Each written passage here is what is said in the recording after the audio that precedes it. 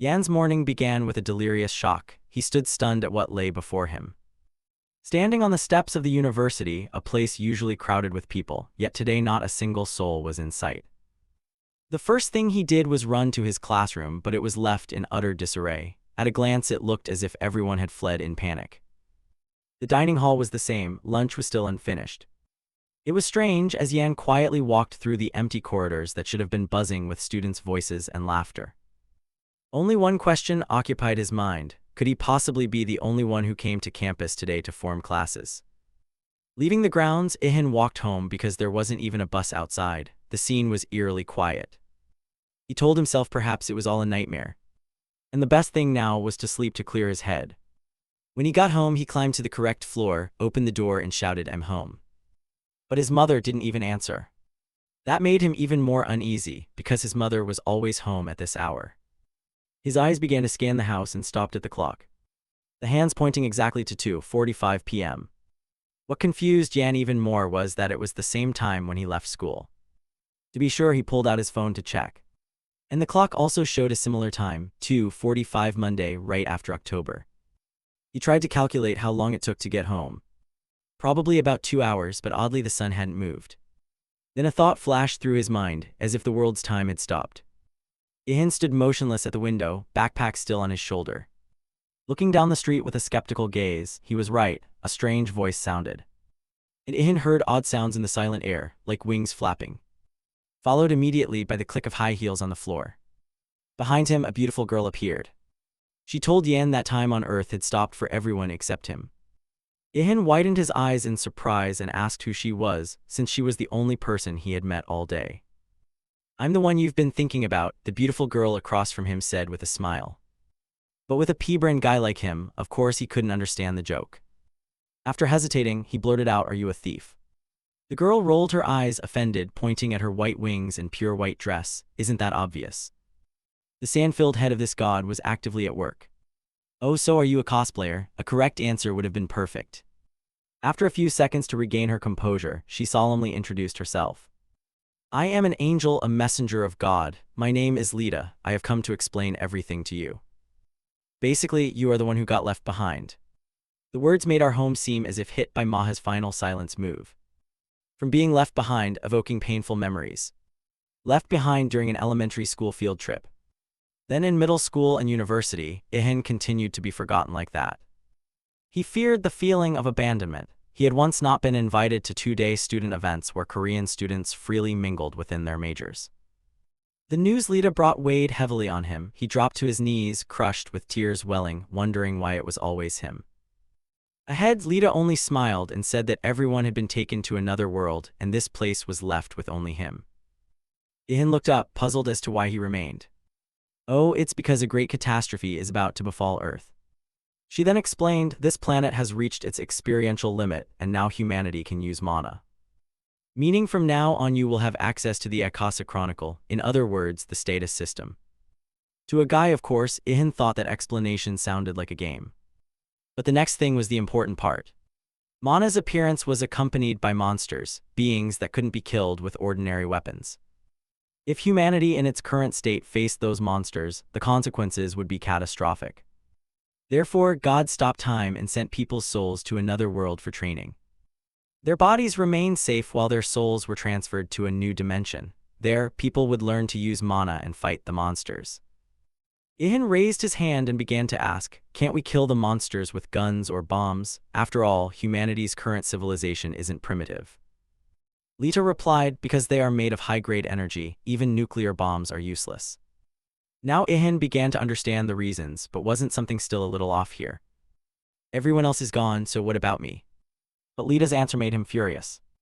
She said it was an irreparable mistake. The gate had closed and even God didn't notice him because he had used concealment techniques too well. Ihan screamed, red-faced, "There's no way God could be that stupid." Then like a child he collapsed to the floor, kicking and punching, shouting in disbelief at God's actions. In short, he begged, "Send me to that world and teach me to use mana." Lita waved her hand, saying God was very sorry about the matter and had decided to give him a reward. But he didn't want to hear it, he just wanted to go to where everyone else was. Unfortunately, it was too late. She said they would return in 10 years. "Now I'll prepare food for you, wait here." He was stunned to hear he'd live alone for 10 years, wondering what to do here. She suggested he should train and prepare for the monsters, which made Yan anxious. But I don't know how to use mana, then train your body. Lita's face smiled as if this were a joke to Yan. So this life was essentially beyond saving. He still pleaded to be sent, but that was impossible, at least with the current power of a single angel. Thus despair surged, Ihan screamed, tears streaming down his face. And thus the solitary life on Earth of a rookie boy began. The Earth now seemed dead with no people in sight. This scene spread across the world, from crowded China to the bustling Eiffel Tower. All fell silent. 5 years had passed since humanity vanished, only he remained due to an ongoing mishap, waiting for them to return. During that time, Ihan followed Lita's advice and trained his body diligently. Day after day he went to the gym. Yan devoted himself to each muscle group. Meanwhile, people in the parallel world were also training their mana to prepare for fighting monsters. Each person was trained in distinct skills suited to their own energy. In fact, Ihan wasn't completely alone because Lita still came by occasionally to talk. She watched him closely and asked, "Aren't you bored? Doing the same thing over and over for a year?" "But what other choice is there?" Yan snapped. "Do I have a choice?" Lita kept staring intently at the sturdy bicep in front of her. She thought to herself that this guy was truly persistent, even surpassing the limits of an ordinary human. Which made sense since she had known from the start that only he could hide from God's sight. Hearing this, Ihan angrily exclaimed as if it were all his fault, although the mistake was truly the one made by the man above. Fortunately, Lita was a gentle angel and didn't pay much mind to his attitude. During that period, she visited him once a week, preventing Yan from sinking entirely into loneliness. Lita didn't just visit Ihan. She took care of him and cooked his breakfasts, lunches, and dinners. The dining table in the apartment would automatically fill with delicious dishes, even better than his mother's cooking. And when the meal was finished, all the plates and bowls would automatically disappear. Then one day when Ihan announced he had finished the physical training phase, it was time to move on to martial arts and weapons. What puzzled Lita was how he would learn without a teacher. He replied he would find instruction online. Electricity still worked, the internet remained, so he decided to learn from videos he had previously skipped. Ihan found it strange that the internet had worked for 5 years, and Lita explained it was because time had stopped. But with Yan's Pibra in mind, he wanted a clearer explanation. Also, now it was always daytime on Earth. After that, Ihan decided to go outside to practice martial arts. He chose a staff because it was a weapon easy to find anywhere and simple to use. After watching dozens of videos online, he began practicing the moves he'd memorized. Even Lita was quite surprised because he performed very well, as if he'd trained in martial arts for a long time. She observed every movement carefully and noted that he needed to focus on fundamental techniques. Across from her, Ihan said nothing and quietly continued training. Then suddenly she suggested, "Do you want me to spar with you? Having an opponent will help you improve faster." Ihan was surprised. "You mean fight you?" Lita nodded, telling him not to hesitate and to attack with all his strength. "But how could I strike my cute angel?" Yan shook his head in mock despair as if he cherished his angel greatly. Of course that earlier line was a lie. He yelled and rushed forward with a clenched fist. "Of course I can." The punch carried 9 years of loneliness and frustration, but the attack was completely useless. With a single gentle swing, the cute angel sent Ihan flying to the other corner of the training ground. "Now I get it," Lita told him not to worry and to keep training. Injuries are just free gifts. And so time flew by like a dog running across a field. 10 years had whooshed past. The angel thought that at this level, Ihan wouldn't have trouble facing low-level monsters. And even when he reached higher ranks, he would be able to use mana because she had personally trained him, so there should be no problems ahead. Of course, many things would change when the catastrophe occurred. Farewells were exchanged. Ihan shook Lita's hand and asked, "Will I see you again?" But she said it was entirely up to him. This was the day of that fateful moment. Ihan couldn't wait any longer because the day everyone would return was very near. He even bargained for a special outfit for the grand occasion, thinking it had been a long time since he'd met anyone besides Lita, and he felt somewhat excited. Though sad to part with the angel, the moment had arrived. He closed his eyes, waiting for life to return to how it was. After waiting a while longer, nothing happened around him. Ihan cracked open an eye to see what was happening, but he kept waiting and waiting. It was truly beyond expectation. As for Lita, she had flown up high at that time. and glanced back down to check on Ihan, then froze. With a puzzled expression before her, Ihan still stood alone in the stadium by himself. Below, he began to grow angry, demanding an explanation for why no one had returned. Lita replied with a reluctant sweet smile, it seems there's been another mistake. Ihan crossed his arms, furious, and shouted, I hate you. His shout was so loud it could make the birds faint. Then he rolled on the ground like a child, crying, how long do I have to wait? Tears streamed down his choked face. I know I have no other choice, but this is truly unbearable.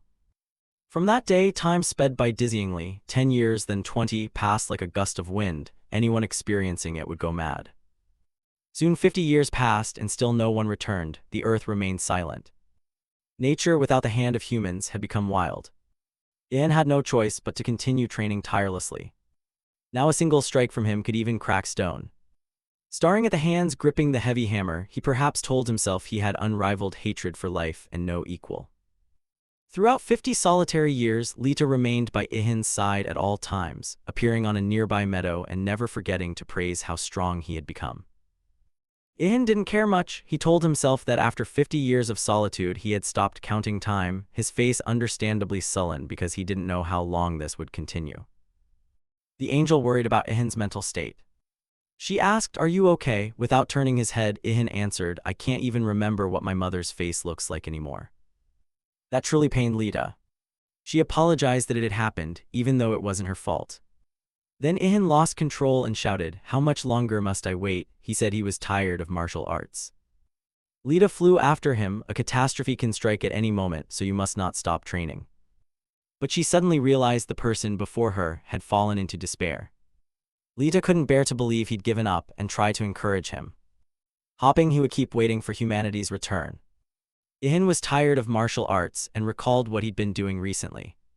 He read books all day long, from modern literature to business books and basic sciences like history, geography, physics, chemistry, and art. When the library ran dry, he moved on to learning other languages to prepare for his planned travels around the world, starting with China, rich with fascinating things and millennia-old culture. Then he went to Russia, the US, and a string of other countries. Throughout that journey, Lita stayed close so he wouldn't feel lonely. Ihan learned many languages along the way. During that time, he also read most of the world's books from Europe, the Middle East, Africa, hundreds of nations. One day, Ihan told his companion, this is my last book and now I don't know what to do. If that's the case, Lita suggested, why don't you try taking a break for a while? But Ihan said that's never an option. I still have so much to do before the catastrophe arrives. After centuries of solitude, Ihan still held on to the belief that one day humanity would return. Everything he did was to prepare for that day. Lita prayed to God, Lord, please bring humanity back while Yan can still endure. Sunlight filtered through the dense canopy. Below, a wild boar running through the bushes suddenly felt a sharp pain in its flank. It collapsed, breathing its last breaths. After finishing the books, Ihan tried leatherworking and blacksmithing. He told Lita it's not too hard to start, and a wild boar is the perfect beginning. Then he asked, if I kill all the animals, where will the monsters come from? Lita said he could hunt the species she permitted, but if he wiped them out, the world would fall out of balance. She meant to say more about monsters, but luckily stopped in time. Ihan noticed that and wondered why she stopped. Are you teasing me? Well, just pretend you didn't hear anything. Ihan returned to his main task, continuing to process the boar's carcass. Meanwhile, Lita thought to herself that he was strange. There was nothing he couldn't do. 274 years had passed since humanity was transported to another world. That length of time was beyond imagining even for an angel. It was surprising a human could spend 100 years preparing for the future. Her thoughts were interrupted by Ihin's joyful shout ahead of her. Done on the first try and with results like this, truly talented. Lita exclaimed in amazement, Ihan, you really are an extraordinary human. Time passed and humanity still had not returned. Waves lapped the sandy shore. The air was cold and Yan stood on the beach in a thick coat. Now he not only knew how to butcher wild game but also how to harvest sea creatures. One of his recent trophies was the giant sperm whale before him. Lita shouted angrily, that species is rare and protected from hunting. So can you turn a blind eye this once? Just say this one died by chance and I only just found it. Time kept passing. 3 years later. Ihan had mastered leatherworking, while blacksmithing he was still learning and would need more time. Reading books was easy, but practicing without a teacher was another matter. A single small mistake could ruin a whole day's work. Sure enough, proof lay right before him, an overforceful hammer blow and the sword shattered to pieces. Ihan screamed in pain, his face contorted as if from long-term constipation. In the months that followed, at first every sword Ihan made would break to fragments. It took him up to 5 years to forge a simple sword. At that moment, Lita stood beside him, eager to admire Ihin's first martial weapon masterpiece. She smiled and remarked, "This can't even cut a radish." He told Lita to give it back, but the angel refused. She wanted to keep the sword as a memento. She said, "God sent me to help you, so consider this a reward." Lita hugged the prize to her chest with fondness, sincerely admiring Ihin's talent. Over time, Ihan tried crafting all kinds of weapons, from longswords to spears, axes, hammers, and countless others. Another 50 years passed in silence as he toiled at that work. Ihin's patience seemed limitless. Whatever he undertook, he repeated until he achieved the desired result. He had endless time on his hands and a will forged over centuries. After centuries of hammering, he finally became a true blacksmith and successfully forged a perfect spear after exactly 100 years of effort. Lita marveled, "Your perseverance is astonishing. This is the finest spear I've ever seen." But she added, "When mana appears, there will be materials even stronger than steel. Then I'll make a new one," Ihan replied as if it were no big deal, making Lita very happy that he never gave up. After the phase of forging and processing game meat, Ihan returned to martial training, immersing himself in combat simulations until he lost all sense of time. Lita watched his every movement, thinking to herself, Ihan keeps improving constantly, as if many generations were combined into one person. Lita thought perhaps she needed to find something truly new to help Ihan, something he had never experienced. A fleeting idea of a romantic relationship crossed her mind. She even imagined being held by Ihan, a thought that made the angel blush with embarrassment. Then she snapped back, telling herself an angel couldn't think such lowly thoughts, at least that's what she told herself. Then she thought, what if it's an order from above? Then it's not a personal desire, so it's acceptable. She resolved that if he needed it, she'd do her utmost to help. Just then, the strange expression on the ferry above made Yan ask aloud what she was doing.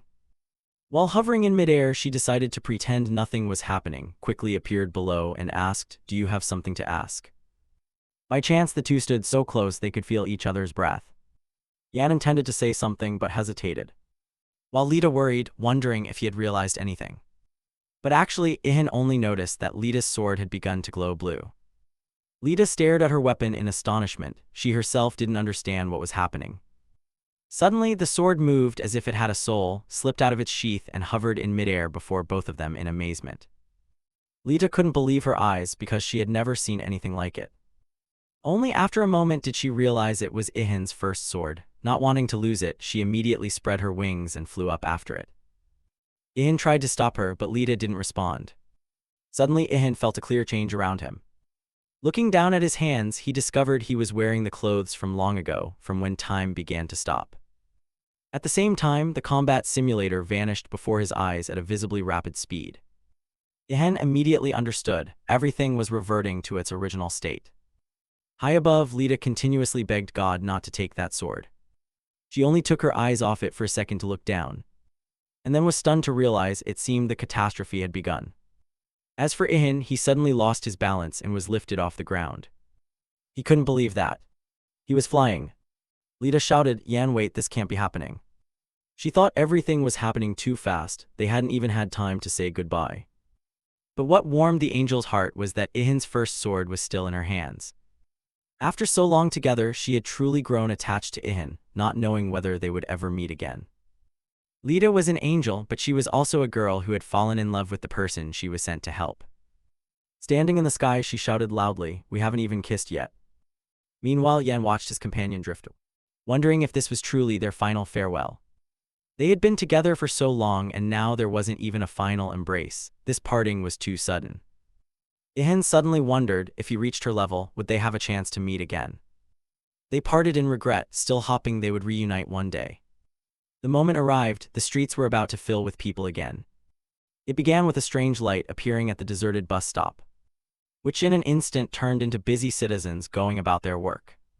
Another beam of light also appeared in the university lecture hall. Students and lecturers suddenly sat in their seats as if they had never disappeared. The cafeteria began to bustle again. People looked at one another in surprise. The campus was once again crowded like it had been back then, hundreds of years ago. Ihan stood in the middle of the courtyard and closed his eyes. He couldn't believe the day had come. He was no longer alone.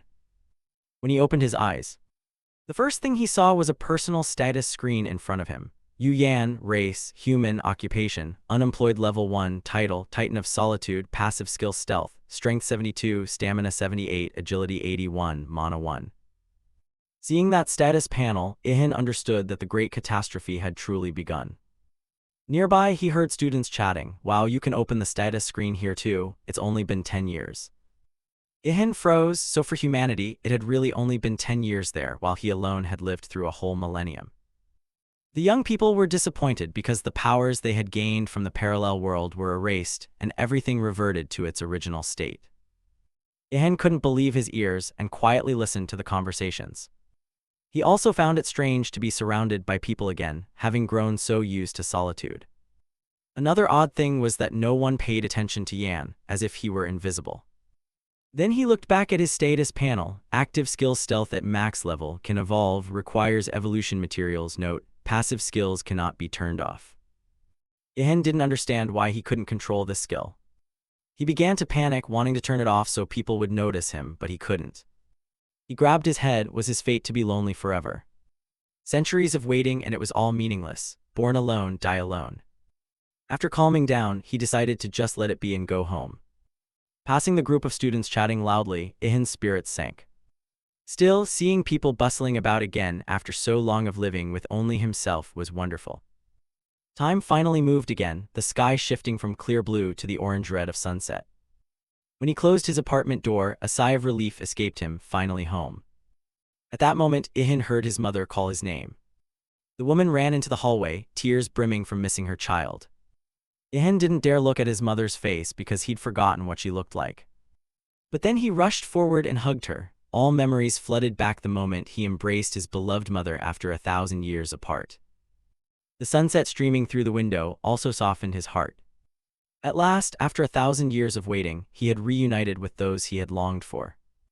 In the kitchen, the smell of dinner rose, food hissing in the pan. His father sat at the table with a newspaper in hand. Everything seemed unchanged. He said, "Heavens, still no news from Hai Sa." His wife replied in surprise, "You're in Hai Sa, and I'm here gossiping with the neighbors." It seemed Ihan also noticed some things had changed since 1,000 years ago. Mother said Hai Sa was perfect, but father had never seen any special qualities. Mother said she couldn't learn to control mana and that it was truly difficult. At first, Ihan thought he wouldn't get a word in until his mother repeatedly asked where he'd been. Then he decided it was best not to tell his parents he had once been left beneath the surface. That would only make them worry needlessly. He made up that he'd been in a nameless little town, which surprised his mother. Fortunately, the conversation shifted when his father agreed with his wife that mastering mana was indeed very difficult. But why include infants, the elderly, and pregnant women in that 10-year training program? His mother thought they should have chosen only strong young people. Perhaps because they weren't allowed to disturb the balance of the world, even if that method wasn't truly effective. Yan's casual remark suddenly made him realize his parents' astonished gazes were fixed on him. He suddenly understood he had blurted out things he shouldn't have. His mother asked, "What do you mean? What do you mean by balanced effectiveness?" "Oh, it's just my speculation," he replied. He told himself from now on to be careful with his words or he'd raise suspicions that couldn't be undone. Then she continued asking her son what he had accomplished. "Mom heard that if you learn to use mana you can make a lot of money. Monster corpses sell for a high price." Father said, "People like that are very rare, dear, but they'll definitely be rich." Hearing parents repeatedly talk about things that seem only in games made Yan feel very strange. After dinner, he put his chopsticks down and turned to his parents. "Mom, Dad, I have something to tell you." Then he bluntly confessed that he didn't know how to use mana. Hearing that, his parents were a bit stunned, expecting something serious. But then both burst into laughter. "Then focus on your studies, son." His father thought maybe it was bad genes since he himself wasn't any good. Ihan felt relieved that his parents accepted the truth so easily, and now it didn't really matter anymore. After dinner, he went to his room. And what he saw made Ihan freeze. Leaning against the wall was the spear he had forged himself. Why was it here? Hadn't all weapons vanished? Lita had done her best to protect that sword. Could this also be her work? He picked up the spear and found it perfect, flawless, no need to go hunting for monster weapons anymore. At that moment, a status panel appeared before Yan. Steel spear, rare weapon, attack 800, durability 500, on par with mid-tier monster bone weapons. And also a human-made miracle that required no mana. Not letting himself be discouraged, it was time to start gathering information. Searching online, Ihan found many new posts. People who had just returned from the other world rushed to the internet to share everything they knew. The first thing to grasp was how leveling worked and how strong you needed to be to defeat monsters. It seemed a normal person could take down level 5 monsters, while in that world you had to reach level 7 to be considered a rookie. Reaching level 10 unlocked professions like archer or swordsman and many other choices. By level 50, strong warriors could have the chance to take on second-tier professions. And third-tier professions only became available from level 100 onward. Of course, those people were regarded as national treasures, and because the conditions to reach third-tier professions were hellish, almost no one reached level 4. People believed level 4 or 5 were the domain of dragons or Bahamut. With all that information, Yan thought this wasn't the only way to learn about the new world. He should also ask around the university. Looking out the window, he tried to remember the last time he went to school. Strangely, not much had changed compared to the original world. Suddenly, Ihan realized he missed Lita very much. No sooner had the thought ended than he heard a voice saying she would be happy to hear him say that. Ihan startled and looked around, trying to determine who had just spoken those words. The voice continued to ring out, "I was sent by the heavenly realm to help you learn to control mana." Ihan angrily shouted, thinking someone had intruded into his life. But then he saw the person who had appeared, and that image left him speechless. The person replied that she was not an intruder. This time it was another angel visiting him. She introduced herself, "My name is Ada." How disappointing to have yet another angel barging into his life. That was probably what was going through Ihan's mind at that moment. Facing him, Ada said mana was very difficult to control, so God sent her to make up for his previous mistake. Because mana is so hard to manage, that's why God created avatars and sent them to the other world for 10 years of training. I understand, but that doesn't help me right now. Ada repeated, "That's why I'm here. Someone wanted me to help you, the one who was left behind." Those words surprised Ihan. She explained that Lita had requested an angel be sent to help Yan learn to control mana as quickly as possible. Ihan realized that she truly hadn't forgotten him. But then he wondered why Lita hadn't come herself and why it had to be her. The angel said the administration worried about overly intimate relationships between a high-ranking angel and a human, so they sent a different angel. Ihan nodded, thinking that just seeing her again was enough. Ada remarked that Ihan wasn't like what Lita had described. Then suddenly her eyes glowed blue. They swept over Ihan's entire body, astonished at his physique and appearance. Ada, with a grim face, thought, perhaps Ihan doesn't need an angel's help. He could easily kill weak monsters with his bare hands. She recalled Lita's words, how she had cried and said Ihan needed care, that he had been lonely for 1,000 years. "He's the only one who can't use mana, don't you feel sorry for him?" At that time, her friend's face looked exactly like a kitten begging for food, and given the circumstances, it was likely she was merely pretending to be an innocent angel. But in any case, everything was clear. Ada sighed and accepted that a given mission couldn't be refused.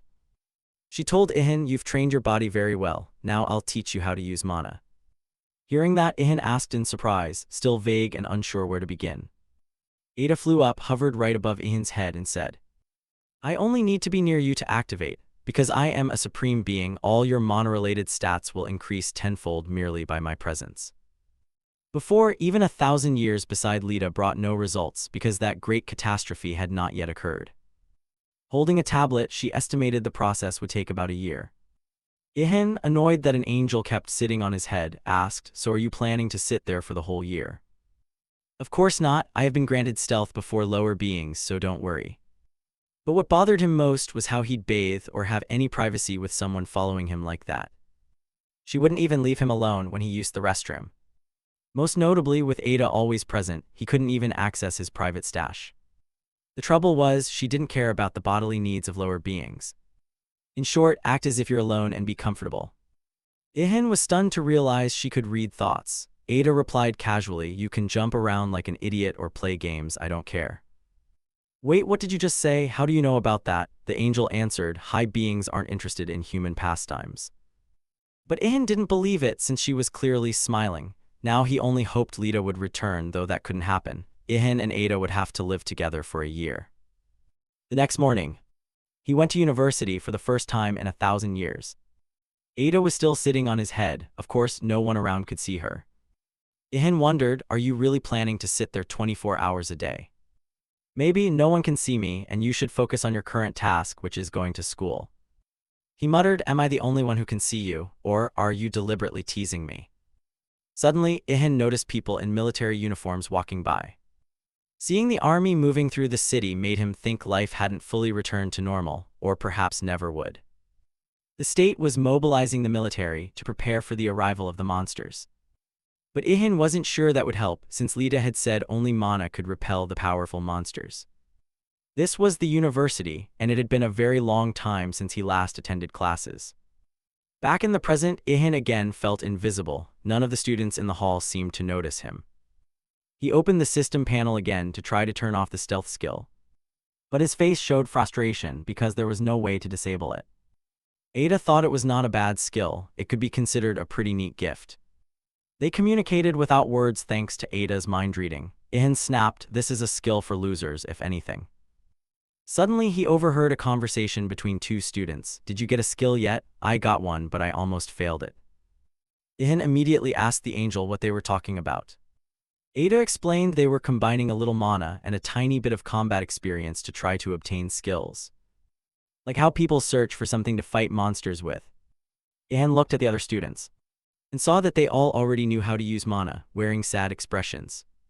Suddenly he realized he could eavesdrop on every conversation thanks to the stealth skill.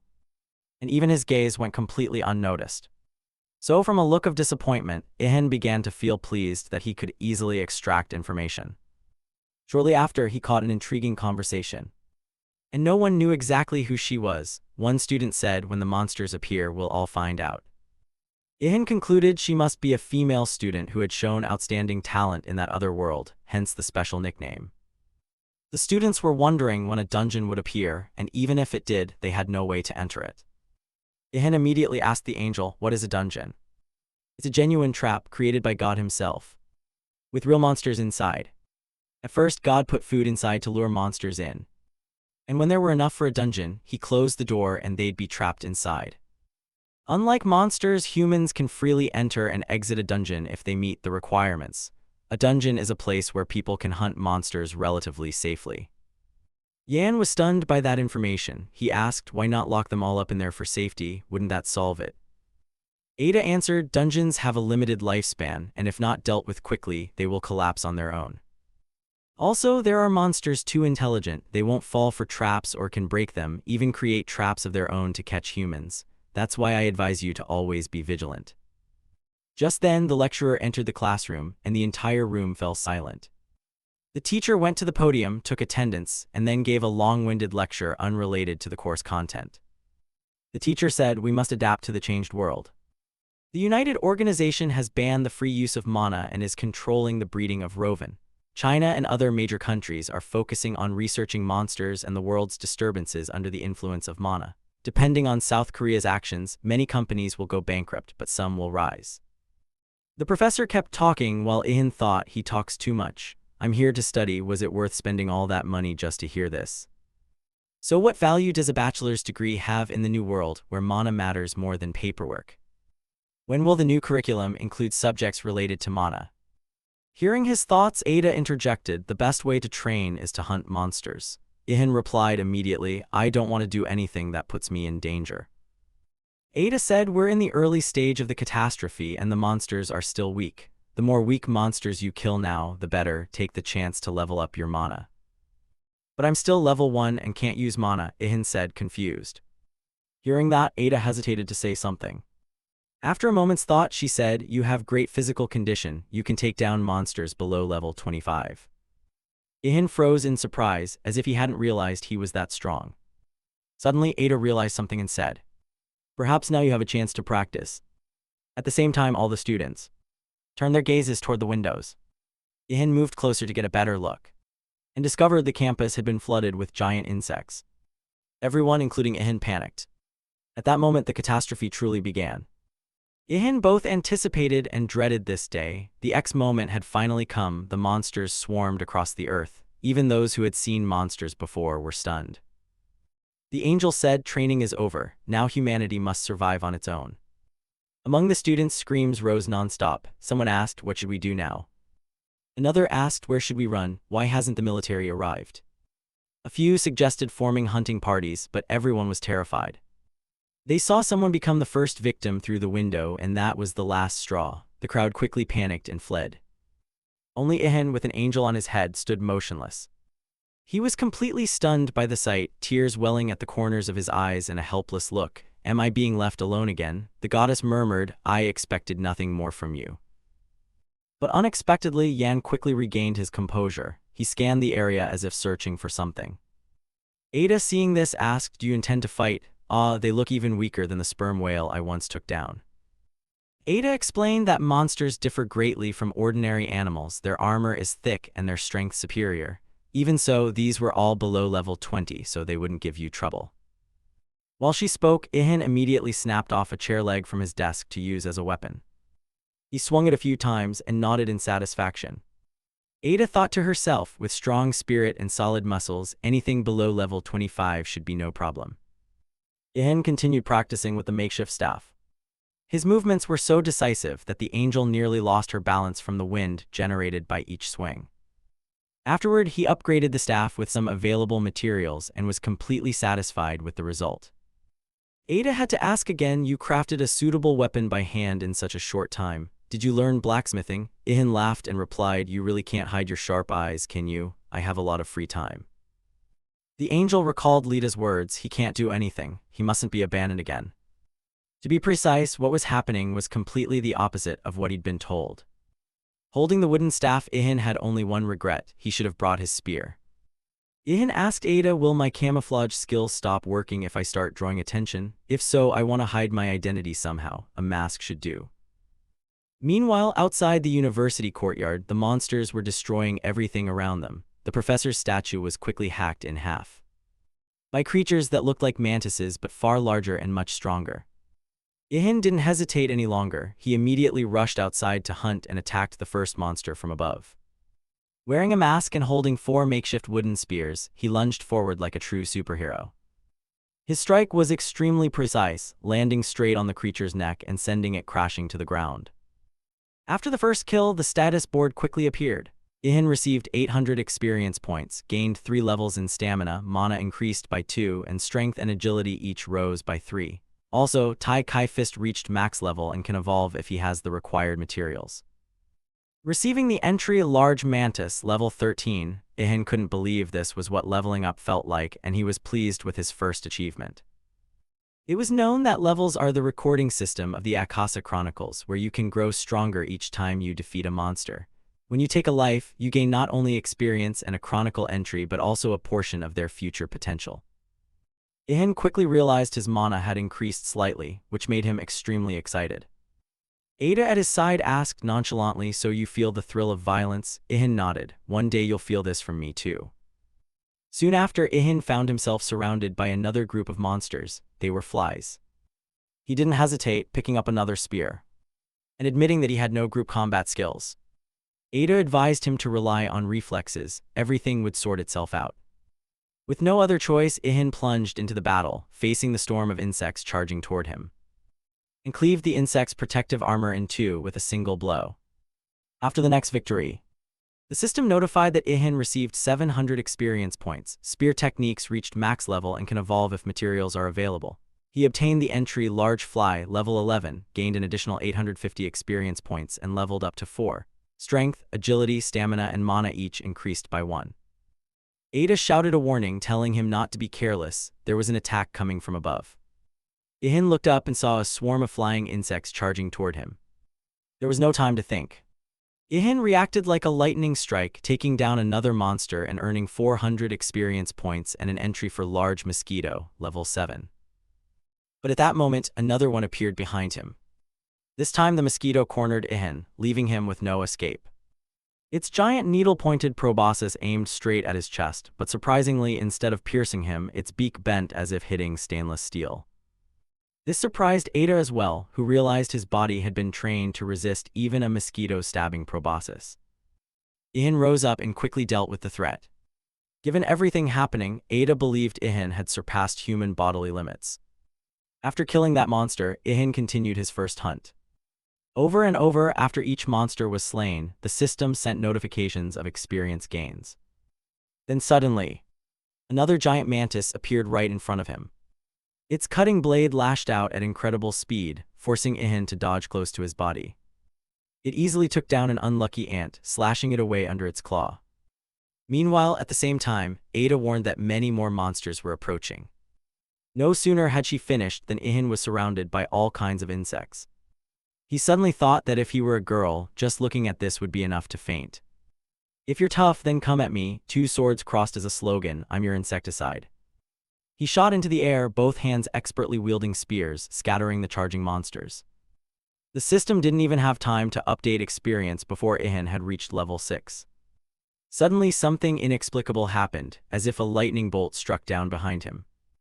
Someone invisible was helping him kill the monsters, keeping him alive. Ihan glanced around beneath his mask like startled prey. He detected the source of power coming from Tim Ingon and saw a girl emitting strong mana standing behind him.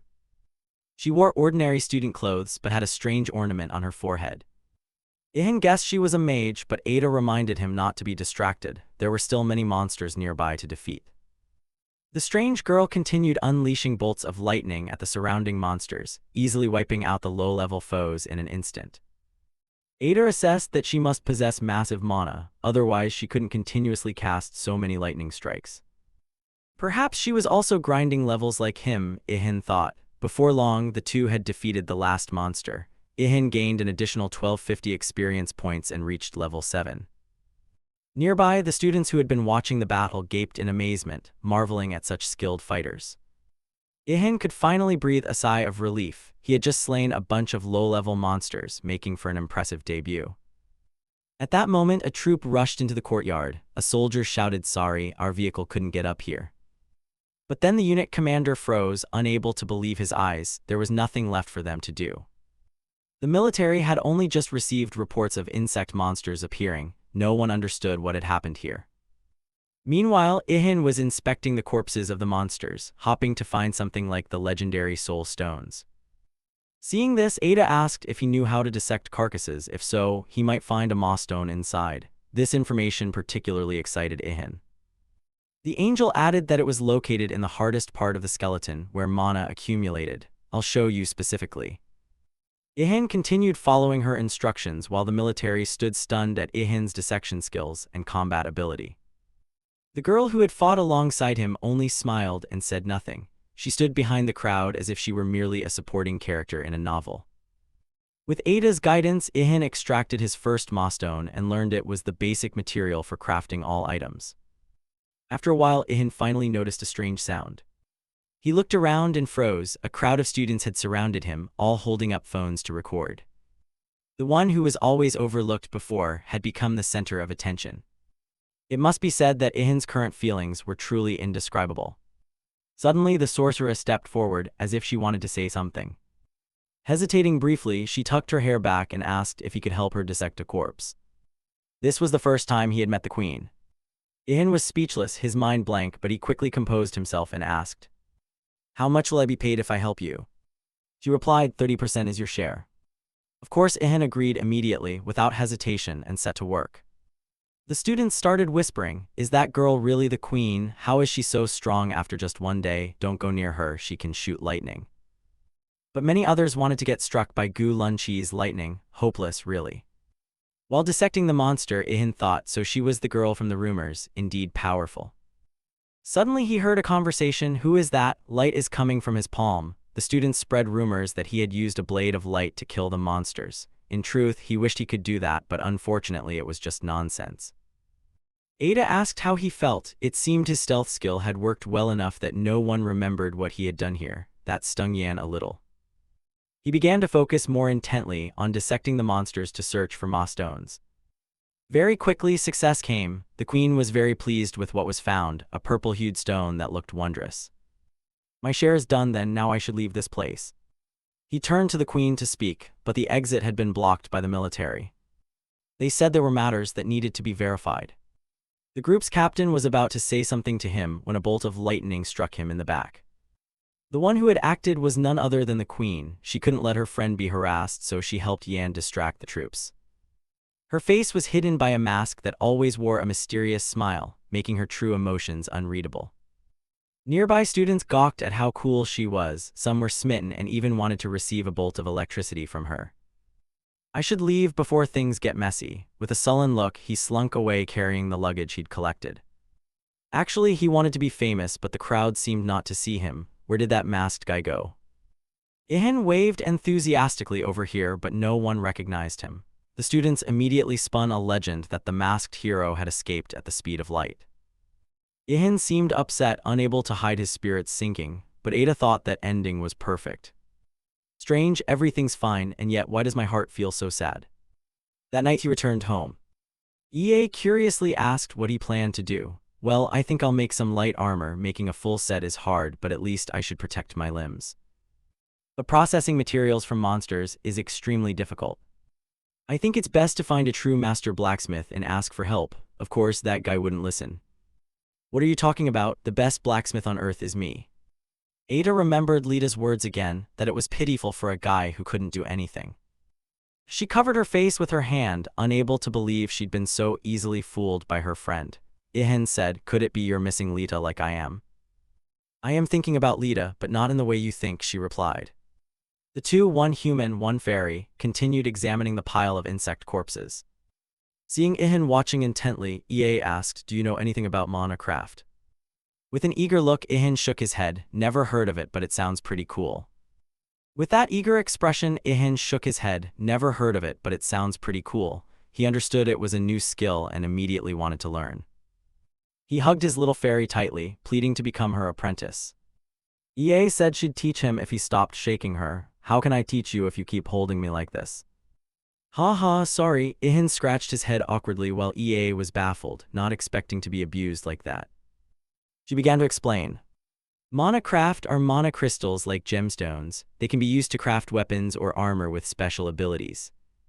Basically, the craft developed from traditional blacksmithing, but with added magical elements. With a face as if about to drool, Ihan immediately grabbed her waist and begged to be taught at once. God, is this guy obsessed with learning a trade? The angel couldn't help herself and lightly slapped Ihan's face, reminding him she'd promised to teach him, so don't worry. She sighed. She should probably send Lita a few loving words when she returned to the heavens. EA could only think inwardly that the little one had tricked her into babysitting this hopeless guy. She continued, before you begin crafting, you need to prepare materials and a magic stone with special attributes, something like a dragon's heart, for example. Ihan was stunned. A dragon's heart sounds epic, like in a game. She explained that you place the magic stone nearby to synchronize, then begin forging. Thus, after completion, you crush the stone and smear it over the surface. The remaining sand will take the basic shape. From that point, the item becomes a magical artifact. Such armor or weapons would grant plus 30 attack and plus 50 defense. Ihan shouted with joy, is it really that easy? But the angel emphasized that was only the basic form. There is a higher tier that can embed special skills. But that tier is much more difficult. Of course, with his current mana level, he couldn't do it yet. Even so, Ihan still begged to hear more. With the motto you won't know unless you try, Ada explained that. To transfer a skill into an item, the smith must channel mana into the magic stone. If the mana runs out too quickly during the process, the forging will fail. But if done correctly, he could create dream weapons with fire attribute skills. Ice. Or armor that restores stamina during battle. However, choosing skills depends on the maker's will. The mana amount and the stone's quality are also crucial. Ihan thought it over and realized the most important thing seemed to be a strong will to achieve what you want.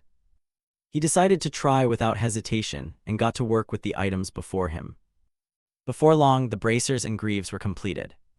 The system notified him that he had learned the mana crafting skill, which surprised Ada since he managed it despite never having that skill before.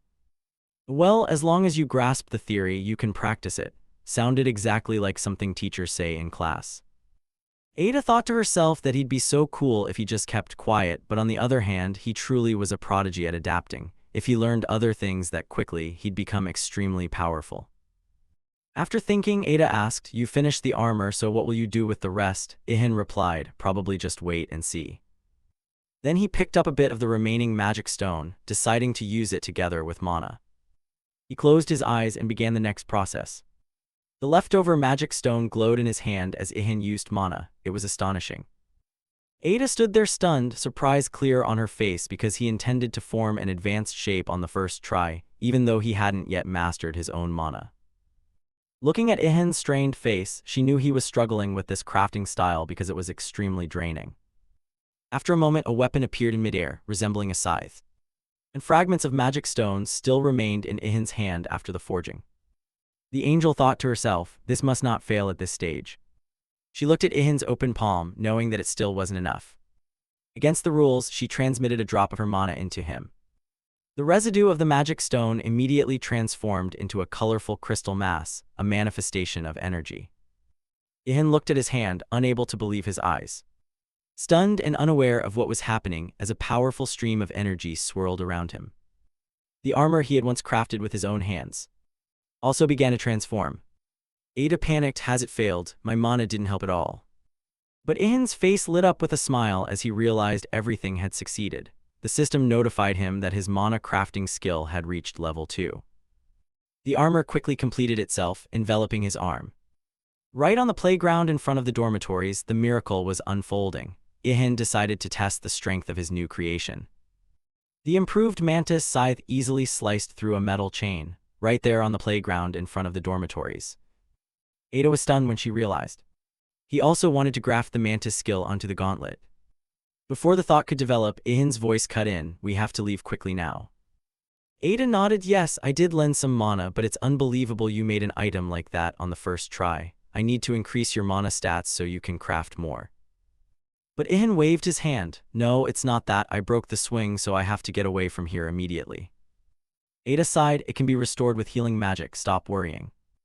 Meanwhile, the news broadcast reported on 2 mysterious people who had killed the monsters and disappeared. Officials were still searching for the 2 citizens who had defeated the beasts. The masked university student had swiftly eliminated the horde and left no trace. Hearing all that, Ihan told his mother he had to go to class. His mother looked worried and suggested he skip classes today. Meanwhile, the TV continued. The authorities had labeled individuals with special abilities as superpowered, claiming their mana control was extremely high. At that moment, his mother acquired a new skill, maternal instinct. The skill gained 10 years, allowing her to monitor every action of her son while he was at home. She thought the outside world was too dangerous, full of monsters for her frail child. Ihan thought to himself that his mother was now so doting he couldn't do anything peacefully in his room. He turned and said, "Don't worry, Mom. If I see monsters, I'll run as fast as I can." The broadcast continued. The government was planning to form a unit composed of high mana users led by superpowered individuals.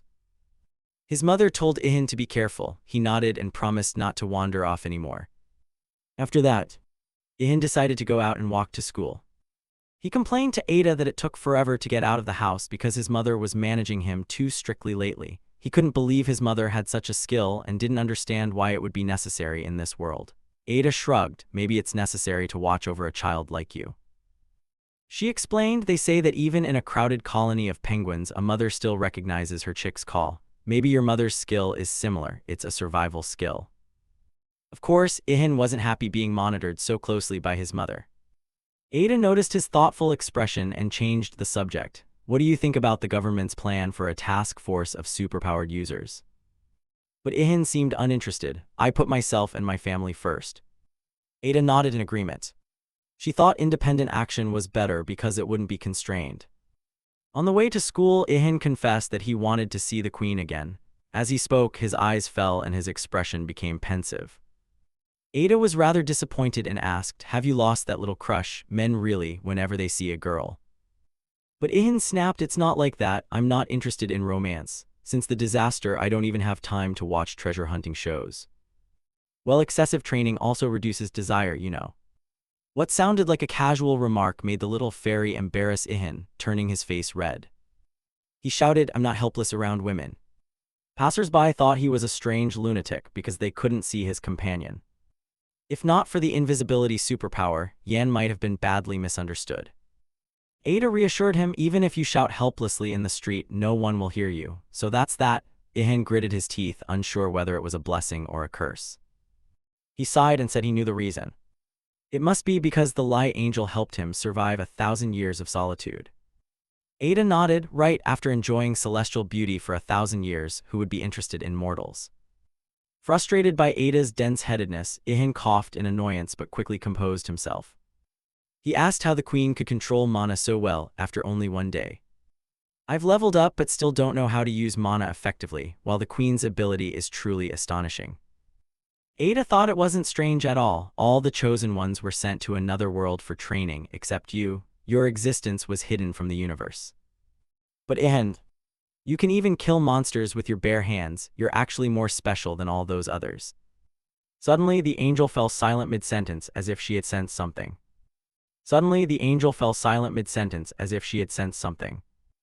Ada said she had just sensed the presence of nearby monsters, a pack of 70 wild dogs and wolves led by a level 35 diamond wolf.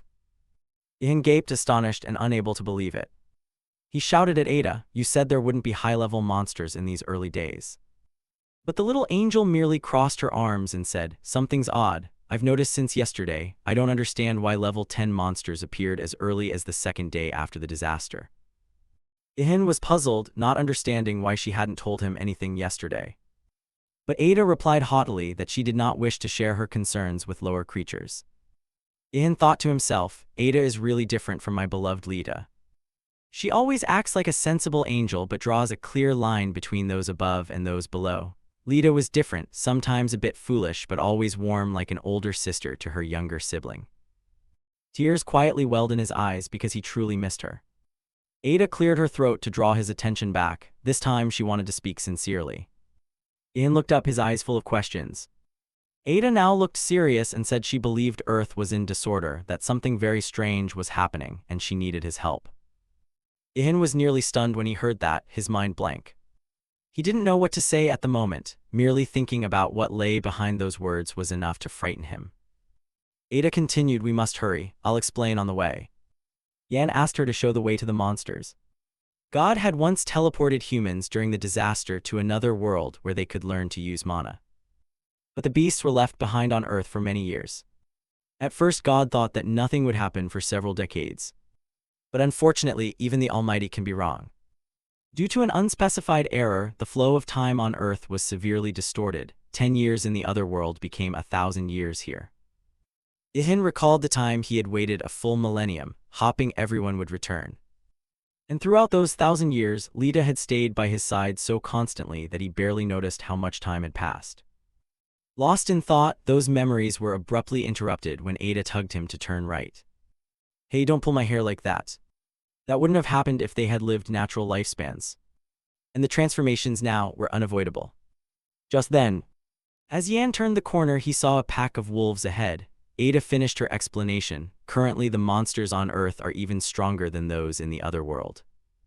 Seeing the wolves with blood-stained mouths, Ihan thought Earth and all humanity would soon be doomed. Ada said, "That's why I need your help. The celestial realm is trying to restore balance, but that takes time. Until then, we must take responsibility for killing the monsters, and all contributions will be recorded by heaven." At that moment, the two wolves ahead didn't wait for their conversation to end and lunged to attack. Ihan hurriedly donned his armor and drew his spear, though his movements were still somewhat clumsy. While Ada silently watched the wolves, her gaze locked on the prey. Finally, she reluctantly nodded and admitted there was no other choice. As for Ihan, he suddenly stepped forward and charged straight into the hungry wolves' heads. The monsters scattered into the air, showing how powerful his strike was. It was incredible that he could wipe out a dozen wolves with a single blow.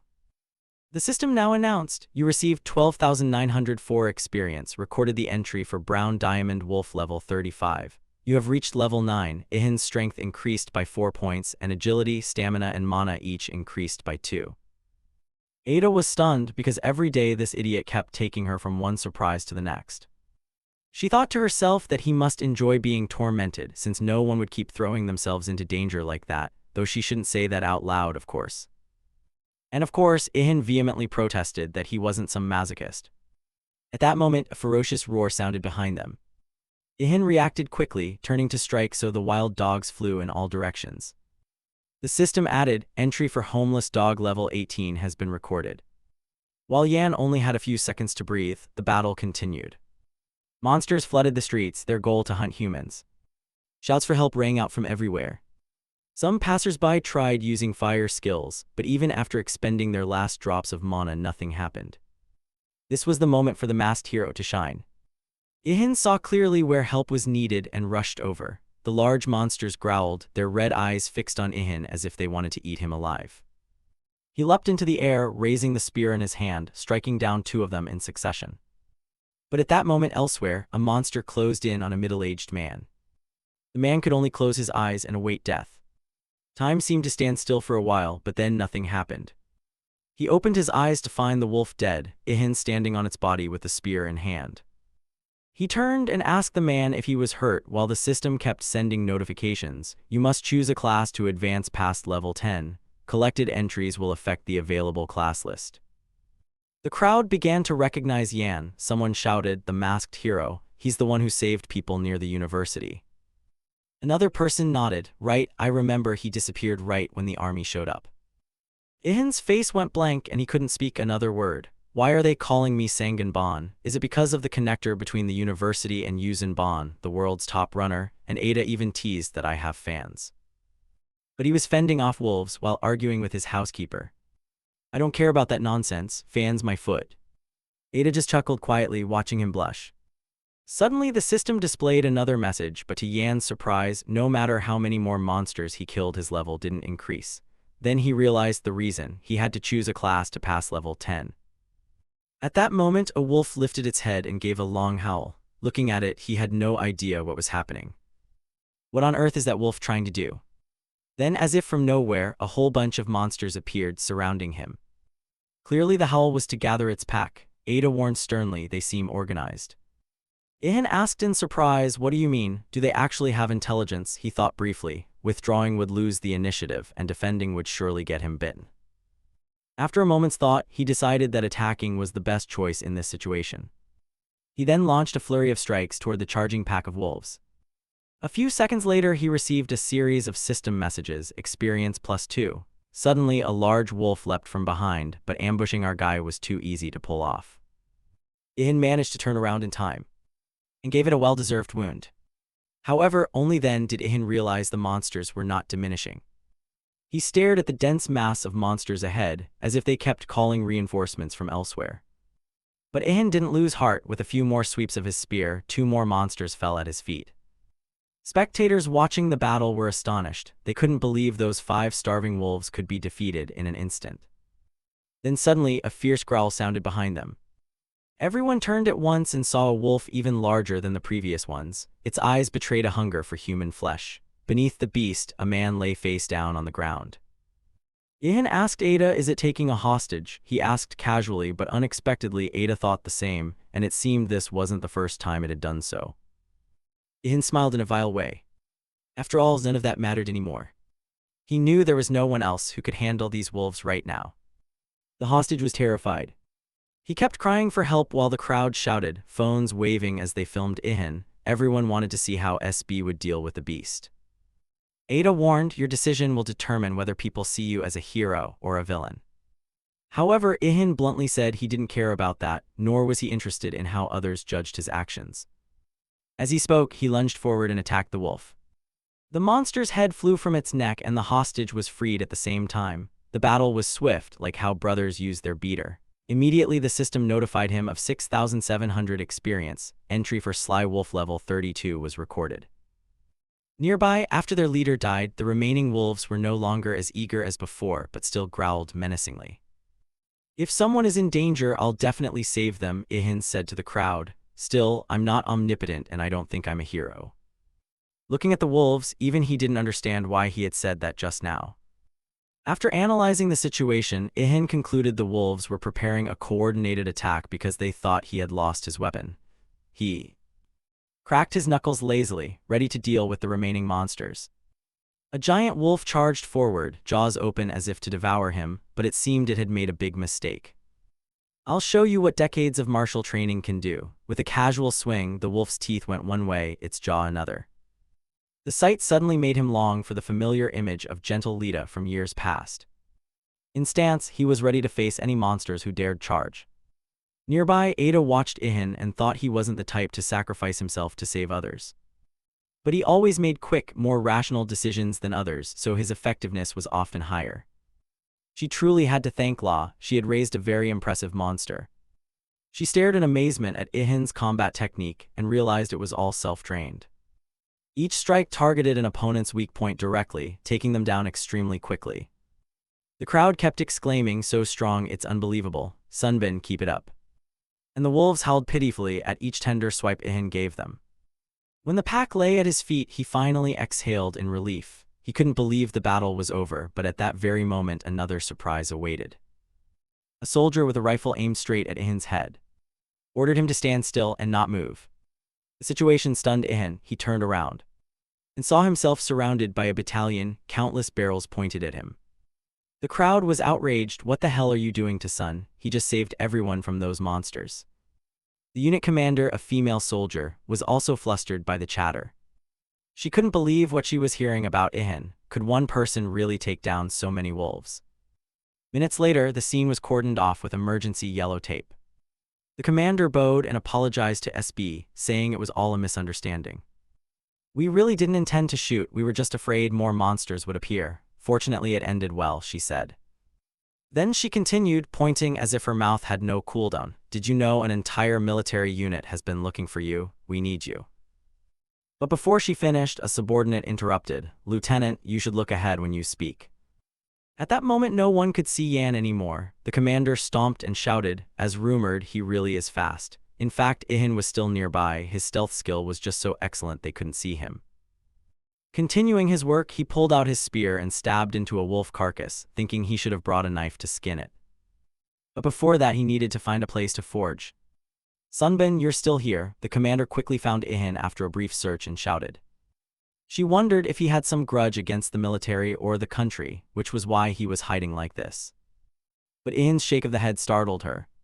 He replied, "I even cheer for Korea at the Olympics and World Cup. Then cooperate with us," she said. But Ihan firmly refused, plunging the lieutenant into deep disappointment. She was saddened by the refusal and wanted to know why, but he only placed his hand on the wolf's wound, thinking to himself that if he agreed he'd be buried under questions and missions. Even Ada agreed when she heard those thoughts. "Hey, are you reading my mind again? Isn't your thought written all over your face? Guessing the mind of a lower creature isn't hard," she replied.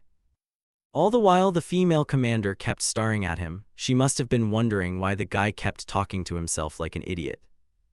That said, Ada fully agreed with Ihan's decision. It's best not to cooperate with the military or government. Even if they organized, they weren't real warriors like him, so acting alone would be far more effective. However, there was one thorny issue to solve. Looking at the number of wolves he'd slain, Ihan scratched his head in embarrassment. Handling everything solo like this was a bit exhausting, wasn't it? And so time passed on the street where the monsters had appeared. Below, the female commander complained to her subordinates that no one listened to her just because she wore a uniform. "Should I just quit my job?" Just then, Ihan approached and the lieutenant's complexion changed completely. She smiled and asked, "Have you changed your mind? Will you work with us?" But Ihan only asked, "Do you want to buy these wolf carcasses? If so, I'll help you butcher them." He thought to himself that selling on the spot would be more profitable than lugging them home. The commander didn't immediately understand. A subordinate had to remind her, "Lieutenant, monster corpses are very valuable." She immediately agreed, "Yes, we'll buy them." She also asked, "Do you want to sell those mana stones too?" Of course, Ihan refused immediately. Looking at the heap of monsters on the ground, the commander wanted to inspect the quality before buying. She stepped closer and froze when she realized everything was almost intact because Ihan had killed each one with a single strike. Having fought monsters before, the army knew using firearms would ruin the materials and make them useless. Watching the way Ihan skinned the wolves with such skill and speed, she couldn't help but admire him. She also took the chance to pull out her phone and record a video. She sent the video and immediately called her superior. "Did you see the clip I just sent? Sunbo's skills are exactly as rumored. Lieutenant Han Yoreng, bring that guy here at once, a shrill voice shouted on the other end. But he said he's not interested, sir. However, the lieutenant's answer was ignored by command, making Yoreng break into a sweat. He even told me to go seduce him. If you're paid, you work. She walked over to Ihan, now finished with her work and striking a seductive pose. But Ihan guessed her intention and said, job's done, now pay up, right? With no other choice, she sighed and said she would report the transaction to her superiors. Ihan was pleased that everything was finally settled. He looked at his palm, happy that the Mana Stone Hall wasn't bad. Do you think this looks tasty? Ada, it kind of looks like chocolate, doesn't it? The angel shouted a warning not to eat it, saying if he did he might fall into a berserk state, unless he wanted the monster's power to possess him. Ihan intuited someone would surely try a taste and turn into a monster because it looked so delicious. Meanwhile, the lieutenant had already reported the deal to her superiors and proposed paying Ihan 37 million world in cash. Staring at the glowing briefcase, Ihan couldn't help himself, he wanted to haul it home immediately. Ada thought they probably paid so much to avoid offending him. If you've checked it, could we? She thought to herself that now she was in uniform, so it was different, though she'd been quite bold before. But Sunbo paid no mind to her seduction and turned away. You're very kind, but I'm sorry. The only thing I love is money, haha. Faced with her relentless pleading, Ihan had no choice but to use his secret trick. A device appeared in his hand and he pressed a red button. In an instant, the place was flooded with blinding light that made everyone's eyes close.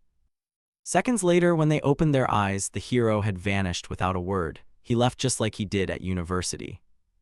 Actually, I was standing right beside them. I just activated stealth mode, he said.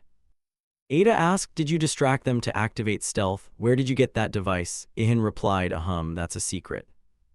They left the area and Ada whispered to Ihan, more dangerous monsters may appear soon, since heaven begins a thorough inspection in just one day.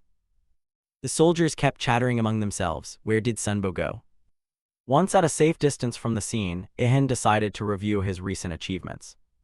Alright, now I need to choose my first character class. After the selection tab, a menu of professions appeared. 1 was copycat, 2 was brawler, 3 was swordsman. Thus a long list of classes scrolled, filling the page. I'll put the assassin class on hold for now. I already have enough stealth skills. Any more stealth and I'd really disappear. Ada replied that it's probably because he hasn't mastered his aura control yet, so the stealth skill is always active now and doesn't require mana. Ihan hesitated, facing the 23 available class choices. Ada, do you have any advice? Ada was surprised that several days after they entered the Akasa Chronicles, the system had only unlocked 23 classes. With more time, there would surely be 30 or 40 classes by now. The angel spoke, then fell silent to think, considering what to suggest to Ihan. After a moment she said, you could choose the Lancer class since you still use a spear, or any class that uses close-range weapons wouldn't be bad. Or Grappler, the brawler is good since you're skilled in melee. Yan recalled he learned those things because Lita had suggested them. He also remembered the angel praising his rapid progress. Back then she clapped and said, today you stood your ground for a full 3 minutes, a new record. Actually, I learned these skills mostly from taking hits from L, didn't I? Ada read his thought and said being trained by an angel is an extremely rare opportunity, so he was very lucky. But Ihan replied, if I were truly lucky, I wouldn't have been left alone on Earth. The angel advised him not to worry too much about choosing a class, because when he levels up he'll be able to choose a second subclass. And even a third subclass. She meant not the main class. Ihan asked, I searched online and couldn't find anything about subclasses. She answered, don't waste time on stuff online, there will never be information about them. He asked curiously, have you had bad experiences on the internet? After a moment's thought, he decided to choose the swordsman class and was about to press number 3. But at the last minute he changed his mind and decided becoming a mounted lancer would be best. Ada wanted to know why. Ihan enthusiastically explained, damage output depends heavily on the weapon, so having a weapon is better than fighting unarmed. The angel nodded, your reasoning is sound. If you later find good materials, you'll be able to craft even stronger spears. Ada thought to herself that she had intended to suggest that profession, but Ihan had decided on his own. He'd become even stronger. Suddenly, a new line of information appeared on the screen, startling Ihan. Ada asked what was wrong. Ihan said the system had unexpectedly added a new option to the list, Blood Lancer. Ada was astonished. A unique profession had been created by this change. It meant he'd have a unique path right when he entered his first vocation. Unique, but what is that? Ihin was a bit puzzled, so she had to explain again. It's a class created specifically for one individual. The path, achievements, and data you've accumulated converge to form that class. A unique profession is always the best choice. Compared to other professions, it requires more experience to level up, but its value is extremely high. Ihin pressed 24 Blood Lancer. The decision was confirmed. Immediately, a series of notifications appeared. You have become an illusory lancer, plus 10% damage when using stealth skills, plus 10% piercing damage with a spear. The conditions to level up stealth and spear skills have been simplified. All accumulated data has been absorbed. Level increased to 18, strength, vitality, and mana increased by 11, agility increased by 12. You cannot learn active skills because you cannot control mana. Only now did he realize it wasn't Blood Lancer but Illusory Lancer. In Korean, the two words are written and pronounced almost identically. He was annoyed at choosing wrong because of the wording mix-up. Even the angel hadn't noticed the difference. Well, it's just a record. The words are the same but slightly different in context. Ihin was about to argue but fell silent halfway through, sensing something odd. Another info panel appeared before him, accompanied by a stream of light from the system. Suddenly, the muscles in Ihin's chest and abdomen swelled strangely full. His biceps visibly grew as well. A tremendous surge of power rose within his body. He felt it clearly and told Ada, "My body has changed." The angel explained that because he chose his first class, his body was enhanced, and once chosen it couldn't be reverted. He looked back at the stat panel, unable to believe his eyes. It was many times higher than before. However, what stunned Ihin was that his title hadn't changed. Would he be the loneliest person in the universe forever? Ada asked whether he had received any active skills. Ihin answered no.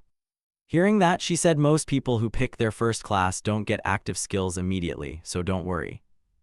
But with your growth rate, I suspect even at class 2 you might still lack mana. Oh my god, help, isn't that a bad thing? Ihin screamed in despair. That's true, but it's only worrying if you were an ordinary person. Ihin's face bloomed with joy as Ada sat comfortably on his head, about to say more. Actually, there's nothing to worry about. If you don't get skills at class 1 or 2, your records will accumulate, and when you reach class 3 you'll receive an extremely powerful skill. Ihin smiled to himself, thinking, so instead of getting a few ordinary skills, I'll get a single super overpowered one. The angel confirmed Yan's hunch. She thought he should have received 2 active skills for achieving a unique profession. But strangely, that didn't happen. If all records accumulate before reaching class 3, he'd obtain an extraordinary skill. Ada smiled at her own thought. She considered little Ihin the first low-level creature worthy of her observation. Now let's go. Ada tugged Ihin's hair and led him in another direction. Ihin intended to go back for the money briefcase, but Ada explained, I hid it with magic, so no one can take it. As an agent, you should start hunting monsters. A moment later, Ihin checked his phone and found there were many other agents besides him. Here, agent refers to those who have awakened a profession. Since many people have awakened, Ada advised Ihin he didn't need to do everything alone, just hunt monsters in his own area. Ihin wondered if the Empress had become an agent. Of course, someone that talented couldn't sit it out. Ada said this is a mission from the heavens. If he performs better than other agents, the rewards will increase with his contribution. What more could I ask for? Missions like this suit me best. So Ihin ran down the road until Ada reminded him to check his phone again. His expression changed completely when he saw a post on the monster hunting forum. Someone said a tiger lived on Mount Buchan. But another anonymous commenter replied, bears are scarier than tigers. Even the army's continuous fire didn't faze one. He dashed toward the mentioned location. There, the gazes of passersby were all filled with fear. In the middle of the street stood a giant bear with eyes blazing with fury. Everyone else panicked and ran in the opposite direction. Everyone believed this monster couldn't be brought down. But Ihin broke into a mysterious smile and muttered, looks like I'm having bear honey for dinner today. Ada said if you have poison resistance skills, maybe you should learn that skill if you get the chance. Hey miss, I was just joking. Ihin's helpless look at the fairy who nitpicked everything. As for the terrifying giant bear, it looked down on its prey from above with bloodshot eyes. Suddenly, chunks of stone from a nearby building fell toward Ihin's head, leaving him bewildered. He wondered if the army had just fired a missile to cause this scene. EA pointed up at the sky, signaling him to look up. The bear roared madly, destroying everything in front of it. This time the army arrived promptly, unlike before. The lieutenant ordered his men to open fire on the giant bear. All the soldiers fired at once, but the bullets bounced off it without leaving a mark. They realized their weapons were completely useless and wondered why they had to fight such a bear on the third day after the catastrophe. The bear's claws easily crushed vehicles. Everywhere it passed was wrecked. Seeing the bear change direction, the lieutenant shouted, "Everyone, get out of the way." People obeyed and fled. Someone shouted, "Where are the superpowered people the government asked for?" Nearby, Ada remarked that human architecture was flimsy, easily destroyed by a level 2 monster. Ihan asked her to be more sympathetic to humanity, explaining that since people were trained in the other world, the buildings, equipment, and weapons here are relics of the old world, and no one had time to prepare for the current situation. The bear roared again as if to say, "No one here can stop me." Ihan put on his familiar mask and muttered, "That bear seems to be having a great time." Ada asked what Ihan intended to do, reminding him to act quickly before the place turned to rubble. "Well, I'm just timing it." No sooner had he finished speaking than he entered combat stance. A red mana aura rose around him. The system announced, stealth skill activated, strength increased by 10% and another 10% from spear proficiency. The bear had its back to Ihan but still sensed imminent danger. He launched himself from the air, intending to finish the monster with the first strike. The bear roared, reacting instinctively, and began to turn. Ada exclaimed, reminding him that he would only be detected when he interacted with it. Before that, nothing could detect him, not even God. Mana swirled powerfully around the tip of his spear. Ihan's primary target now was the giant bear. Then a single strike pierced through the head of the level 2 monster. The army saw nothing, but the result of the attack left them stunned.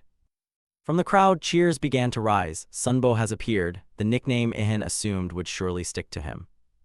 When he landed and looked toward the prey, he realized one strike might not be enough to kill it. It was understandable, since this was a level 2 monster. Ihan decided to appear before everyone and told the army, "If you want to live, run now." While the soldiers were still bewildered, he continued, "And if you don't want to live, stay here." At that moment, the monster swiped at a nearby building, sending chunks of stone flying straight into the civilians. The bear moved on all fours. People began to scatter in panic, their only goal now to survive. Then it froze, staring in a certain direction. Seizing the moment, Ihan appeared right in front of the beast. The creature raised a razor-sharp claw to counterattack, preparing to swat Yan flat to the ground. He spun in midair and yelled, "Don't even think about it." He closed in on the bear and plunged his spear into its claw. Ada sat on his head, laughing with delight. It was so fun, like she was riding a roller coaster. Back in the fight, the injured claw didn't cause much damage, but it drove the bear into a frenzy. Ihan had returned to stealth. This was the chance to deliver the finishing blow. The only thing he worried about was whether the spear would hold up to the next strike. In an instant, his mind drifted back to the training time with Lita, who always admonished, when attacking, don't think aimlessly, focus all your weight on a single point. Back then, Ihan only feared that if he made a mistake, others might get hurt, but that was beyond his concern. Only when you touch a single hair of mine do you need to worry about that, understand? Lita, who do you think I am? If I fought you, I'd be the one worried someone would get hurt.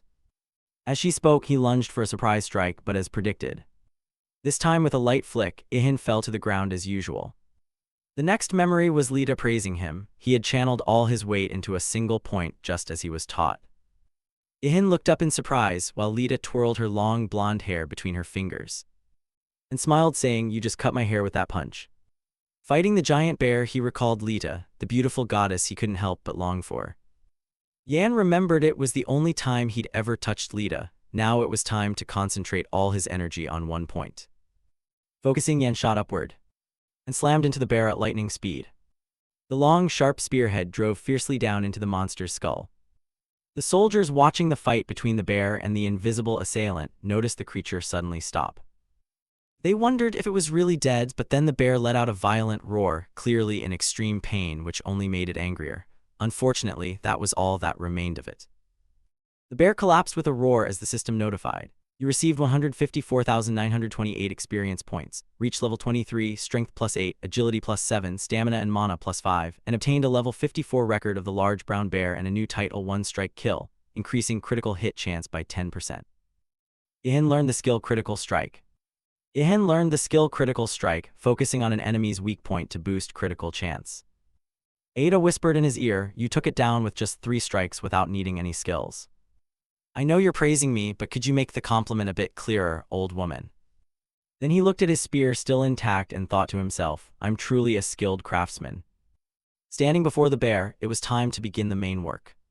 Suddenly, he realized the bear had shrunk and assumed it must have had a giant transformation skill that vanished upon death. Anyway, focus on the job at hand. He didn't forget to brag to Ada that he just gained a new skill, Critical Strike. This skill pairs very well with stealth. While he was dissecting it, a black car barreled in at breakneck speed and braked hard. The rear door slammed open. A pair of feet in blue shoes stepped out hastily. A voice called out, "We're here, leave everything here to us." Ihan and Ada turned their heads, surprised at the newcomers. It seemed other powered individuals had arrived to deal with the level 2 monster. A group of 5 approached the army, and a hush fell over everyone. One of them asked skeptically, "So you're saying the monster's already been taken down?" Hearing that, some in the group looked disappointed. It's just a level 2, they thought they'd get a bit of action, but how dull. Everyone was curious to know who had slain the giant bear. Suddenly, someone in the group recognized Yan. He turned toward where the boy was rummaging, his face still hidden by the mask. Ihan realized he'd been spotted and wondered in surprise, "Can that person see me?" Ida explained, "They weren't actually looking at you but at the carcass. You were just nearby, so you drew attention." They recognized that stranger as the recently famous Sunbow. Indeed, that nickname would probably stick with him for life. The black-haired guy muttered angrily, "You say this guy killed the bear alone? No way, how could this be real on just the 3rd day after the catastrophe?"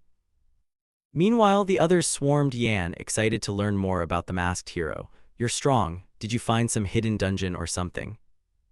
Ihan didn't want to talk, so he stayed silent. An introvert by nature, he preferred minimal interaction.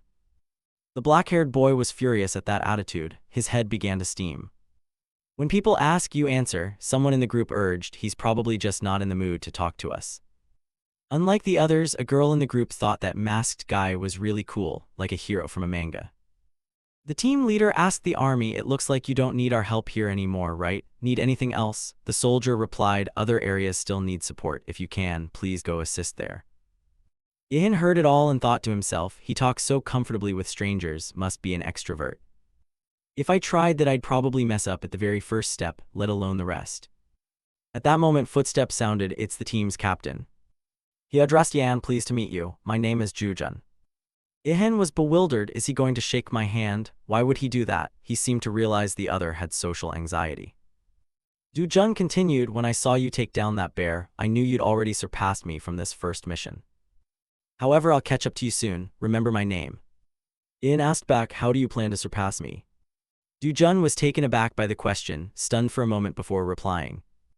In a world where power denotes rank, it's not hard to tell who is the strongest. "I believe that one day I'll stand at the top of the leaderboard." When it was Ihan's turn, he froze, speechless at the other's thought. What a ridiculous reason. Does this guy want to be a hero or a superhero? After a few seconds, Ihan asked back, "Why do you have to compete like that? Can't you improve without others? If you want to grow, focus on training yourself, practice at home, or hit a punching bag. There's no need to drag others in. If you want to overcome something, you must first overcome yourself." So Ihan lectured him at length. He thought, "Do you know I've trained for 1,000 years and still don't have the confidence to flaunt like that? And you sit idle yet dare to delude yourself as the strongest. Ridiculous." Well, that was what he'd say if he had the nerve. For now, Ihan only dared think it in his head. This left Ada speechless as well. She didn't bother replying. At that moment, Ihan looked around and realized everyone had left.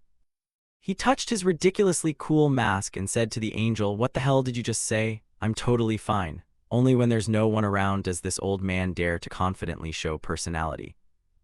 In the end, instead of getting lots of magical stones as usual, Ihan was left with a few bare pelts. Suddenly, a soldier stepped forward and addressed him as Lord Sunbow. Before he could ask anything, Ihan replied, "They're all mine." "Actually, that's not what I meant. I've just got another suggestion for you," the soldier began, explaining quickly while waving his hands. Basically, he wanted Ihan to install a support application. If you install this program, you'll be able to track the locations where monsters have appeared on the city map. It would be very useful for hunting them. Yan asked, "Isn't that a state secret?" The soldier replied, "For the safety of the people, we hope at least this will help minimize damage caused by the monsters." Hearing that, Ihan said nothing more. He turned and walked away, leaving the two soldiers staring after him. A subordinate asked the commander, "Should we let someone like that roam free? Should we force or coerce him into cooperating somehow?" The commander replied, "Do you really think someone who can take down a level 2 monster in 3 moves will obey us? I've seen a false superpower in another world rule an entire nation alone, and a single monster could utterly destroy that country." He believed that young man would only grow stronger. If we tried to impose our will on him, we'd invite tragic failure. This world no longer runs by the old rules. It's an era where a single person can topple governments and armies. The subordinate was stunned by the lieutenant's speech. "You are truly wise." The commander, annoyed at this, snapped, "You idiot, do you know I studied at Seoul University?" On Yan's side, the two had gone a fair distance. Ada told him, "That soldier back there was really smart, he seems very experienced." "I don't know, I think he just overestimated me," Ihan replied. But Ada thought the opposite, because if the army had forced Ihan to cooperate by force, he would surely have wiped out the whole unit just for not following orders. Now the army no longer has the ability to control Ihan. The fact that the soldier recognized this and chose to propose cooperation instead of coercion was the best choice for both sides. It seems Ihan still hasn't realized how strong and valuable he is to the current world. Meanwhile, Ihan was staring at his phone screen and suddenly exclaimed, "Ada, look." He pointed to the red dots. 3 monsters just appeared at the same time. "What do we do now?" Ada replied nonchalantly, "Why think when we can just kill all 3? "Exactly what I mean, let's fight." Using the map on the phone, they quickly found the spot where the first monster appeared, a deserted building. The first monster was a giant rat. Yan easily dispatched it very quickly. Next was a giant praying mantis blocking the road. Finally, there was a large black bird. Ihan used his spear to give it a hole through the middle. After everything, Yan still didn't understand why after defeating all 3, his level remained at 24. A notification popped up, because these were much weaker than the wolf and brown bear he had previously defeated. Ada explained, "Your unique class requires a much higher amount of experience than normal. If it were a regular class, you'd probably have reached level 30 by now." However, Ihan wasn't discouraged because he had found many valuable items to sell to the army. Now his life was so full of wealth that he wondered whether he should buy his own house. But Ada thought this guy was using his brain inefficiently. What if they deliberately traced the finances? Spending like that is basically shouting that Sunbo is me. Then she added, "Just this once, as a special reward, I'll wipe the memories of those involved." But wouldn't that make everyone forget about someone who specializes in hiding like me? The next morning was like any other. Ihan woke up in his bed. As soon as he opened his eyes, he immediately activated the system to check his body stats. And instantly received a message: "Connection to the other world has been restored. From now on, you can manifest an entity in the world you were summoned to and complete missions to receive appropriate rewards." The sudden news made his hands tremble. "The world I was summoned to.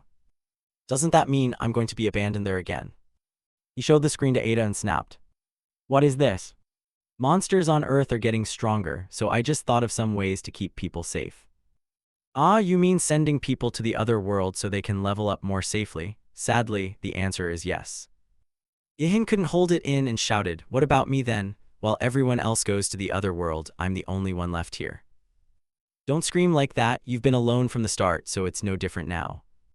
Ihan clutched his head in despair. "Even so, my mother will definitely ask why I didn't go to that other world. Answer that there's nothing to learn there, so you didn't go." That answer actually sounds pretty good. Ada smiled. "That said, I do feel sorry for your case, but unfortunately I'm not the one who decides this fate." Ihan calmed down and replied, I know, I guess I can't go to the other world after all." But then he heard a voice say, "It's not entirely impossible. If you become a supreme being, you'll have a chance. If you become the highest being, you could not only enter the other world but even set foot in heaven. Then you'd be on par with the angels." Ihan was shocked by that news, because if I become a supreme being, I'll be able to see Lai again, right? The angel thought irritably to himself, as if they were a pair of lovers separated by distance. Ada's head was buzzing like a disturbed hive. She finally realized she was playing the go-between for 2 people in love, which she absolutely hated because she herself had no one to love. With her temper flaring, Ada shouted, "Train harder and focus to become a supreme being. Only then can you enter the other world and reunite with the one you love. Yan asked, how long will it take? And he was told the process would take less than 1,000 years. Ihan breathed a sigh of relief. The news lifted his spirits because at least there was something to look forward to. When he went into the kitchen to have breakfast with his parents, Yan heard an emergency broadcast on TV. The anchor announced that martial law had been declared nationwide. The news stunned Yan. The silent war against the monsters was no longer his alone. His mother added, it seems not only our country but the whole world has declared martial law. Because of the appearance of dangerous monsters, the global governments had no other choice. All schools and businesses have been closed. The military is planning to annihilate the monsters. At least they're trying to limit the number of people out on the streets. Yan sipped his morning tea, thinking that even the government had admitted the world couldn't return to how it was. He decided it was time to speak frankly with his parents. He turned and said, Mom, Dad, you should go to the other world. His mother was about to object, but before she could speak, his father cut in. I stayed there 10 years and still couldn't even reach level 2, so why go back? But from now on the monsters won't stop and we need to become stronger. At least that place is safer than the current Earth. His father said nothing, only nodded. I'll understand. If that's what you think, I'll see you again soon. Remember never to give up. And do your best until the end. As soon as he finished speaking, he vanished with a snap without another word. His mother was not so quick to let go. She said, I'd be happy if you gave it a try, but don't be reckless. Ihan quickly changed the subject, praising how delicious breakfast was, but then one thing his mother said left him stunned. That masked hunter was you, right? Yan asked in shock, how did you know? But she only smiled. How could a mother not recognize her child? I recognized you the moment I saw you on TV, even with a mask or different clothes. At that moment, Ihan truly realized his mother's unusually special skill. The penguin skill lives up to its reputation. Unable to hold back, he told his mother that the world had abandoned him and was gently comforted by her. She didn't know why he was so strong, but she was still worried for him, so be careful. Mother knows you understand how terrifying the monsters are, right? And there's something even scarier than monsters, people. There will be many bad people out there, you should be careful with them. Ihan smiled, very happy to have talked with his mother.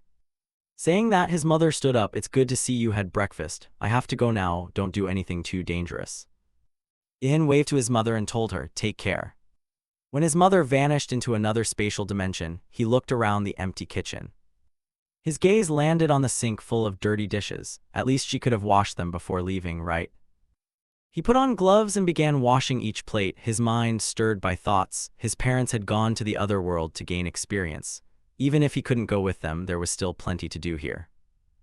Just then, Ada's voice cut through his thoughts. I have to go to the heavens briefly to claim a quest reward. Ihan asked her to pick up some ice cream on her way back. Ada flew off, stunned by the odd request. Ihan stood by the window watching her go, relieved to finally be alone. He flipped the light switch on. He remembered that last night he'd paid cash for a small room to use as a private workshop. Although it lacked full tools and equipment, he wanted to start experimenting immediately. If he didn't process them soon, the skin and bones would decompose quickly. He planned to use metal, but lacking materials, he improvised with what he had. This amount of materials should be enough to treat the bones. Ihan thought to himself, but processing them would take too long. He wondered when he'd ever finish the equipment. Just then, Ada's voice rang out, you can use magic. Why did you come back so fast? Did you get the ice cream? However, when he saw the angel's smile, he went still. Ihan looked at the person across from him in alarm. Ada had revealed her true form and strode toward Ihan, arms crossed and eyes full of irritation. Ihan shouted in bewilderment, so you also know expansion magic? Who do you think I am? I've always used shrinking magic. Anyway, forget that for now. Quick, hold out your hand to receive the reward. Ihan wiped his dirty hands on his shirt, still a bit dazed. He reached out to shake Ada's hand. The moment he touched the angel, a thought flashed through his mind. Ada's hand was cold but very smooth. At that instant, a notification appeared. The first quest from heaven was complete. All stats increased by 1 and he received the special reward, the eternal flame. Ihan immediately asked what it was. But Ada only smiled and remained silent. In truth, she was just trying to add a little drama for him. Then she pointed toward the fireplace and told him to look. Ihan exclaimed when he saw flames rise in the hearth, wondering, I didn't even light it, how is it burning? Ada promptly explained, the eternal flame is a fire that never goes out and continually grows. It is a precious flame of heaven. Ihan cheered, amazing and undying flame is exactly what I need. Ada nodded, saying she knew. Lita had specifically instructed this.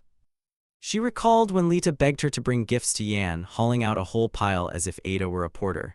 She muttered that in heaven, Lita cared a great deal about him. Ihan was astonished to learn it was all sent by Lita, while Ada was annoyed. Those couples really ought to be sent to hell. But Ihan paid her no mind, still admiring the gifts from heaven, thinking privately that Lita truly understood him. At that moment, Ada added that she had brought one more piece of good news. Because you can't go to the other world, heaven assigned you a second mission. The angel revealed, from now on, Waihan's task is to create dungeons right here on Earth. Waihan was stunned. What the hell does creating dungeons even mean? A flood of questions filled his mind, leaving Waihan frozen for several seconds. Finally, he only managed a reluctant, well, that sounds kind of interesting. But sorry, I don't think I can do that. I only know how to cook ramen, want some? But you can't just refuse like that. Ada held up a finger and said, this is an order from heaven. The mission has been assigned, so you must create the dungeons. Waihan thought for a moment about how to approach the task, but the next second he shouted as he realized something. This is your job, not mine, Ada muttered. Actually, it's for the Earth, so saying it's for you isn't exactly wrong. Hearing that, Ihan grew even angrier. Heaven told me to wait 10 years and then it turned into 1,000. They also said at the apocalypse's outset the monsters would be weak, but that turned out to be a lie. In short, nothing went according to your plan. Ada tried to explain that when God stopped time on Earth, that situation affected all living creatures.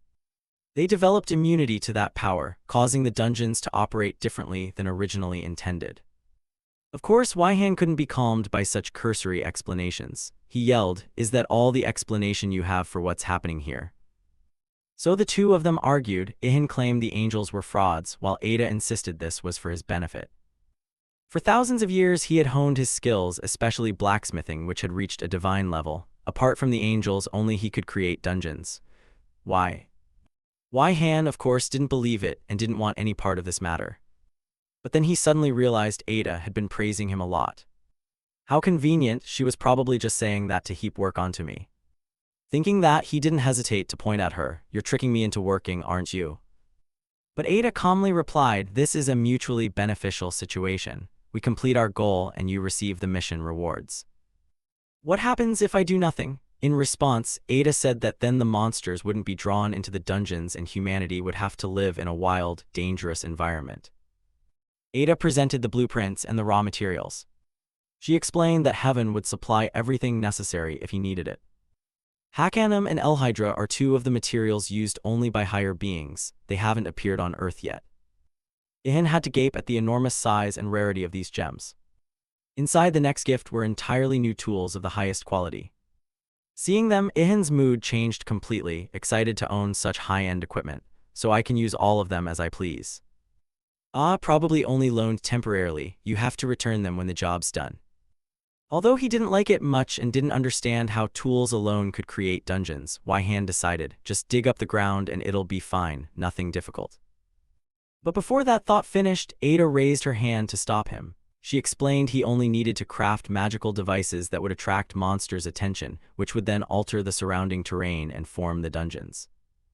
A blueprint appeared. You must complete a destructive trap based on this.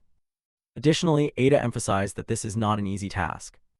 After a moment of silence, Ihan finally spoke. Just looking at it, I can tell it's going to be very difficult.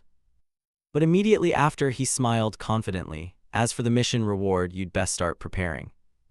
Ada replied, Yan, I'll prepare a reward that will leave you stunned. Without hesitation, he dove into the work at once. The first monostone Ada gave immediately flew into the fire.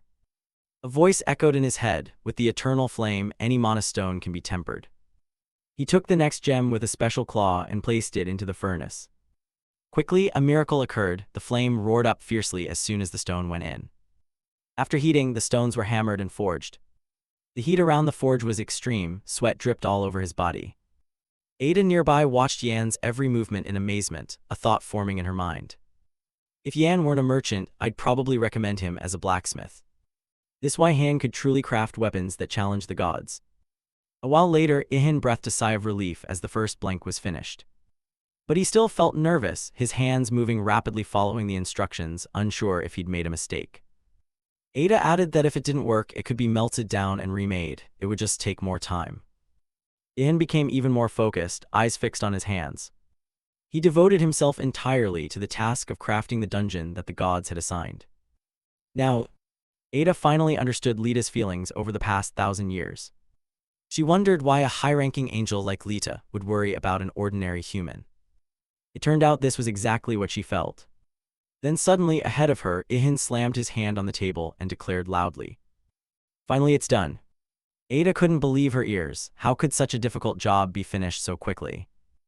A notification appeared. "You have awakened the blacksmith vocation to its maximum level. You have received the title Legendary Creator. All crafting activities efficiency increased by 20%. Ada was still stunned because time had flown for her. She asked skeptically, "Already done?" Ihin replied irritably, "What do you mean already done? It's been 5 hours." The angel thought to herself, "I really watched him work for 5 hours. It made me lose track of time. But for this task, 5 hours is actually very fast." Exasperated, Ihin tossed the product to her for inspection. Ada rotated the cube in her hands with an unbelieving expression. It was so perfect it seemed impossible for a human to have made it. "Well then I surrender." Ada said it met certain standards, and that blunt remark made Ihin very pleased. After a moment of silence, Ada said, "It's time to use the crafted item. I'll call the other angels to help." This left Ihin speechless with astonishment. Angelic friends, so is Lita among them? And as always, the answer was no. After a while, Ada returned with a ring of mystical light circling above her head. "I know this one. That's the phosphorescence I used to see when I was a child." But putting that aside, the other angels had appeared as well, summoned by Ada. They couldn't believe a human could craft a destructive trap. It was even finished faster than expected. Of course, what convinced them was that it came from Wei-Han, since it didn't smell heavenly at all. As for Wei-Han, he thought angels really are all beautiful. When Ada was small, I didn't notice, but seeing her at full size now, she's truly beautiful. On the other side, Ada clapped to signal Wei-Han to hurry. "We don't have much time, start as soon as possible." Then she instructed Wei-Han, "You only need to focus all your mind on completing and activating the destructive trap. The rest will be handled by the 3 angels." The 3 of them placed their hands on Ihin one after another and began to transmit their magical power. A brilliant, powerful stream of golden energy radiated from that interaction. Suddenly, Ihin shouted. He felt an invisible force pressing down on him, a horrifying pressure as if mana were being forced from all directions. Only then did Wei-Han truly feel how terrifying the power of high-level beings could be. One angel smiled and asked, "Can't you handle it?" Of course, Ihin still believed he would get through it.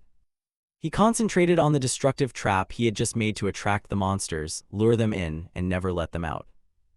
It was the most wondrous magic for creatures forced to live alone for thousands of years. Suddenly, Ihin's eyes opened wide as he realized he needed to find a way to soothe the loneliness of these pitiable, forgotten beings.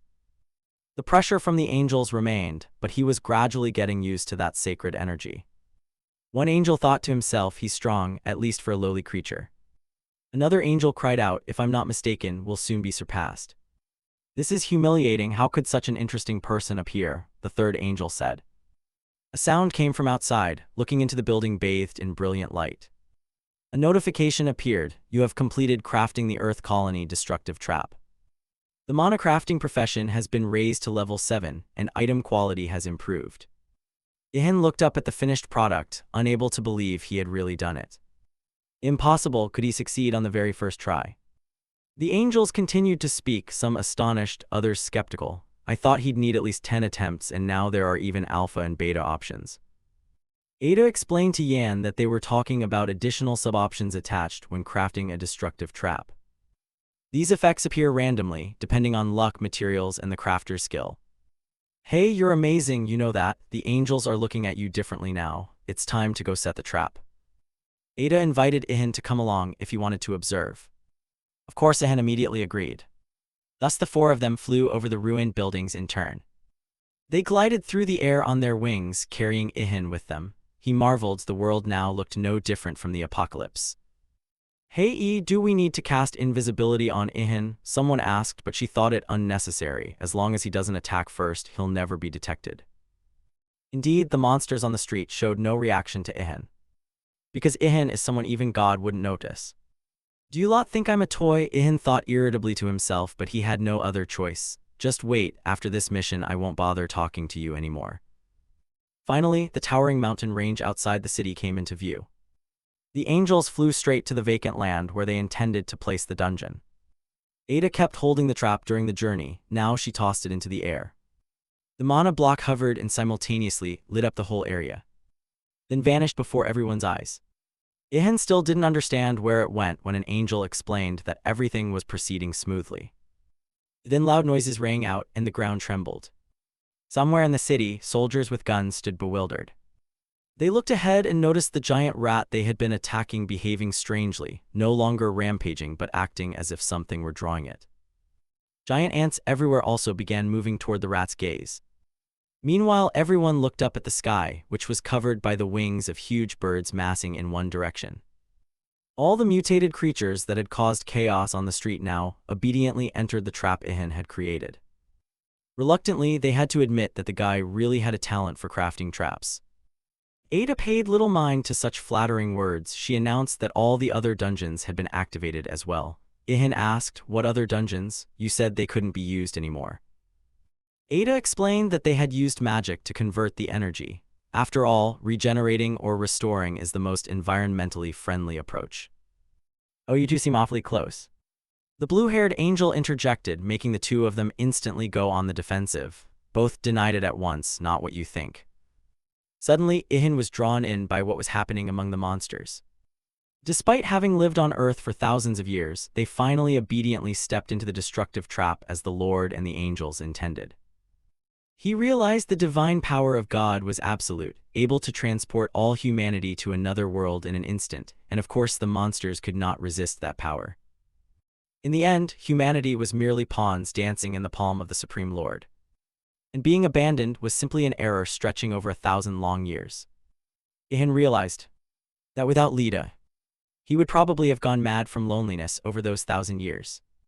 But now, with Lai gone, he only wanted to become stronger. Strong enough that no force could control him. The next day, he sat leisurely at home, eating a sandwich and listening to the news. Reports said the reason the monsters suddenly moved last night was that dungeons had been activated in many places around the world. Dungeons appeared not only in Seoul but across Korea, Japan, and even some regions of China. At that moment he thought of his parents, wondering when they'd return. Ihan felt a bit sad imagining how they'd fare in another world, but with their life experience he believed they'd manage, he told himself. Ada flew over and announced, "It seems the dungeons are operating steadily with no errors. Well done, Ihan. I remember you said I still have to make 27 more traps, right? Why are the angels leaving when I could start right now?" Ada replied, "Creating a destructive trap requires a huge amount of mana, so the angels need a few days to recover. You're not the only group of angels, are you? Why not send Leda here to speed things up?" Actually, not every angel has as much free time as you think. Leda took on extra tasks for your convenience, so she's very busy now and probably won't appear on Earth for a while. Ihan thought disappointedly that Leda really couldn't come. He decided to distract himself and suggested Ada come to the workshop to start on some basic tasks. As they stepped outside, Ihan asked why Ada became huge when creating a dungeon but was small now. Ada explained, "Because I'm an angel. When performing special tasks, I need to manifest as an angel. At this size, I'm ideal for supporting you." They chatted along the way, and after a while they arrived at the workshop. Ihan decided he would make a few more traps for the next day. Meanwhile, Ada looked at the spoils from Ihan's previous battles with curious eyes. She turned and said, "Because your result yesterday was perfect, I'll give you a small gift as a reward. With it, you probably won't have as much time to make traps." Ihan scratched his head. "You mean another Hakanum? That metal is actually pretty good." "You're daydreaming." Ada waved her hand, and the pile of monster hides on the table began to transform.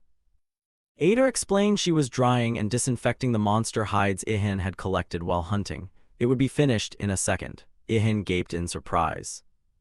Indeed, angelic magic at its finest, the quality felt noticeably enhanced. "From these we can make gloves and boots." He got to work immediately, the forge fires blazing. On the table, the hide was being cut into pieces for upcoming items. First, a pair of savage wolfskin gloves was completed, a rare grade item with 600 armor and 700 attack.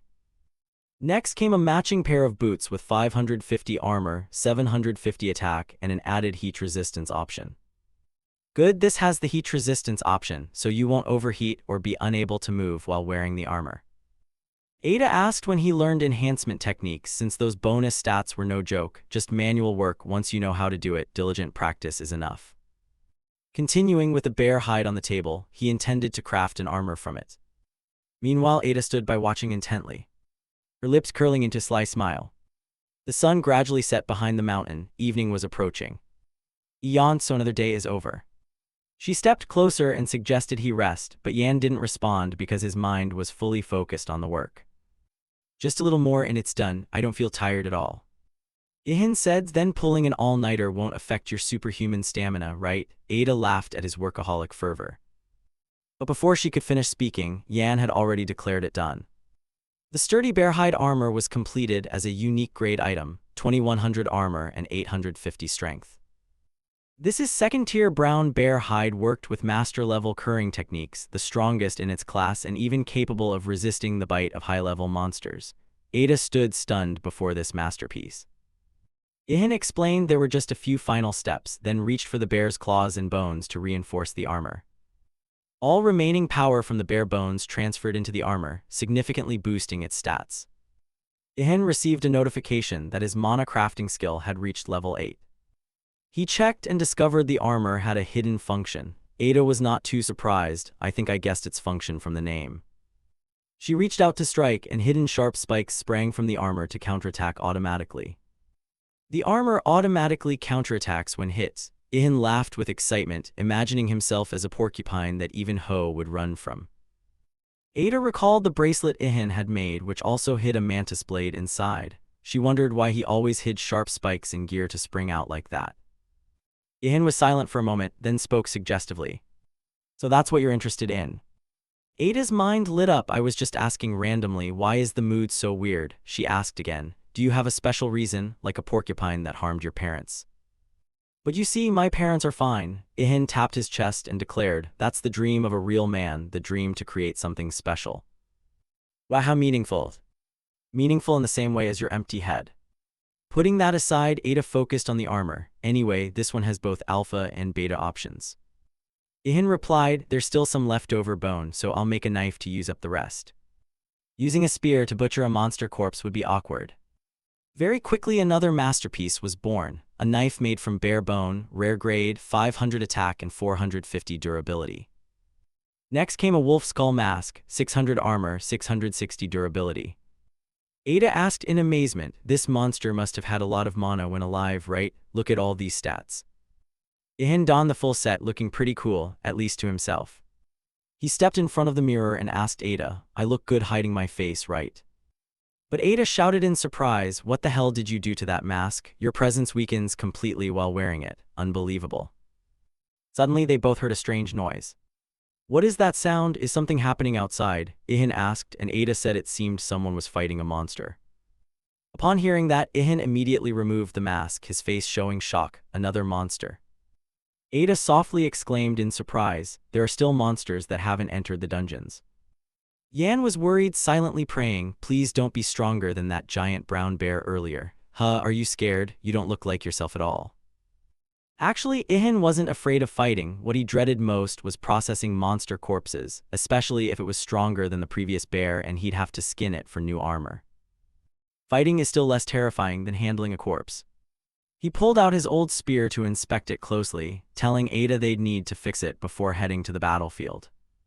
After completing the reinforcement process, the steel spear reached first-rate quality, 1100 attack, 715 durability, with an added option to increase critical rate by 20%, an achievement he produced entirely without using mana. Ihan was very pleased that with just a few adjustments his attack had increased by 300 points. He planned to refine a few more things, but Ada stopped him, saying it was time to go hunting. Ihan sighed, thinking this angel could be annoying at times. When they stepped into the square, they were met with the scene of severe devastation the city had suffered. People were frantically running the other way to avoid the danger. Only Ihan rushed straight toward the threat. Ada stood beside him, pointing toward the appearing monster. A giant leopard with blazing red eyes was spreading terror throughout the city. It roared furiously, swiping its claws at the military helicopters. Soldiers kept shouting, "The anti-tank missiles are useless." A senior commander ordered anyone who had reached level 2 to charge in with melee weapons. Watching the army's actions, Ihan wondered, besides the soldiers, do people who reached level 2 also have to fight? Before he got an answer, a nearby soldier, level 2, complained that it was easier to gain XP in the other world, and facing powerful monsters on Earth was overwhelming. Indeed, a single sweep of the leopard's claws sent more than a dozen people flying into the air. Even level 2 warriors couldn't easily overcome a monster of equal rank. But Ihan had no intention of abandoning the place. He wasn't the type to willingly sacrifice himself for others, but he also couldn't leave everything to chance. If trying a little harder could save people, he'd do it. The thought flashed, and Yan shot off at a speed the naked eye couldn't follow. He tore through the crowd, fleeing the battlefield. The leopard continued its rampage, its fierce gaze fixed on the military. Ada reported, "This monster is stronger than the giant level 2 brown bear from before." At that moment, the army fired up the tanks. The first shot hit the creature squarely in the head. The soldiers began cheering, thinking they had taken it down. But when the smoke cleared, they were left staring in stunned disbelief. The leopard's head was completely unscathed. The leopard's rage erupted. It turned toward the tank, poised to pounce. In an instant, its gigantic paw struck, immobilizing the tank. Then it lifted the war machine high and opened its jaws as if to devour it. At that very moment, a streak of light zipped by. Ihan sprang from the ground, lunging at the leopard with blinding speed. In his head rang, "Never have I been more grateful for the invisible ability than now." The leopard's blazing red eyes were right before him. In a moment, the spear would pierce through. Thud! The leopard screeched in pain and released the tank from its claws. The system announced it as a critical hit. The crowd below murmured, "It's SB, he hasn't gone to the other world, we're saved." The tank plummeted to the ground. Ihan stood still for a moment, observing the situation. The leopard roared in agony, severely wounded in the eyes. After a brief pause, Ihan decided to retreat out of danger by kicking off and flying into the air. The army commander shouted, "Open full fire now." At the shout, a barrage of gunfire rained down on the monster, hopping to take it out at the right moment. As Ihan moved toward the tank, he saw soldiers trapped inside. Without hesitating for a second, spear in hand, he sliced the tank in half as if it were a log. The soldiers inside looked up in horror. But Ihan reassured them, "If you don't want to die, hold my hand tight." They grabbed onto him. Ihan hugged both of them and leaped off the tank, landing safely on the ground, where a deep dent remained from the impact. The two soldiers recovered their composure and thanked Sunbo from the bottom of their hearts for the spectacular rescue. "Well, I'm not doing this to be called a hero. I saved them because it was within my ability." Suddenly he heard a troubling sound. He turned his back to the two soldiers and ordered them to run immediately if they wanted to live. The giant leopard, like a living mountain, stood towering over them, its eyes fixed on its target.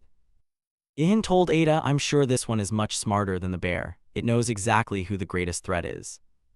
Ada warned Ihan to be extremely careful. The leopard had detected him, and his invisibility had been nullified. "Don't worry so much," he replied. "This is an opponent I can defeat, even head-on." The monster lunged at incredible speed, threatening not only Ihan but everyone. The campaign commander shouted, "This is our chance, attack." A volley of bullets from various weapons struck the leopard, but it was barely phased.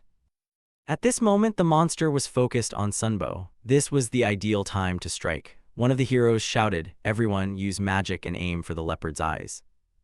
Suddenly, a bolt of lightning appeared in the sky and struck the creature on the spot, making it roar in pain. Civilians looked up and saw a helicopter, inside which was a girl surrounded by arcs of electricity. The crowd whispered, "Did she really summon that lightning strike?" Then some people realized, "It's the queen, she's arrived." Has the queen always been this beautiful? Her looks kept many from turning away. Below, the leopard continued to roar, while the army kept firing. The monster quickly regained its composure and lunged straight at Ihan, but he did not retreat, as if he had been waiting for this attack. The leopard's claw with razor-sharp talons came at tremendous speed. But Ihan managed to spring back and dodge. He leapt into the air, avoiding the first strike. One of the leopard's eyes had still not recovered from the previous blow. He decided to attack that exact spot to finish off the remaining sight. The crowd followed Sunbo's every move, worried that if he died there would be no hope left. The queen in the helicopter also kept her eyes on the leopard, trying to pick out Ihan's figure in the chaotic crowd. Suddenly, someone in the crowd pointed and shouted loudly. Beneath the leopard on the asphalt, blood began to pool. At a glance, the leopard's head was covered in sharp quills like a porcupine's, actually Yan using the power from his armor. I think my investment paid off, right? Ada, you agree, don't you? There's something I need to tell you. You look absolutely terrifying, you know that? Unbelievably dreadful. But Ihan didn't care. In a life-or-death situation, appearance no longer mattered. But it'd be best not to let Lita see him like this. At that moment the leopard roared, the sound echoing across the area. Its head whip knocked Yan far away, making little Ada nearly vomit. The leopard charged when it saw them thrown aside, aiming to smash Ihan into the building opposite. A collision sent fragments of the structure flying. The spikes on Ihan's armor disappeared, but he managed to spring back in time. Cartwheel through the air and counterattack. This time, sharp spikes appeared under his soles, pinning his feet into the giant leopard. All the while, he kept a firm grip on his spear, delivering a series of direct stabs at the opponent. The system kept announcing critical hits. Your critical strike skill has reached level 2. The military watched closely and saw the leopard begin to slow down. And immediately the order to open fire was given. People below, even those with sticks and poles, all joined in. Whether it was effective or not was uncertain, but morale was certainly high. Against a level 2 monster, attacks from level 1 people are nearly useless, but relentless hammering wears anything down. The leopard's paws still bled from the cuts they inflicted. Proof that even an army of ants can fell an elephant. Standing on the beast's carcass, Ihan reminded himself how vital strategy was after witnessing this. Just then, Ada urged him to finish it quickly, but why couldn't they handle the rest? She explained that the leopard was on the verge of evolving to level 3. Immediately after, the leopard opened its eyes viciously, and from the wound on its head emerged red, writhing tentacle-like things that seemed intent on grabbing every living creature nearby. Ihan shouted, disgusting, what the hell is this? Gross. Its upper body began to mutate, the evolution was occurring far too quickly. Seeing that, Yan didn't hesitate and bolted away. I'm terrible with tentacles, send an archer or some night princess or whatever. The annoyed angel, you know this is no time for jokes, right? If you die, I can't do anything to help. Ihan knew it hadn't fully become a true level 3 monster yet. This was the golden moment to finish it before it was too late. Before he could act, a gigantic lightning bolt from the sky struck the creature, destroying the writhing tentacles. Ihan looked up and saw the helicopter where the queen was sitting. And she shouted, you can't kill it with just your spear, the level gap is too big. Indeed, this thing could regenerate too quickly, far beyond the damage he could deal. He had to find a way to inflict enough damage to stop its recovery. The queen turned to Ihan and continued to shout, I can empower you with magic, but afterward I'll be drained of mana. Meaning you must be certain to kill it right then, or everyone will perish. No sooner had she finished than the queen leaped from the helicopter and hurled herself to the ground. Then I'll leave everything to you. For a moment, Ihan was stunned with amazement at that reckless act. She really had jumped and was in free fall. While he still stood with his mouth agape, the queen was already standing right before him. She said she needed to touch him directly to buff him. At that point, I'll use all my mana and won't be able to help you further. My life depends on you. Ihan bewildered, what does she mean by that?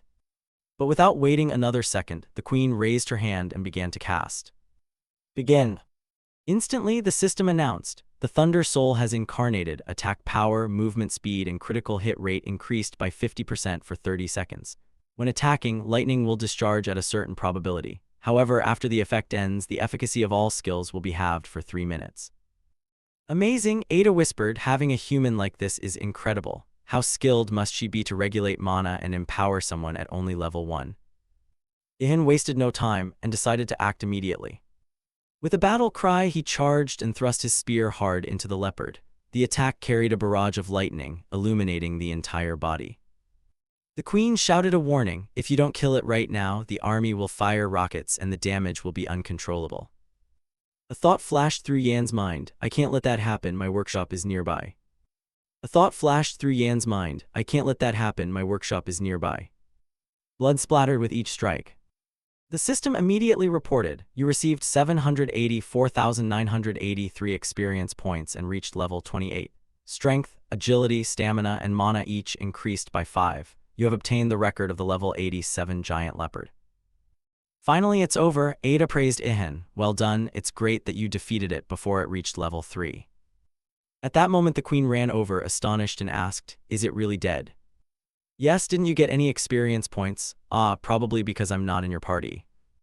That answer left Ihan puzzled. Party? What the hell is a party? There's even a party system here. I've always acted alone, so I didn't know. Ada, able to read minds, muttered, "Yeah, loners like you don't usually join parties." Just then, a system notification sounded. "The buff effect has ended. The effectiveness of all skills will be halved for 3 minutes." Nearby, the leopard began to collapse. Its fall sent tremors through the city because of its massive body. Fortunately, if it had been any slower, the monster's corpse could have crushed Ihan. The crowd around them cheered excitedly. "You did it, Sunbin, we won." Ihan stood frozen, stunned by the cheers. Below, people were also shouting the queen's name. The queen's lightning assistance was truly impressive. Ada turned to Ihan and said, "You're being praised, so cheer up." But then she noticed something odd about his behavior. The enemy was defeated. There were no more monsters here. Ihan muttered, his face sweaty and worried. "I just realized that. The leopard is completely torn apart. I can't make a new set of armor from it anymore." "Oh, so this is really that important. Should I give it a good beating?" Meanwhile, the soldiers began to discuss how to divide the spoils. One soldier said, "Although the mass has halved after death, we should still carve it up first." Just as he was about to stab the knife in, a voice called from behind, "Wait a moment, it's Ihan." You stepped forward saying handling monster carcasses is your specialty, then turned to apologize to the queen and asked how she wanted the leopard's body divided. Someone in the crowd whispered, "Oh my, she's beautiful. I didn't expect the queen to be this pretty." Ihan looked back at everyone, wondering if anyone would object. Then he looked up at the sky and muttered, "If it's 60%. Immediately after, he bent his knees and jumped onto the leopard's body without hesitation. He thrust his hand into the wound on the monster's head, sending blood spraying everywhere. In just a second, a pink mana stone appeared in his hand. He thought to himself, "I knew this spot would have won." The crowd below gasped, "It's a level 2 mana stone." The queen observed, "Perhaps this stone can count as 60% of the spoils." Ihan clenched the stone in his hand. "Then this is my share, the rest can be divided however you like." A soldier objected, "But that's a mana stone, it should be accounted for separately." Indeed, many others chimed in, "We risked our lives to bring down the leopard too, we won't accept that division." Just as expected, these low-level folks are hopeless, Ada muttered in disappointment, thinking everyone is like Yan. Ihan turned to the crowd, "Fine, if everyone objects, we'll divide it another way." Those below rejoiced that the other side finally understood them. He's someone who listens to others' opinions. Ada asked, "What are you going to do? Are you really going to give them the mana stone?" But Yan knew persuading others in this situation wouldn't be easy. He recalled his mother's advice, "Son, it's very difficult to reason with people who always want to compete with you. So why use words when we can use fists to argue?" Hearing that, Ada was speechless at this mother and son pair. A tiger begets a tiger. Ihan turned to the angel, "I'm a good child, so I'll listen to my mother, he. Ihan raised the stone toward everyone, saying he'd give up the mana stone, but unexpectedly he threw the stone back into the leopard's body. Then he jumped down to the ground and added, "Of course, if I don't get a full 60%, then no one will leave here intact." Clearly this was a warning from Sun to the greedy, lazy crowd. They thought he was mild-mannered, but apparently not. The crowd began whispering anxiously, regretting their actions, because even together they couldn't do anything to that hero. After a quick discussion, a few people stepped forward and told Ihan, "Take the mana stone." One soldier added, "Take whatever you want." Although they couldn't see the hero's face, they were sure he was pleased with the crowd's change of attitude. Then Yan jumped back onto the leopard's body to search for mana stones. Just then, the queen spoke from behind, "If you give me the share from the processing, I'll give you 40% of my portion." Ihan found that reasonable and agreed immediately. Time passed and the leopard's carcass was neatly arranged nearby. Ihan thought they'd need a truck to carry all this. Before the thought finished, the queen had called, apparently to request a vehicle. He thought to himself, she must come from a wealthy family or be a business owner. After all, she arrived by helicopter. A timid soldier asked, "Brother Sunbin, could you help process our share as well?" This turn of events put Yan in a bad mood. Luckily, he was wearing a mask, otherwise those people might have all run off. The crowd began to sweat as Sunbin remained silent. If he took their share right now, they'd be helpless. There's no way to fight back. And so, "Please for help" echoed through the street. "Don't be like that, please help us. Sunbin, please help us. We can't skin it ourselves, and if we try, we'll probably ruin it." Ada scolded, you were about to snatch his mana stone just now and now you're on your knees asking for help. Humans really have some nerve. Ada muttered, maybe I should move back to the countryside to grow vegetables and raise fish. These people have no inclination to work. Fine, remember to call Lyda to take my place. Then, after a moment's thought, Ihan turned and raised his hand to the crowd. I'll take 50% of your share if I process it. What the why does the queen get 40% while you demand 50% from us? Skinning costs 50%. If you don't want to, then forget it. Ihan turned his back 180 degrees and the people, though heartbroken, had no choice but to agree. They watched Ihan work intently, occasionally complaining and asking him to divide it evenly. Hey, these pieces are different sizes. Why is his portion bigger than mine? Fortunately, Ihan had an overpowered skill and managed to slip away, but after only a few steps a voice called for him to stop. It was the queen. She said, your stealth skill is astonishing. If I hadn't been focused, I wouldn't have noticed you were gone. Ah, that's not something I control. It runs automatically. If it could be turned off, this thing would have been off ages ago. The queen stepped forward with an offer. I want to form a party with you. I think you'd be a perfect partner. But I don't think so. At that reply, the girl only smiled. She said, I plan to stay on Earth from now on. I'm not weak enough to return to another world just to do simple quests.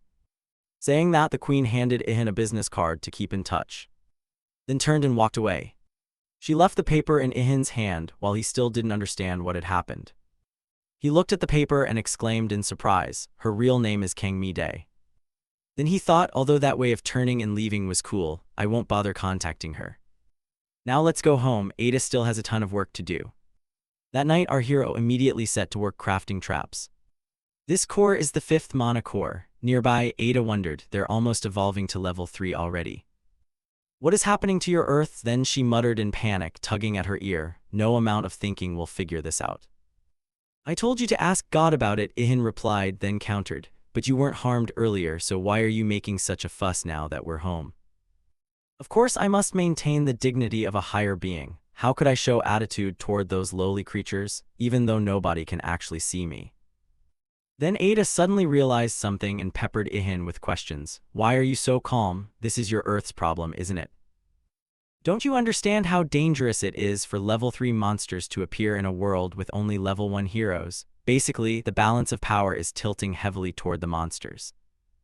Meanwhile, humans in other worlds are gradually growing stronger. Many are completing ordinary tasks given by God. That growth rate is reasonable, but monsters on Earth are evolving much faster. Actually, I'm not calm. Ihan replied, it's just that worrying more won't solve anything. Then he asked the angel about the situation in other countries. Ada answered, South Korea is the only place where monsters are about to evolve to level 3. Sure enough, that destructive trap could be part of the problem. Ada's expression hardened, a big question mark appearing on her face. So are those very traps what's making the monsters stronger? But that can't be. The most reasonable explanation is that they wake up and become more aggressive because they feel threatened. After thinking, she told Ihan, in other worlds, the monsters are killed before they become alert. That means their evolution mostly happens inside dungeons. And due to the endless crossbreeding there, increasingly deformed and dangerous creatures appear. They eat each other and evolve with a very small probability. This is what makes dungeon evolution slow. Ihan was stunned by this wild information, truly a legitimate criminal den inside the dungeons. But Ada explained further, if the monsters aren't confined to dungeons, they'd eat humans instead of their kind. In short, outside, their evolution would be faster because they wouldn't need to eat each other. Yan remarked, so dungeons are necessary for humanity, right? Ada nodded, yes, meaning that the fact you create trap-filled dungeons brings great benefit to mankind. After hearing that, Ihan's crafting sped up even more. He realized he had to urgently create many more destructive traps before the gods returned, and dropped another magic stone into the eternal flame. The angel asked, do you think just doing that will forge a new item? Ihan replied, of course not, it's not that simple. Simply making it for the sake of making it would mean nothing. The reason I craft things is to have new experiences. The reason I craft things is to have new experiences.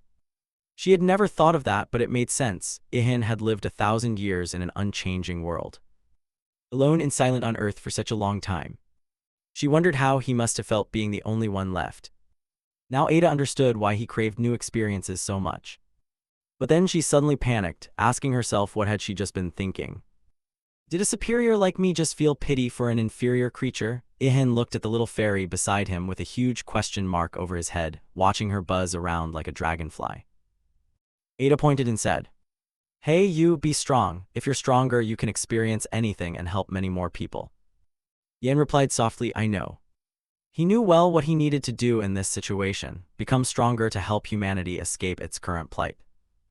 So all day long, Yan worked diligently in the workshop. When everything fell into darkness, the angels returned after recovering their mana, and he had finished crafting a batch of traps using manual mana techniques. Once completed, the angels took those traps to place in the dungeons of various countries. Ihan suddenly wondered which country the dungeon would be created in. He hoped no dangerous monsters would appear in the middle of a city anymore. Even if a level 3 monster appeared because of a destructive trap, it wouldn't be his fault. Ada said after reading Yan's thoughts, "You're undertaking a very important mission now." "I know, thanks for worrying about me," Ihan replied. While Ada fell silent. Maybe she thought this human had it rough, but what does he know about being tired? Training for 1,000 years on Earth is nothing. He stretched, turned back toward home, and said he urgently needed to sleep. As soon as he arrived at the apartment, Ihan went straight into the bathroom and looked into the mirror with a weary face that made his thoughts hazy. The TV in the living room was still broadcasting news about the defeat of level 2 monsters and the severe destruction from the battle. Ihan then stepped out and asked Ida, "Do you think I've gone a bit fat lately?" The angel frowned. "You're only noticing now. Every time you level up your body develops, so don't be too surprised." "That's true, I even think I'm more handsome." "Oh please, General, your face means nothing to a supreme being like me, but for humans it's probably handsome indeed." After saying that, Ada regretted complimenting him when she saw him start bragging about his appearance. Look at my muscles." The angel tossed a bag of potato chips at him. "Get out and watch the TV for me and put your shirt on." "Don't joke around so seriously," Ihan laughed, then said he'd go to sleep. Before leaving, he didn't forget to remind the little fairy to go to bed early too. The bag of chips in Ada's hand was flung, scattering all over the floor, and she quietly bent down to pick up each piece without commenting on the hero's joke. When Ihan left the room, Ada muttered, "HMPH, that body and face mean nothing in the eyes of a higher being like me." She believed that Ihan's greatest value lay not in his looks but deep within. "Hey, what am I thinking? Saying that is basically praising his inner beauty, right?" Ada thought angrily. In her mind, the image of Lita suddenly appeared, someone who had been impressed by Yan. That memory made her even more annoyed at those two who kept dishing out lovey-dovey moments. On top of that, Ihan kept babbling, "Lita, I miss you." The night with Yan passed in the blink of an eye. When the first light of morning streamed through the window, he woke up.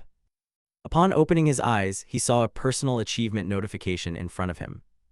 The system announced that Ihan had reached the maximum level of the rest skill. All recovery stats from last night were enhanced. He was astonished. He hadn't expected sleeping could become a skill. At the same time, Ada stormed into the room in a fluster and asked, "Since when did you learn an SSS rank skill?" "How, it's an SSS skill, I just discovered it myself." "What exactly did you do? How did you learn it when I haven't even trained it?" Ihan couldn't believe his ears. "Are you serious? The rest skill is that powerful?" He recalled that for hundreds of years, every night he had tried to make his sleep as comfortable as possible. The angel was stunned to hear this. He focused on something as simple as sleeping to that extent. "No wonder I couldn't do it. He's learned a hugely rare skill and even upgraded it. Ihan, you're really talented." Ada, sounding drained, exclaimed, "But I still don't know what that skill is used for." "Well, just rest and sleep well, that's enough. What more do you need to ask?" "Of course I don't believe that. It can't be just that. You're hiding something." Ihan held up 5 fingers at Ada and said, "You better tell the truth. If it's only that, why are you so surprised?" "Be obedient and I'll care for you, okay? Be obedient and I'll care for you, okay?" Ihan was just joking, but Ada's sly expression showed. She pushed her glasses up and grew serious. "All right, it's time to tell you about skill evolution. Just like reaching a new class level, skills can also evolve, and those evolution paths reflect the user's life experiences. That's how the chronicles operate." Ihan raised his hand like a student. "Please explain it more simply, like I'm a child." The angel showed 2 images, one before and one after a skill's evolution. When you grow stronger through skill evolution, the difference will be this clear. Currently, the skills eligible to evolve are Fist of Justice, Martial Arts, Rest, and Stealth. As for dismember and smithing, they can't evolve because you've reached their pinnacle. However, stealth is excluded because it's a skill you can't control. And Fist of Justice and martial arts have evolution requirements far too difficult for your current level, so we won't discuss them. Ihan asked, so that means only the rest skill is feasible, right? Ada nodded, you'd better check the evolution requirements yourself. Ihan immediately opened the system panel and was stunned by what he read. Sleeping heart of a level 2 monster, requirement 500, then 500 drops of blood from a 100-hour deep sleep. Finally, 1 magic stone of a level 3 monster. Ihan shouted, what the hell is this? How am I supposed to meet these requirements? That's still tame compared to the requirements for some other skills. Try checking the evolution requirements for martial arts, Ada said, pointing to another part of the system screen. The system requires killing level 3 monsters with a critical hit, currently 0-500, and there are many other tough requirements below. In conclusion, Ada said briefly, if evolving martial arts is Everest, then the rest skill is just Mount Baden. Ihan yelled, but climbing Mount Baden isn't exactly easy either. Although Ada was sure he could do it, Ihan didn't believe in himself. You're overestimating me. I still can't use mana and I'm only level 28. Ada thought and realized that was completely true. Ihan's leveling speed was too slow. Could it be because of his special title? The difference between those who can use mana and those who cannot is huge. One could conclude that Yan's current strength comes entirely from the martial arts he trained and perfected over 1,000 years. The lack of mana clearly slowed him down. Others could easily surpass Ihan at any time. Of course, once he learns how to use mana, Ihan will no longer be an ordinary being, but will rise above all creatures in the Chronicles records. That day will come too, haha, Ada thought with an increasingly sly look, but wondered how massive a change it would be when Ihan became that strong. She took a deep breath, trying to stop the stream of thoughts. Well, whatever will be, will be. When Yan stepped into the kitchen, he found breakfast laid out with a note. Son, don't skip breakfast. Mom put the side dishes in the fridge. At that moment, Ihan turned to the angel and asked, where should I go to find trolls now? Ada explained. When mana is activated, creatures that never before existed on Earth will begin to appear, and then they will live in this world permanently. At the same time, the announcer's voice came from the TV. This is the place that was attacked by a level 2 monster a few days ago.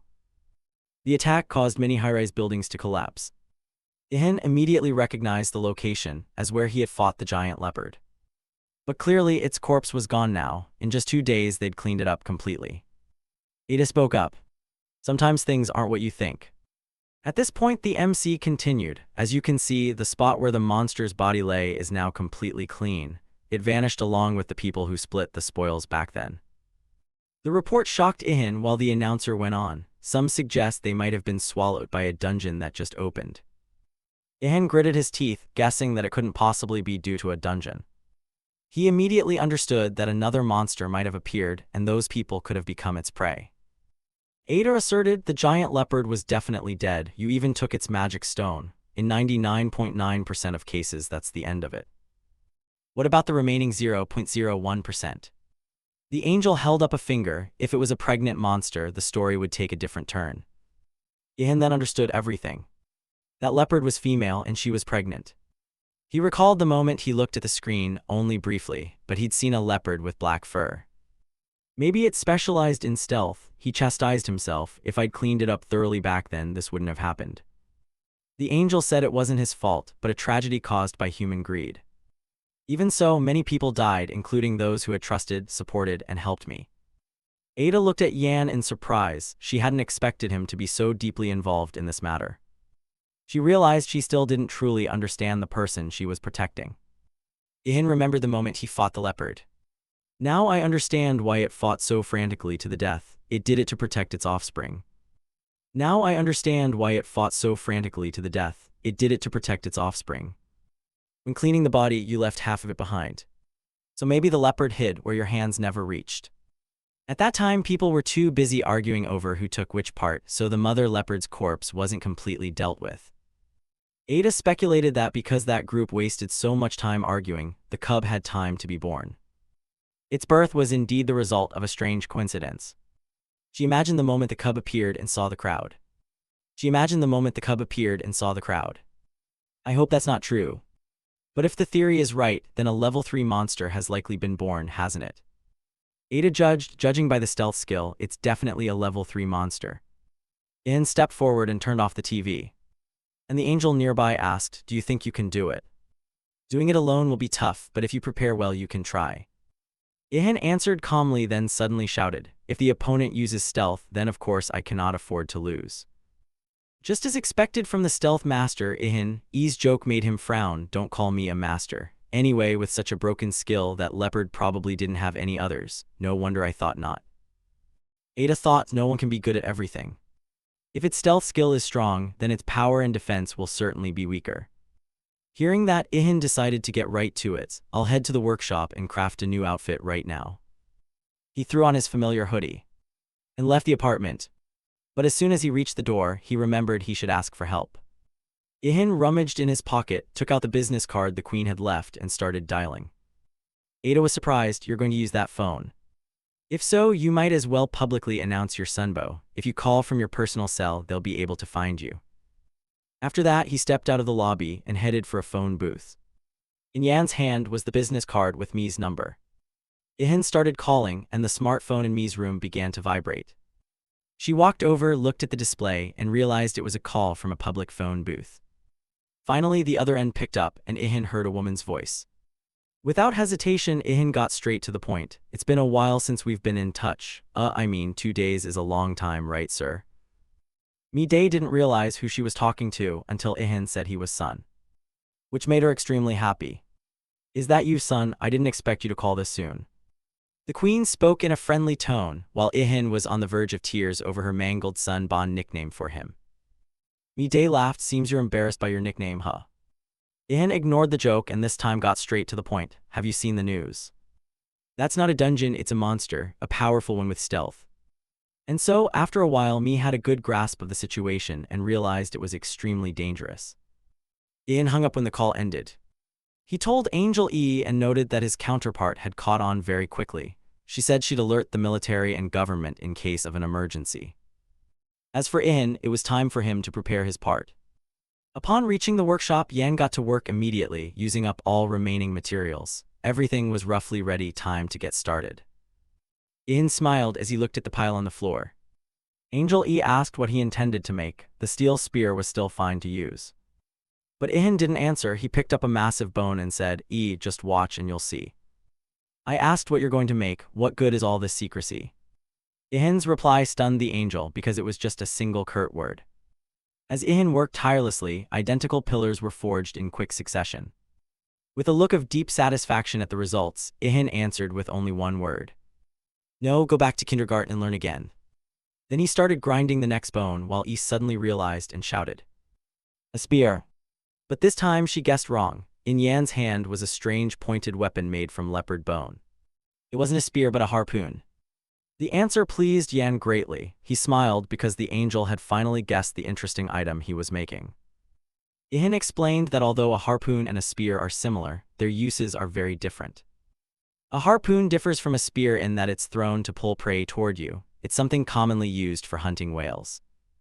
A harpoon easily pierces a target but is extremely hard to pull out. Ordinary rope can't withstand the pull, so if I make the line from giant leopard hide, it'll be strong enough. Ada exclaimed, you're truly a master. Are you sure you didn't use mana? Otherwise you couldn't work this fast. If I knew how to use mana, I wouldn't be sitting here crafting, I'd be out hunting. This guy sure knows how to brag. Finally, after diligent work, everything was ready. Several harpoons, a sturdy rope made from leopard hide, and a few shafts. At that, E's face darkened. Using the mother's bones to kill her offspring is really cruel. You're truly vicious. Ihan continued, producing a mana stone. It's time to use the mana crafting skill to add effects. The angel shouted, wait, you're going to use the whole stone on just one weapon? Don't you think that's wasteful? Besides, the only thing I'd regret losing is this life. If it dies, what use is it? Ada shook her head. Well, that's exactly the Du Yan I know. The hero held out his hand, revealing a pink stone. Now let's begin. Mana crafting made Ihan's weapons interact with each other. A moment later, the system announced, successfully crafted the fierce leopard hunting harpoon. The mana crafting skill has reached level 12. The angel exclaimed, warning, you shouldn't try to shorten the skill casting time. Embedding a mana stone isn't easy, so don't get cocky.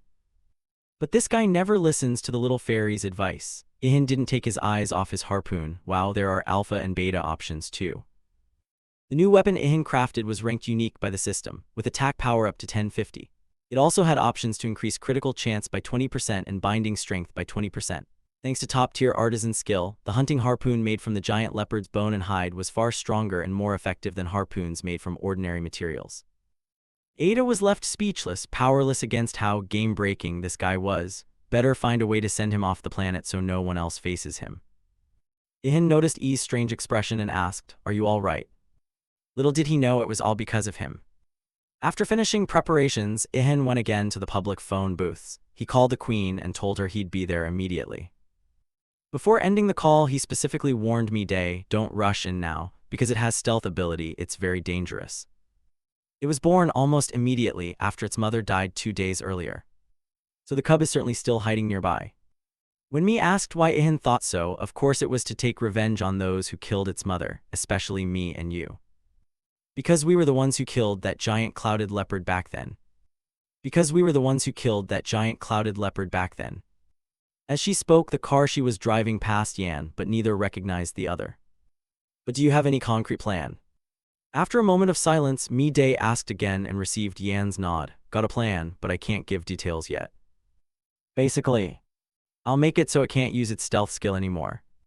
Not long after, Ihan arrived at the exact place where he had fought the giant leopard. Ada beside him immediately sensed the monster's presence nearby. It didn't seem afraid at all. Ada thought it must trust its stealth skill, which is why it's lingering here. Also, it probably hasn't sensed you yet. With a strong swing, Ihan slammed the heavy post down onto the road. "This time, let's see how relaxed you can be," he shouted as if baiting it to attack him, but nothing happened. So he lifted the post and slammed it down again, deliberately making noise, but it still didn't attack. It should have acted by now, Yan thought. I deliberately exposed a flaw, so why? It seems it still hasn't found you. That means your stealth is 1 tier higher than the black leopard's skill. And the posts and harpoons were hidden by skills when you accidentally created them. Oh, that's tough, setting traps right in front of it and it still can't see them. There's no cure for that. The angel clapped with an impossibly smug face. You were born to be an assassin. Next time choose assassin as your secondary class, and if you listen to me, you'll disappear from this world for good. But that's something to put aside for now.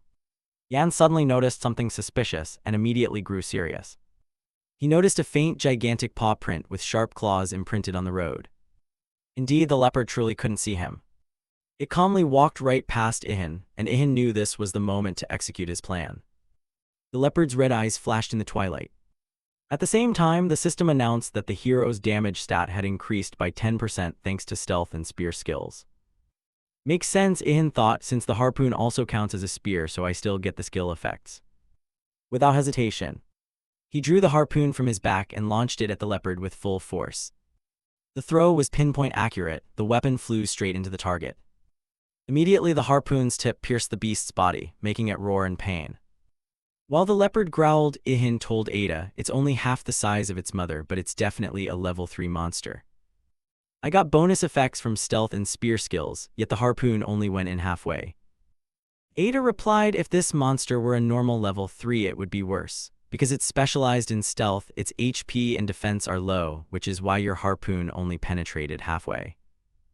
As they were talking, the leopard finally recognized its opponent and closed in.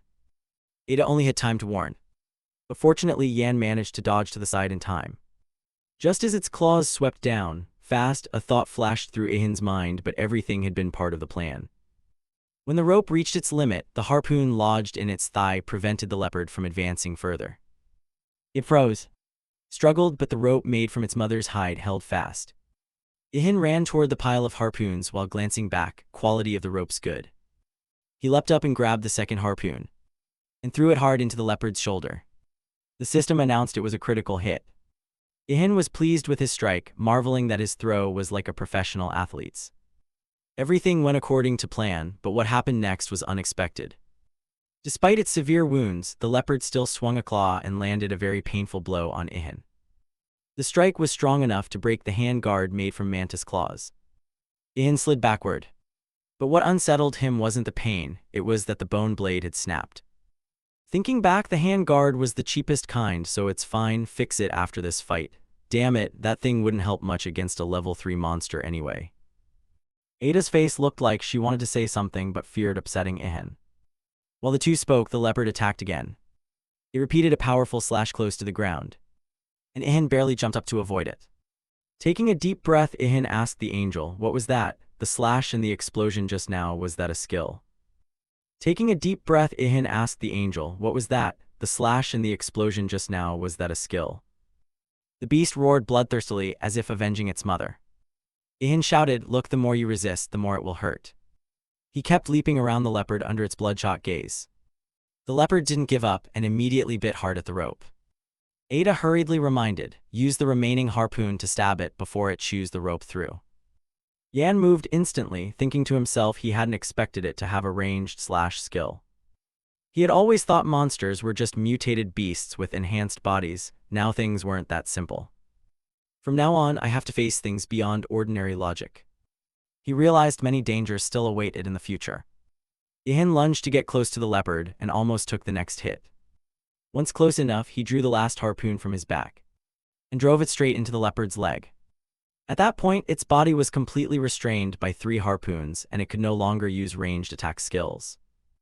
Ihan placed his left hand on his chest and proclaimed in a clear voice, "Call me Lord Adventurer." However, Ada wasn't so relaxed as she looked toward the beast. "You breathed a little too soon, it's not over yet." Just then, Ihan heard someone call his name, "Lord Sun."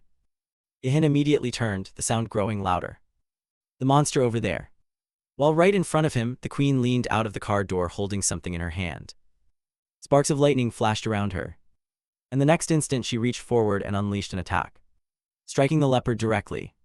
At that moment, the beast revealed its true form, a bolt of electricity coursing through its body. The beauty stepped out of the car, looked straight at the beast, and smiled at Ihan as she asked, "How exactly did you manage to restrain that monster?" Ihan was almost out of breath now. "Day, you're finally here."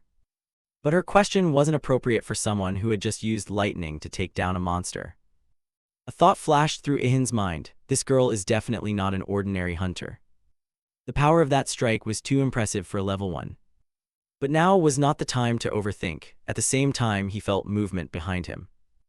It was the leopard, gradually recovering from the twin lightning strikes and now able to move its legs.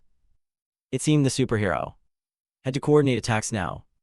Ihan planted another stake into the ground without hesitation, preparing to attack the leopard once more. A harpoon in hand, it quickly lodged into the creature's body. Now the leopard is held fast by 4 ropes, with another leg secured. He turned to Day, "Attack it whenever you get the chance. It's very strong, the stakes won't hold for long." He turned to Day, "Attack it whenever you get the chance. It's very strong, the stakes won't hold for long." Me replied, "I can use lightning right away. But if you want something stronger, it'll take at least 2 more minutes." "All right, then give me a warning before you unleash the big strike." With that said, Ihan rushed at the leopard, which writhed in pain trying to break the shackles. Its body was entirely focused on its prey. "It hasn't run out of mana yet," Ada warned. Ihan knew that as well. The leopard's blood-red eyes fixed on the target with utter hatred. That look, Ihan had seen countless times during solitary hunts over 1,000 years on Earth. Whenever driven to the brink, their life force flares most fiercely. But that fire blazes wildly before vanishing into nothingness. Each time he recalled those memories, Ihan felt shaken. Sun's next strike landed squarely on the leopard's head, making it roar in agonizing pain. But it quickly gathered strength to counterattack. It unleashed a series of slashes with mana surging outward. The leopard truly had a large mana pool, making it extremely difficult for Ihan to dodge. "Damn, it's too strong," Ihan muttered as he glanced down at the road. He dodged while he heard Ada's warning, "That's the berserk rising, it's gone mad, so be careful." At that moment, Day finally recovered enough to launch a second lightning strike. But unfortunately, the bolt just skittered across the leopard's flesh and bounced off, almost striking nearby vehicles. "Lightning couldn't pierce it, it's hard to approach now," Day said anxiously. The leopard continued to resist wildly. It seemed the ropes holding it were nearing their limit. "This really is a tough one." Yan stared at the beast, sweating inwardly. Despite all its legs being pinned, it still thrashed fiercely. Now the only option was to paralyze it again. But to do that, they'd have to wait for the queen to be ready.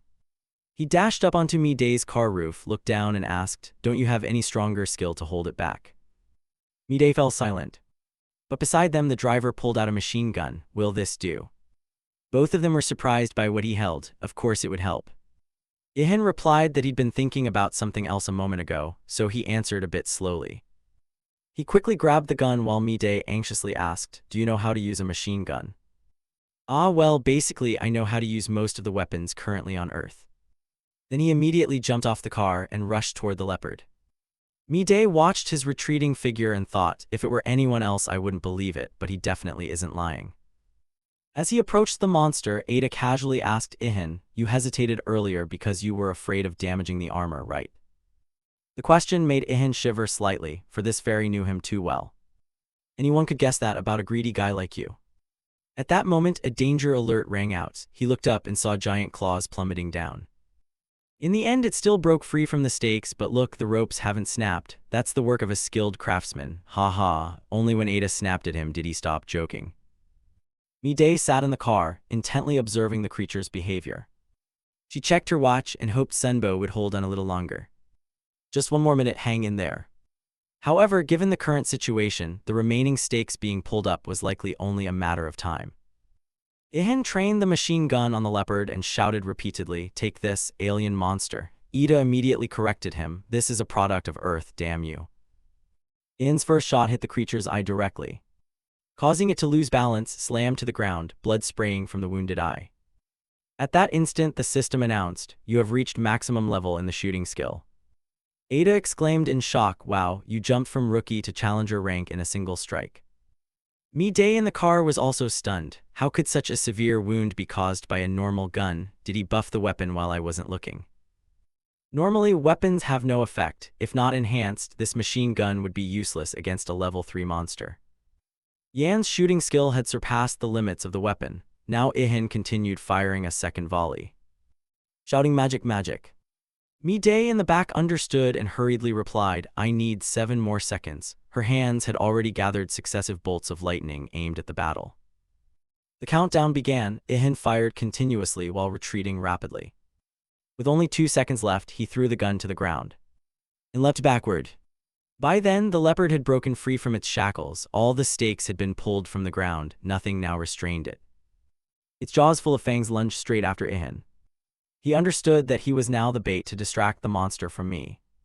What seemed like it would be very difficult, but at that moment, Miday had recovered enough power. She shouted, casting a 3-tiered lightning skill that struck the leopard's head. Before everyone's eyes, everything was bathed in the blinding light of the bolts. Everyone wondered if that spectacular attack would finish the monster. But sustaining an attack of that tremendous power was too much for a level 1 hero like me. The leopard escaped the lightning. Ihan realized the battle wasn't over. This creature was too strong to be felled by a single blow. The image of the leopard began to fade into smoke. He immediately recognized it had reactivated its stealth skill. Stealth. Miday was stunned by this development. In just a few seconds, the monster would vanish completely from everyone's sight. But perhaps everyone had forgotten who truly ruled stealth on this earth. Ihan spun around, closed on the leopard with his weapon in hand and shouted, "Your stealth skill doesn't work on me." At that moment, he drove a spear into the leopard's head. That strike knocked it out. The leopard fell to the ground, its whole body trembling in pain. "He can see it even when it uses stealth," Miday murmured in amazement. Yan immediately followed the new plan, quickly grabbing the sturdy ropes and winding them tight. He layered them into multiple interwoven strands. Just then the system announced, "You have mastered the binding skill." Ada asked in surprise, "Why didn't you just kill it instead of binding it again?" But Ihan replied lightly, "I have something to deal with it." He turned to see Mi had stepped out of the car, approaching with a puzzled expression. Those beautiful eyes looked at Ihan as if wanting to ask something. In fact, Miday looked at Ihan because she noticed he kept staring at her face. Suddenly, Ihan said, "Shall we form a team, or do you want me to steal all the experience by myself again?" Miday paused briefly at the proposal, but quickly suppressed her emotions and reached out to take his hand. The system announced the team was formed, current member count 2. Ihan glanced at the screen. The displayed info surprised him. He could even check his teammate's status. It felt as if his senses were enhanced and he could perceive everything. Knowing it was true, Yan still couldn't admit it. He cleared his throat and regained his voice. It's just that I haven't done it in a while, so I forgot. After a while, Yan approached the leopard, which was tightly bound. It lay motionless on the ground with one eye squeezed shut. He stepped to the creature's head, drew his weapon, and softly said, "Farewell, little friend." With a single stroke, the beast permanently lost its remaining eye. When it fell, he received a system notification that he had gained nearly 3 million experience points, reached level 36, and all stats increased by 10. Additionally, the profile added an entry, spotted leopard level 102. Ada smiled and said that after just one battle, he had jumped from level 28 to level 36. But at that moment, Yan clutched his head, groaning with nausea and dizziness. It seemed to be a side effect of leveling up too fast. He turned to his companion and anxiously asked if he'd taken all the experience, since the amount gained was still so huge. Ada explained that a level 3 monster is totally different from level 2, so it's not surprising. Compared by points, jumping that many levels is still modest, given his special profession. After a while, the headache faded and Ihan decided to start processing the leopard's corpse. He quietly apologized. "Sorry I couldn't protect you, my dear. If I were a bit stronger, I wouldn't have let you get hurt like this." So Ihan began harvesting parts from the leopard.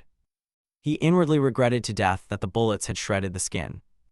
Suddenly, when he cut into the leopard's head, he fell silent in surprise when he discovered a blazing red mana gem inside. Ada exclaimed in astonishment, "Both the mother and the leopard have mana gems? That's very rare, you really are unbelievably lucky." She explained that mana gems appear only when the monster's mana doesn't dissipate from the body at death. And the chance of appearance is only about 17%. The lower the level, the higher the likelihood. Hearing that, Ihan realized how lucky he was. His hands kept rummaging while he chuckled. Moments later, Yan shouted that he'd found it. A red mana gem lay in the palm of his hand. Yan recalled, isn't one condition for skill evolution a mana gem from a level 3 monster? Now that he had this, only a few more conditions would be needed, right? But Yan wondered to himself whether he should share it with Day. He thought this as he glanced at the girl, still struggling with her headache, beside him. She rubbed her head and said she received about 1.2 million experience. But when she learned Ihan got as much as 3 million, she was a little surprised. She thought she might have received too much since she hadn't contributed as much compared to what her teammates had done. "No, without your help I couldn't have killed that leopard. I might even have had to risk my life," he said. His words put Day somewhat at ease. Then he asked, "Could you tell me your real name?" After a brief hesitation, Mi continued, "Or do you want me to keep calling you Sunben?" With an awkward smile, Waihan finally introduced himself. "My name is Waihan." "Oh, then you Waihan keep the mana gem. I'll take half the corpse if you handle the processing. By proportion, the gem counts as 6 parts, so that's fair, right?" "Isn't that too little for her?" Waihan awkwardly asked her to reconsider, but she replied, "What's most important in the world right now? It's not being a mage or a warrior, but people who can process monster corpses. Even if you kill many monsters, without knowing how to process them you can't get valuable materials, and who on earth is as top-notch at that as you?" Hearing that, Ihan only smiled and drew his dagger to begin butchering the leopard. Meanwhile, Day called someone. "Yes, please handle it that way for me." The conversation was brief and she hung up. She seemed to have contacts everywhere.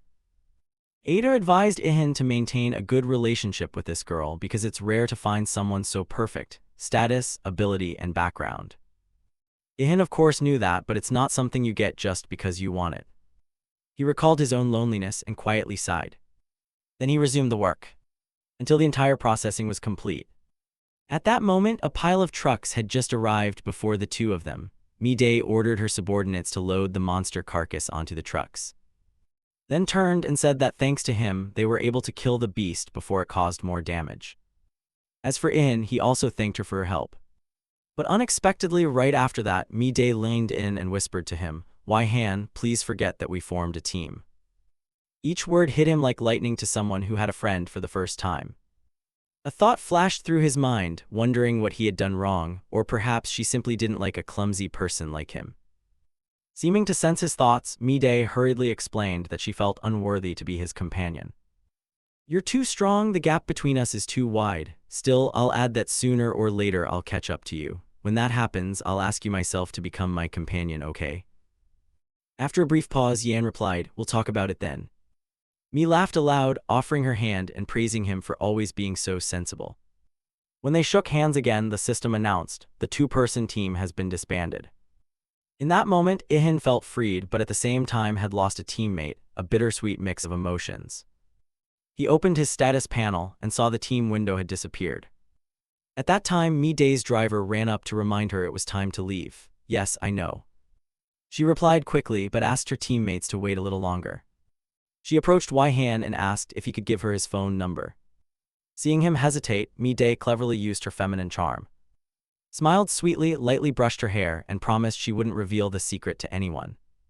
All of that left Wei-Han flustered. He hadn't expected a beautiful girl to make the first move. Images of Mi-Dae in battle appeared one after another in his mind.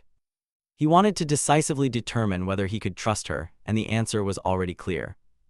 All right, I'll give it to you. He faced the beauty and said with a casual air, humming happily as he entered his number into her phone. After that, the queen stepped into the vehicle, promising to contact him when the time was right. Our young man then whispered to Ada that it was the first time he'd had a girl's phone number, especially a beautiful girl's, and he felt oddly elated, which was kind of pitiful. A while later, back at the workshop, Wei-Han opened the system to review his achievements. Leafed through the pages and realized that just a few hours earlier he had never imagined killing a level 3 monster, yet now it had become reality. Truly, heaven has eyes, do good and fortune will come to you. Ada only shook her head in exasperation at that, but admitted that such optimism was good. Below, Wei-Han suddenly remembered the problem of Tron monsters not appearing on Earth, which hindered the evolution process. If it were someone else, they would have chosen to go to another world to deal with it for speed.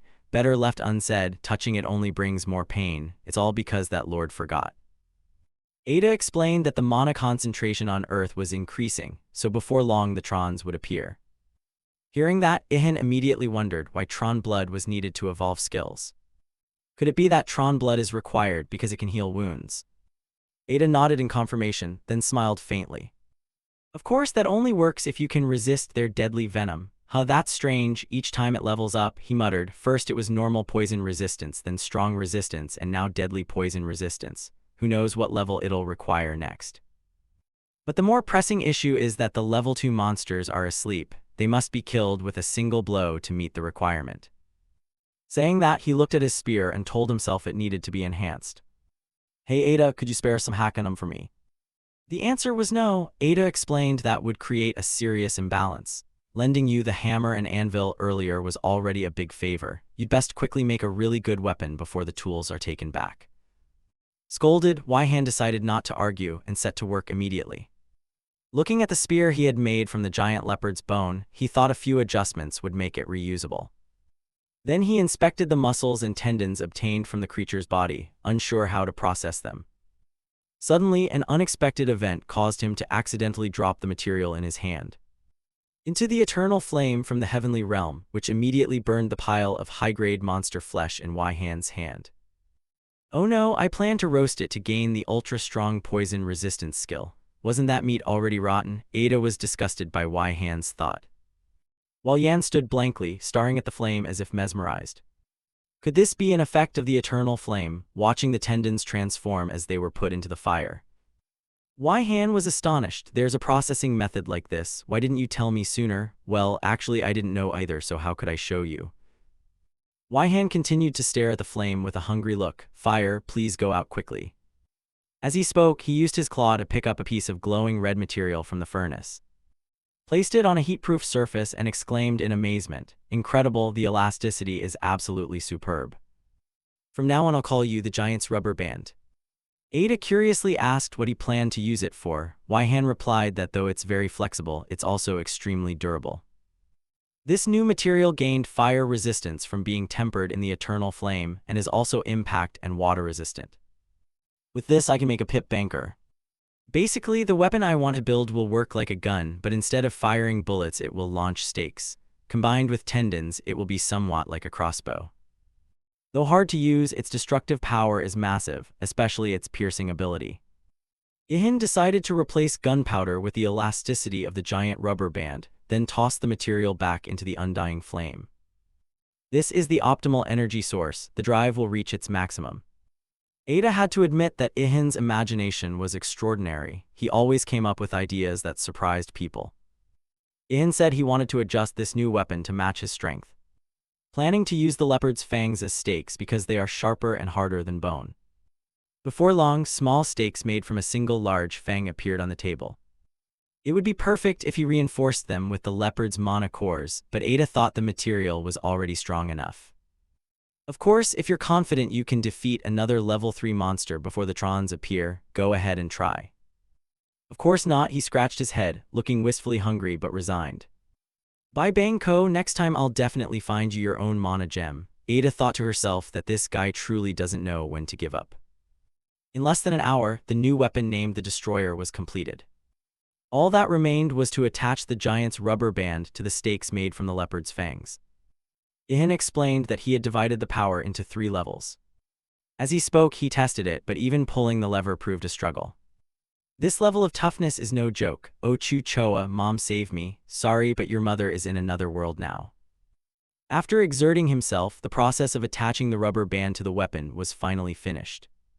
After a final effort, the rubber band was finally secured to the weapon.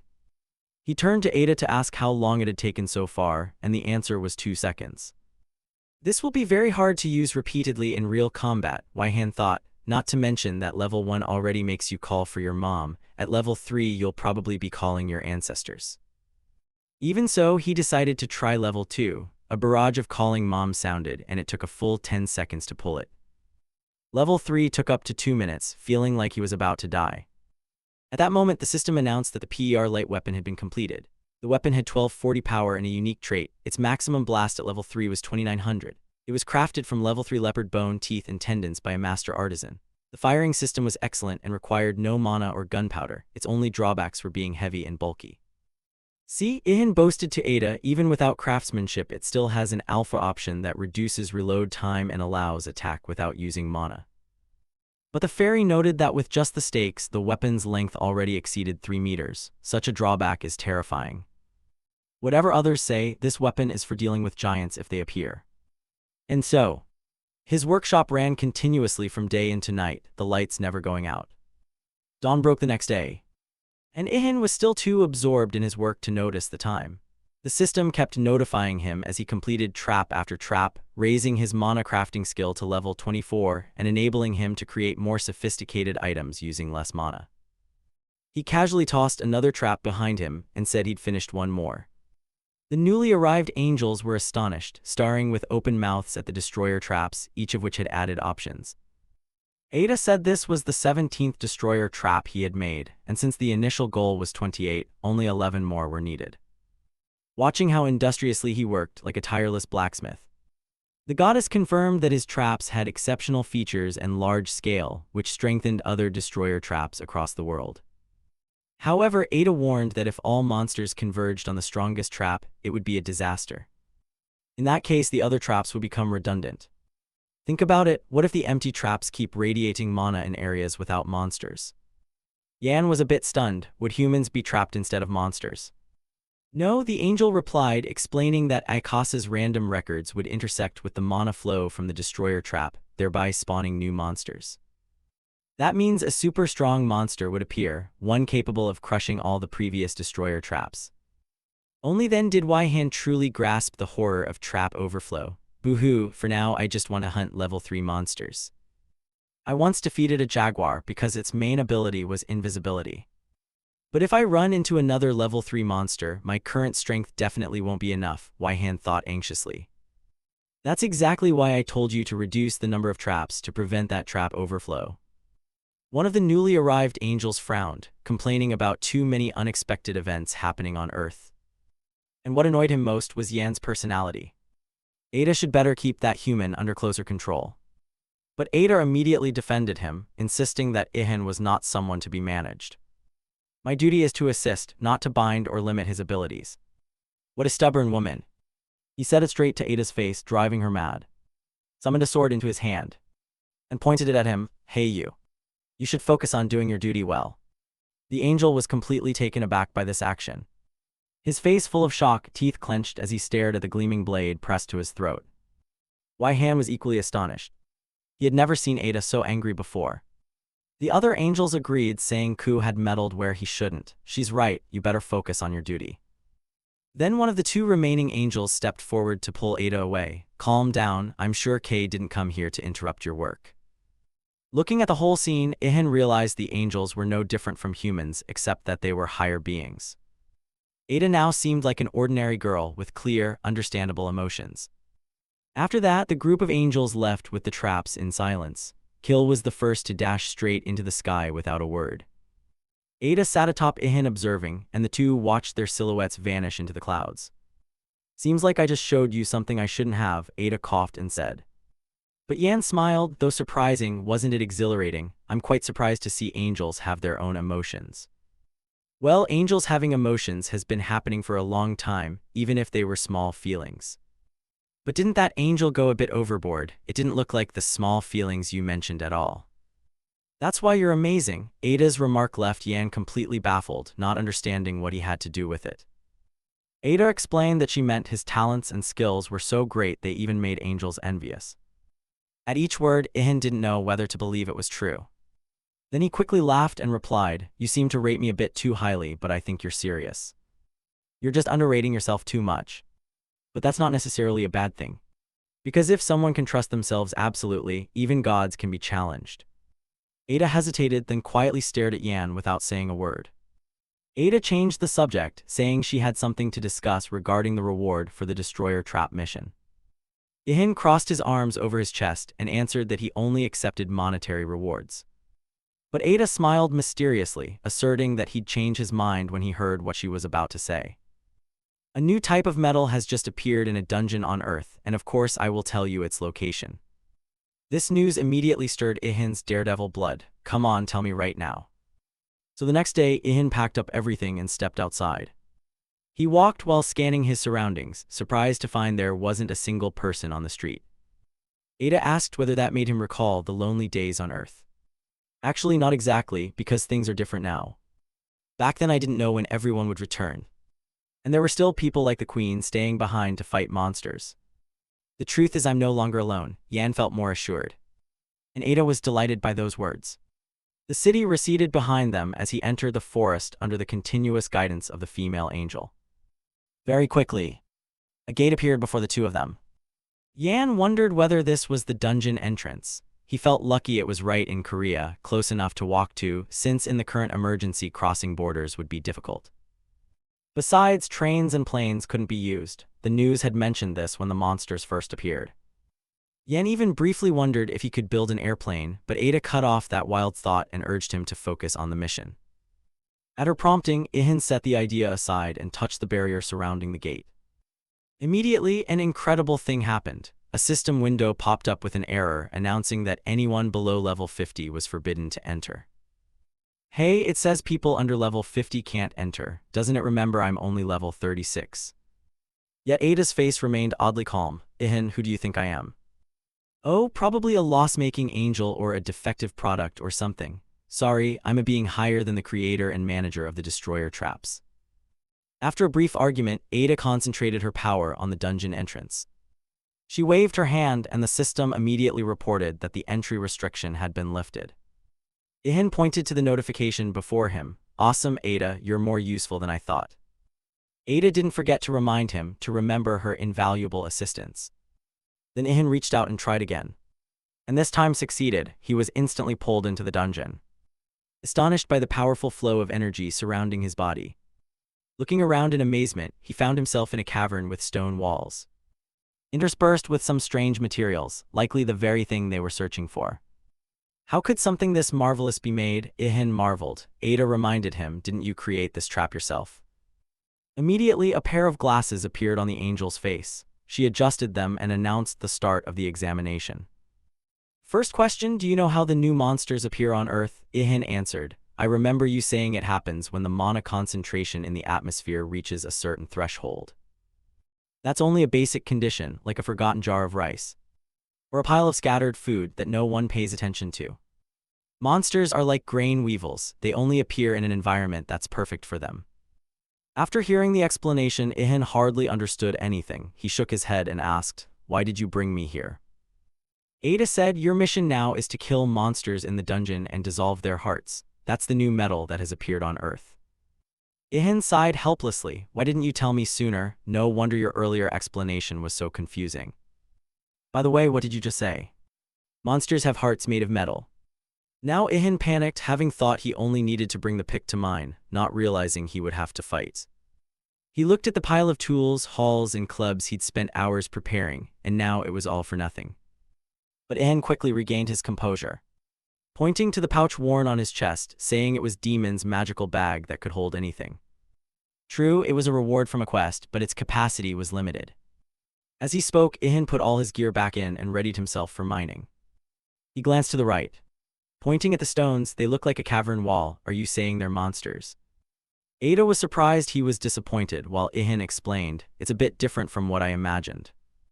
I planned to run in, dig tunnels, like suddenly a bunch of monsters would swarm out and ambush us.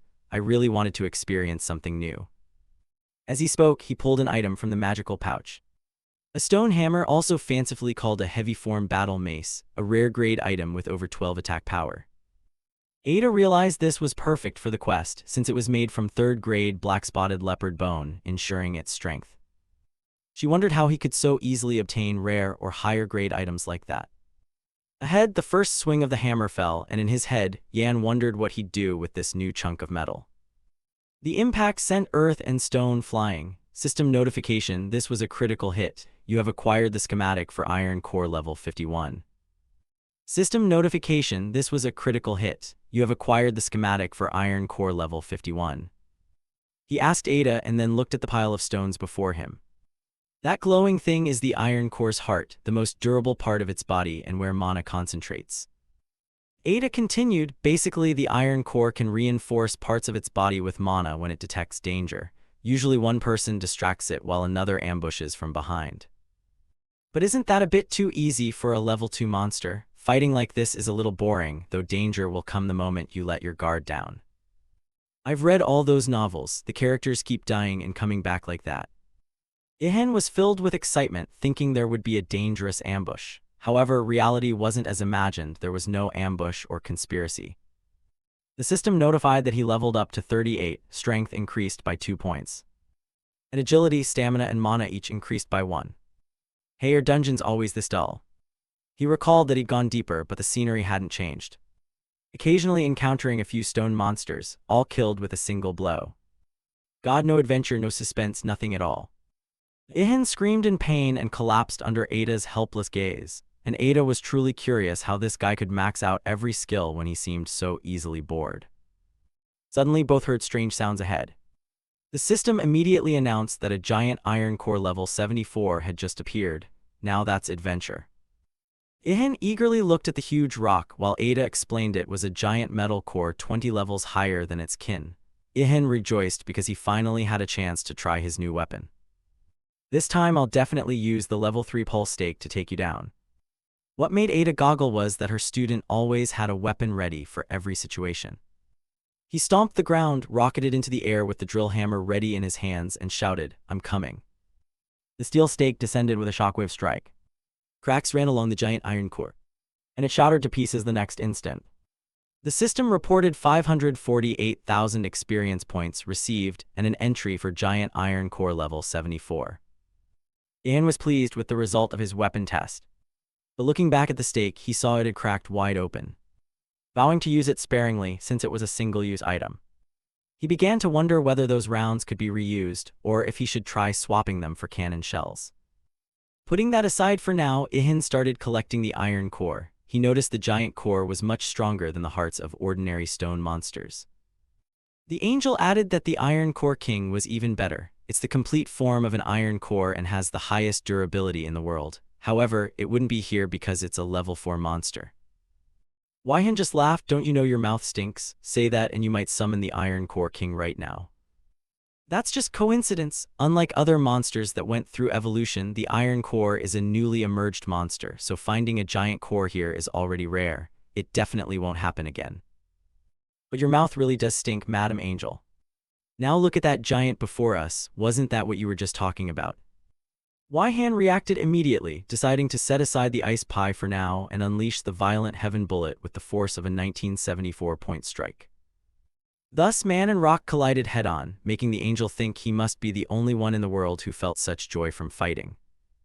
Time passed and Han and Ada stayed in the dungeon for many days like that, reaching level 40, agility increasing by 2, while strength, stamina, and mana each rose by 1.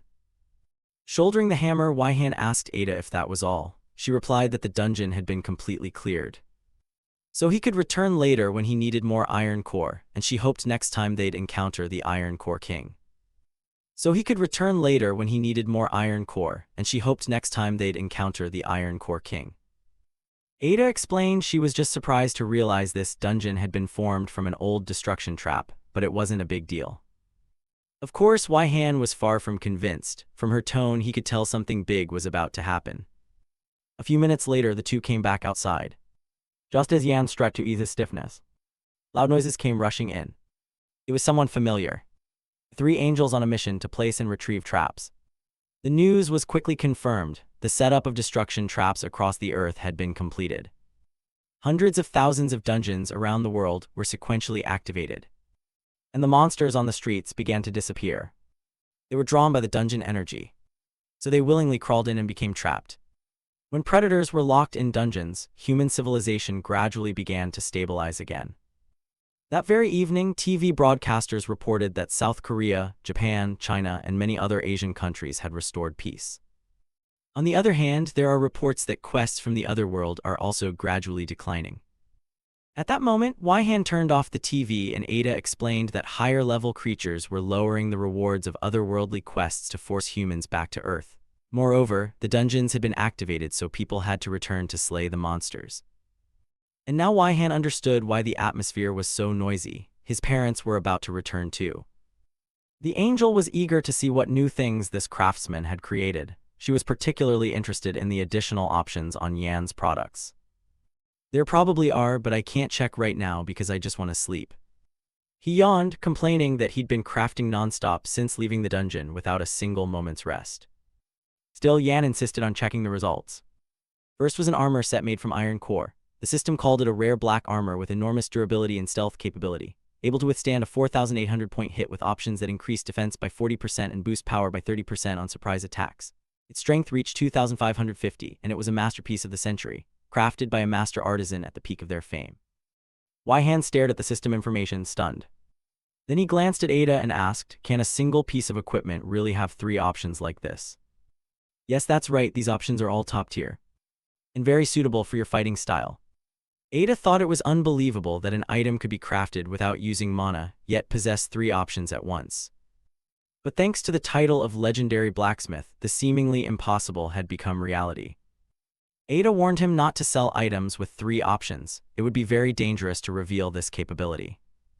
Yet determination shone in Han's eyes. He asked, "What if my product could have 4 options? Would that make it sellable?" "Green bean, I'm speechless. We're having a serious conversation here, you little proud brat." Then she declared that from now on, items with 3 options would be called gamma options, a name that didn't surprise Han since she was still as boring as ever. After that, he presented a pile of new weapons forged from the remnants of the iron core. And the steel spear now looked too old-fashioned. He moved to the forge, saying weapons or armor no longer needed would be thrown into the eternal flame. As soon as he tossed them in, the system reported that the flame's level had increased. It seemed to have the ability to evolve and grow rapidly. Han asked Ada about the flame's use since he had never thought it could level up, but received only a curt reply, "Everything has its use." At that very moment, Yan realized how tired he was, let out a long yawn, and decided he couldn't stay awake any longer. "I have to go to sleep now." Outside it was already bright. After a night of deep sleep, Han woke up, still yawning continuously as he stepped out of his room. Suddenly his eyes surprisedly turned toward the dining room and he realized he wasn't the only one in the house. The scent of hot food wafted from the kitchen, and his father was sitting nearby reading the newspaper. "Mom and Dad are back," Han shouted joyfully because he missed everyone so much. Thus, bowl after bowl, he kept shoveling food into his mouth. In Yan's mind flashed the memory of surviving 2 weeks in the dungeon on jerky alone, while he kept praising that his mother's cooking was the best. Nearby, his father stood up and said he had to go to work. "I must get to my workplace before the monster alarm siren sounds." What surprised Han was that he went to work at this time. He explained that the financial subsidy had been cut, so he needed to return to work soon to avoid being removed from the payroll. He added that someone in the department had just quit to become a hunter, but his father didn't have that talent. Those monsters are too frightening. He watched his father's figure walk out the door, and a thought suddenly flashed through his mind. He thought for a moment, then ran to the hallway to call him back. He handed his father a plain white long-sleeve t-shirt that looked like a market tee, but concealed the ability to protect against monster sight. His father was of course astonished to see such an item and couldn't believe something like that existed. He asked his son where he got it. "Oh, I just happened to find it." "Mom has one too," he added. Then he and his mother saw his father off to work. "Wai-han, I heard universities are reopening soon. Do you plan to go back to school?" But Wai-han declined, feeling it was no longer necessary, and his mother didn't complain about the decision. "You can pursue whatever you want to do." Wai-han's heart warmed as he looked at his mother. A moment later, he took another shirt from his bag and gave it to his mother, explaining it could protect her even from the crushing attack of a level 2 monster. His mother said, "The shirt is nice, but I prefer that bag you're carrying. That bag would be handy for shopping." But Wai-han couldn't give away the magic bag because it was too heavy and he still needed to use it. After a hearty breakfast under sunlight filtering through the trees, Wai-han stepped outside to return to the workshop. However, the moment he opened the door, the sight inside stunned him. The entire workshop had been completely transformed overnight, and all for the better. The furnace containing the eternal flame had become more solid, and new refined devices had appeared on the workbench. Ada explained these were rewards from the heavens for his success. These tools were forged from a metal that appears only when Earth completes a task. This is the result of your excellent completion of the second heavenly mission. This is the result of your excellent completion of the second heavenly mission. A large book recording a deadly toxin resistance skill that lets him withstand poisons even from level 4 monsters. "Oh, this must be super rare. Now I can devour troll meat." The final reward was that Ada would tell him the dungeon location of the trolls. And it's located in the United States. Without hesitation, the next day the two went to Incheon Airport.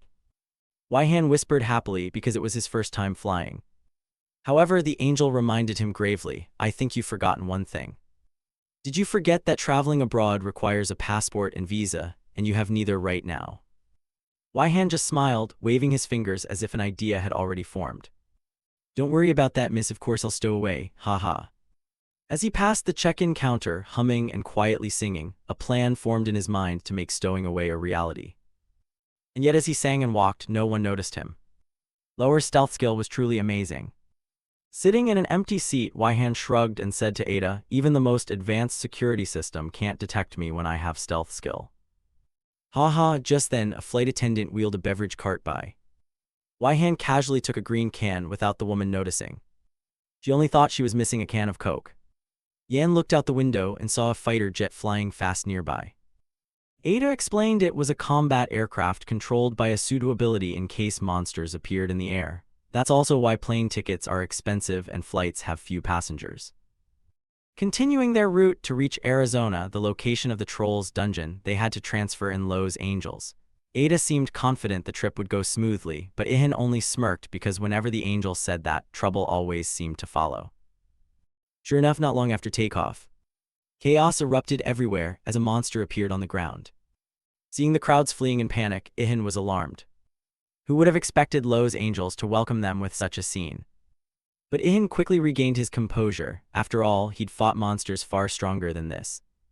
In Ada's mind a thought flashed. The final prophecy had come true. The so-called overflow phenomenon occurs when a destructive trap explodes for unknown reasons, releasing countless mutated monsters.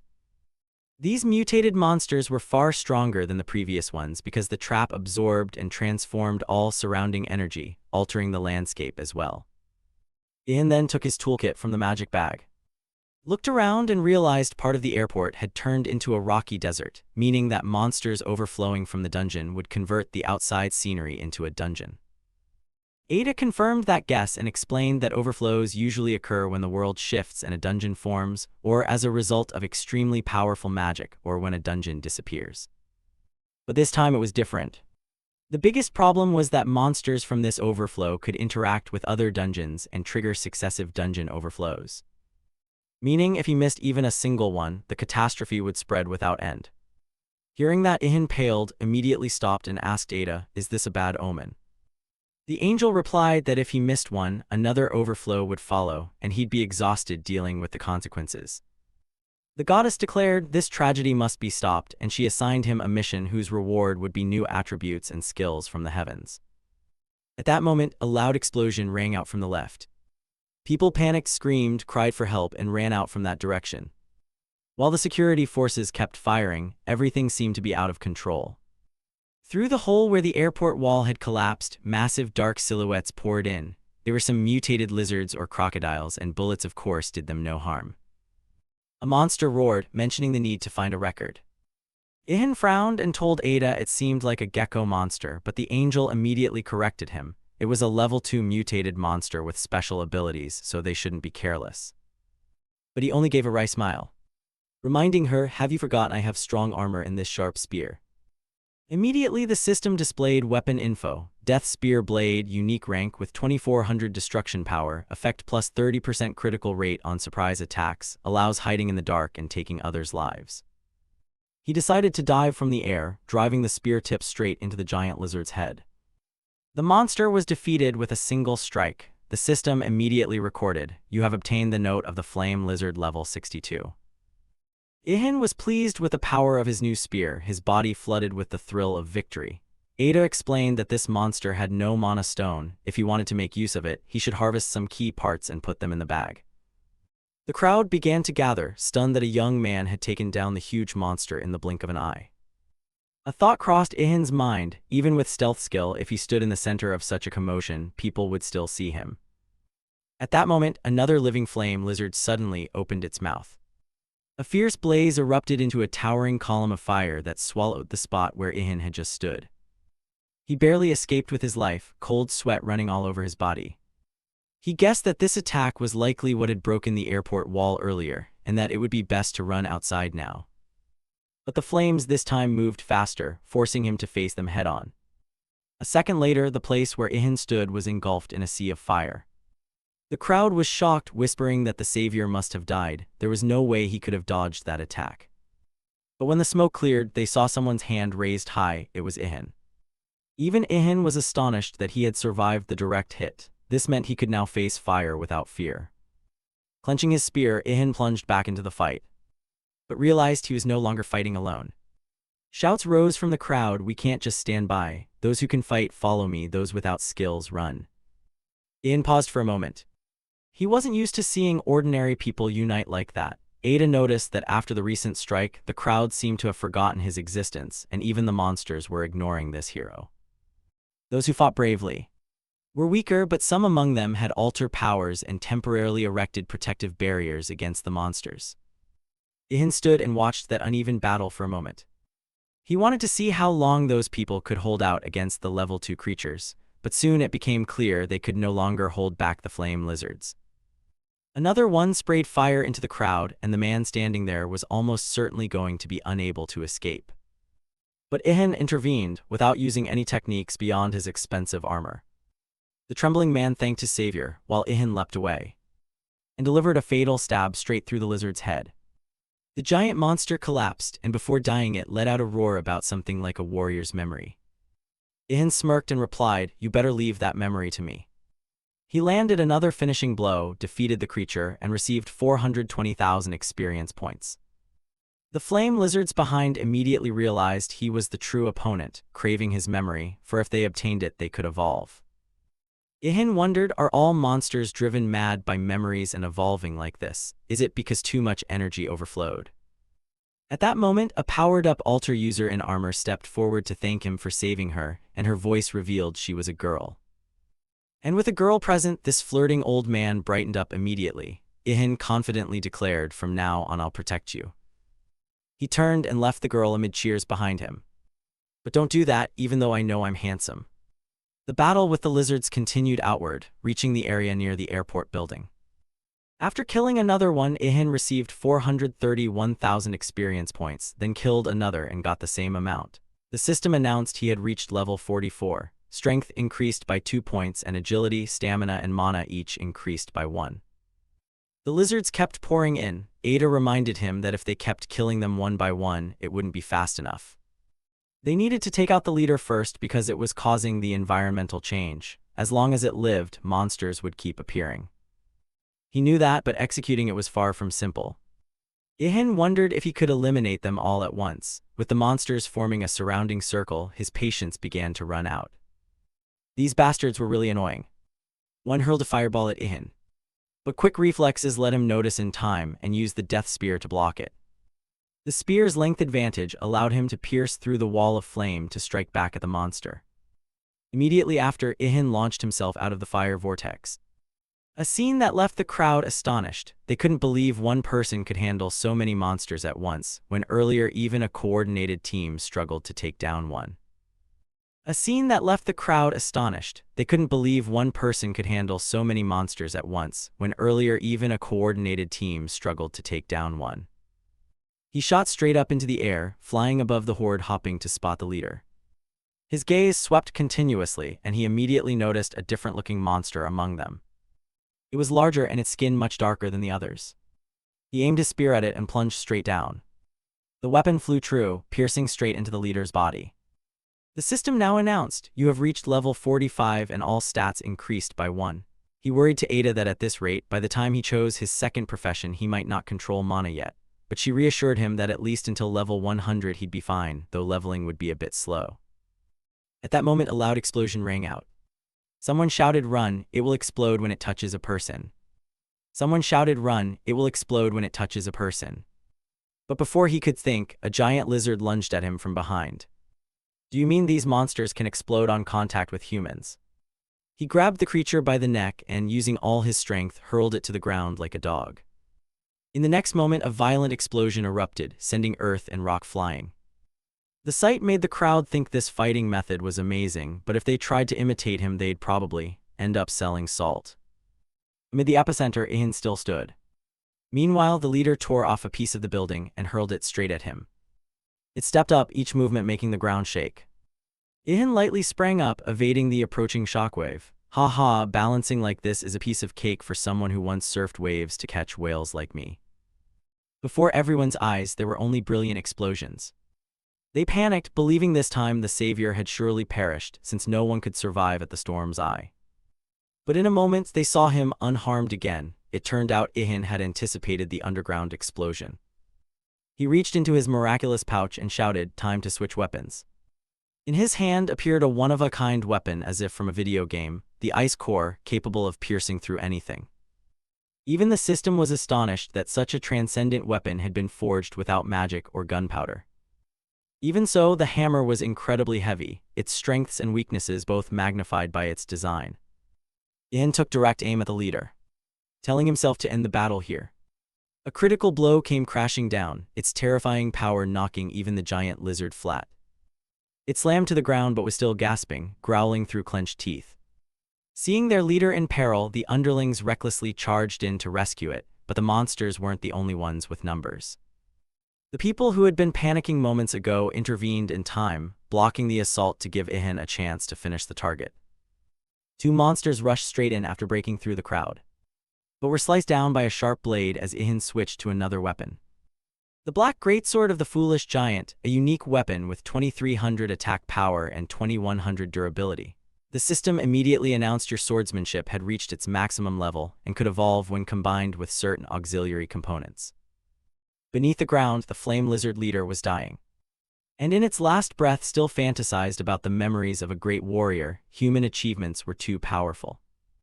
At the same time, Ihan suddenly sensed intense tremors from behind. He turned back and saw the ground cracking apart into fragments, quickly turning into yawning chasms.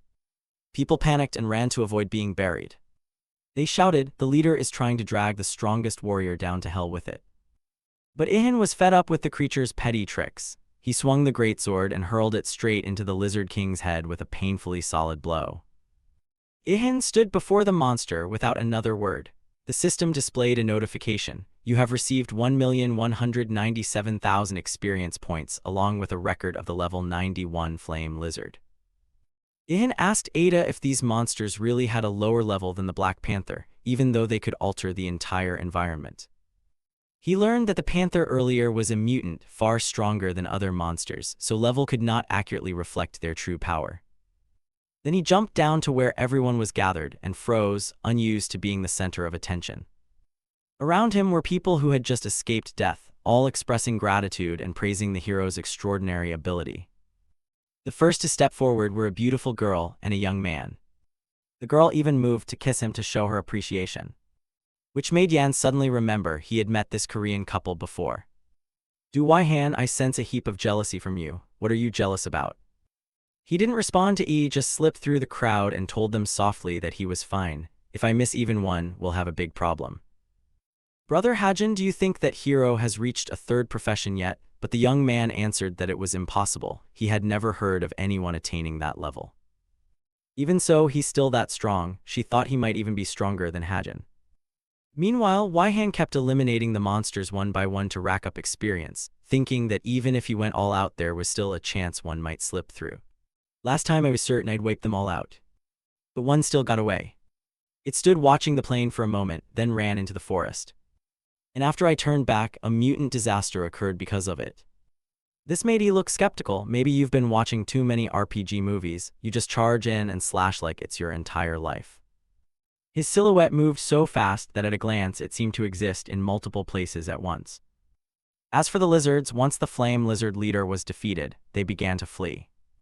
Of course, the monsters had no chance. With a single slash, he cleared out the whole pack at once.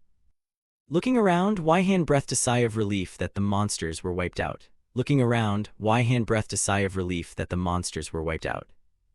He stood surveying his spoils, marveling inwardly. But suddenly he felt the ground beneath his feet begin to split open. A large hole collapsed right where Wai-han was standing. Clearly the pouch had become too heavy to carry. "Ida, give me an option to change the pouch's weight." Ida showed no surprise, as if she had predicted this would happen. At last, the airport was cleared of the mutant flame lizards. A system window appeared notifying that Heavenly Order 3 was complete. All stats increased by 2. Also, because he completed the mission more successfully than anyone before, he received a special reward. Ada immediately flew up and applied angelic magic to his pouch. It seemed the hero's wish was about to come true. Instantly, 2 other angels descended from the heavens. They were the familiar angels who had assisted Wai-han during the trap crafting. "Ada, why did you call us?" one angel asked, and E explained she needed help to perform the mana crafting ritual. The 2 angels looked at the miraculous pouch and immediately understood the issue. All 3 channeled mana into Wai-han's pouch simultaneously. This was the mana crafting process. From the outside, the pouch showed no change in shape, but now its weight could be controlled. Ada lifted the pouch and placed it in Yan's hands, telling him he could adjust its weight at will. Wai-han was pleased with the new feature, but then noticed the female seraph who had descended giggling. Seeing his puzzled look, the girl explained she had been watching him throughout the battle because the person she was assigned to monitor was also on the field. That news shocked Yan. "Could there really be others besides me being aided by angels?" "I confirm that, for the survival of the world, those with rare abilities will be protected. Her name is Juna," the other angel added, asking Wai-han to help her when he had the chance. "It would be good for you to help her, for she is blessed by the goddess of beauty, but what concerns me more is the reverse situation." Ada instructed Pei Thon not to disclose Yan's abilities to her charge. His information must be kept protected.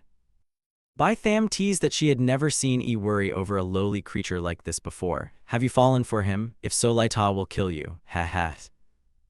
After that, the 2 angels returned to the heavens. Before leaving, Fa specifically asked Wai-han to treat Juna well.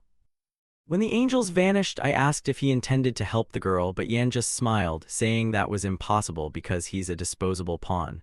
How could I talk to anyone? His words unexpectedly softened E's mood. She cleared her throat and decided to award him the remaining reward. It was a skill-granting power beyond human limits, usable without mana. Not bad. But it sounds like a monster's skill, doesn't it? Actually, you guessed right. On the runway, the plane was ready for takeoff. Inside the cabin, the girl under Bai Thaw's protection was laughing and having a great time. Beside her sat Hajin, worried about his hyperactive companion. Bai Thaw said he would be on this flight, but I couldn't see him anywhere. Junna fretted while the beautiful girl eagerly speculated what Wai-han really looked like, muscular, handsome, or maybe even effeminate. Little did they know the subject of their conversation was sitting right behind them on a stowaway ticket. I felt it would be best to just ignore them. And so the bustling flight continued to carry everyone to the fertile land of Arizona. The scene shifts to a quiet night in Arizona, where Juno was devouring a piece of meat. "This is so good." The beautiful girl screamed with delight while Hajin beside her showed a similar expression. The unwilling chef this time was Wei Han. He didn't want the role, but circumstances forced his hand. "Can you make some more? It just melts in my mouth." Both of them marveled that scorpion monster meat could taste so good. And to explain this situation, we have to go back to that time. When they first set foot in Arizona after the flight, a deep ravine in the American Canyon appeared, with a gigantic gate radiating an intense magical aura. Both he and the angel stared at the gate in confusion. He asked him what it was, but shouldn't a high-ranking angel like her be the one to explain? So I flew closer to inspect and concluded this was an extremely rare case. When two destruction traps overlap and merge two dungeons into one, higher-level monsters beyond the Trons can appear. She warned Yan to be very careful. As he stepped closer, the system displayed a level 50 restriction warning, and ETA briefly explained that there would be two bosses inside and he would face 2 stages to clear this dungeon. Upon entering, a lush carpet of vegetation appeared before them. This dungeon was called the Highlands. Very quickly, after a few minutes of searching, a Tron appeared in front of Yan. Its face looked dazed, as if it had just woken from an afternoon nap. Yet when Wei Han grew cautious, it suddenly yawned and seconds later collapsed into a deep sleep as if the world belonged to it.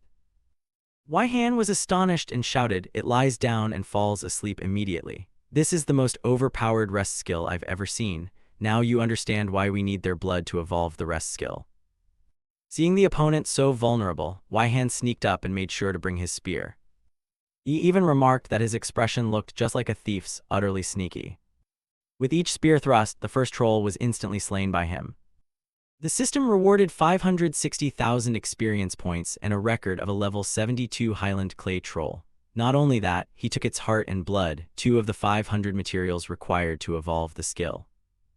The easy victory excited Yan, and he immediately went hunting thinking he only needed 499 more. Meanwhile, at the cavern entrance, Juna and Hajin's group had also reached the gate.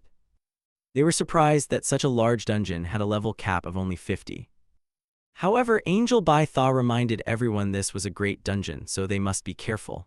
Apparently, Hajin came all the way to America this time to seek scorpion blood. But the happiest was Juna. For her it was like a date, leaving Hajin flustered because she had never shown such interest in him before. And so the three entered the dungeon amid the ferry supervisor's extreme panic. The moment their group stepped in, the gate shifted from green to deep purple, signaling imminent danger. Back on the plains where Wei Han was hunting Trons, flames blazed and a huge chunk of meat was half roasting. Wei Han had by now set up a tent and eagerly waited for the dinner he'd just prepared over the fire. Perfect, it's just right. He'd only taken the first bite when E's eyes widened in shock. She couldn't believe he dared eat Tron meat, which is extremely poisonous. Yet instead of arguing, the guy offered her a taste. "I know it's poisonous, but it's delicious. A bit chewier than beef, but very tasty." While eating and opening the system window, he discovered the deadly poison resistance skill had upgraded to level 2. Doesn't that only prove the thing you're eating is lethal poison? When the meal ended and the fire died down, Yan leaned against a nearby tree and sighed with satisfaction. Oh, so good, and his cooking skill had just leveled up. Cooking monster meat truly accelerated his leveling. Then he suddenly asked E, 5 days have passed since we set foot on the troll plains, but we've only encountered them. I even built a fire to roast meat, yet no other monsters appeared." Ada proposed a hypothesis, though not certain. His stealth skill might be hiding both the flames and the smell of the meat. This made him exclaim in astonishment, since it defied all laws of physics. Then again, it wasn't surprising when his stealth could even fool God. The next day, he and E finally found the 500th prey. Much had happened over the past 5 days.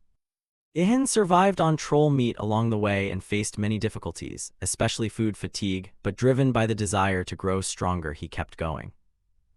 Ada thought he couldn't stop because troll meat continuously helped his poison resistance and cooking skills grow. Reading his thoughts, the angel mocked such melodrama, just kill the last one and be done with it. Immediately, Ihan slew the final troll on the list. The system announced he gained 572,000 experience points but could not surpass level 50 until he obtained a second profession. All collected records would only count after choosing the new class. The system also noted that the path opened would depend on achievements and records obtained. 4 choices were presented: Stealth Specialist, Melee Specialist, Novice Reaper, and Berserker. Ada congratulated him for finally reaching the threshold for a second class but warned that many things would change from now on. "It's time for class," she joked. First, the Stealth Specialist would greatly enhance his existing traits, making Ihan think that if he got stronger his own mother might not recognize him. Next, the Melee Specialist can master any weapon, even turning their body into a weapon. But Ihan found that extreme. Did he really have to take hits himself? Third was the Berserker. You would not leave the battlefield until either the enemy or yourself died. But isn't that basically being insane? Ada emphasized that all 3 classes were rare and powerful. They didn't rely on mana, so he could choose freely. But Ihan quickly realized the angel hadn't said anything about the Novice Reaper class. Ada honestly admitted she had never seen anyone with this class. It must be a unique profession, though in reality it would be very different from its name. But it does sound pretty cool. Without further hesitation, Ihan immediately chose Novice Reaper as his second profession. After the choice, the system announced, "The Novice Reaper is a mandatory stage to become a true Reaper, one who brings fair death to all things. It is also the only path because you chose to face death while still alive. You must prove yourself worthy of this position." The first task assigned was to kill 100 level 2 monsters and 1 level 3 monster with a single stealth attack. This made Ihan immediately regret choosing the Reaper profession. Now he understood why people couldn't surpass level 50.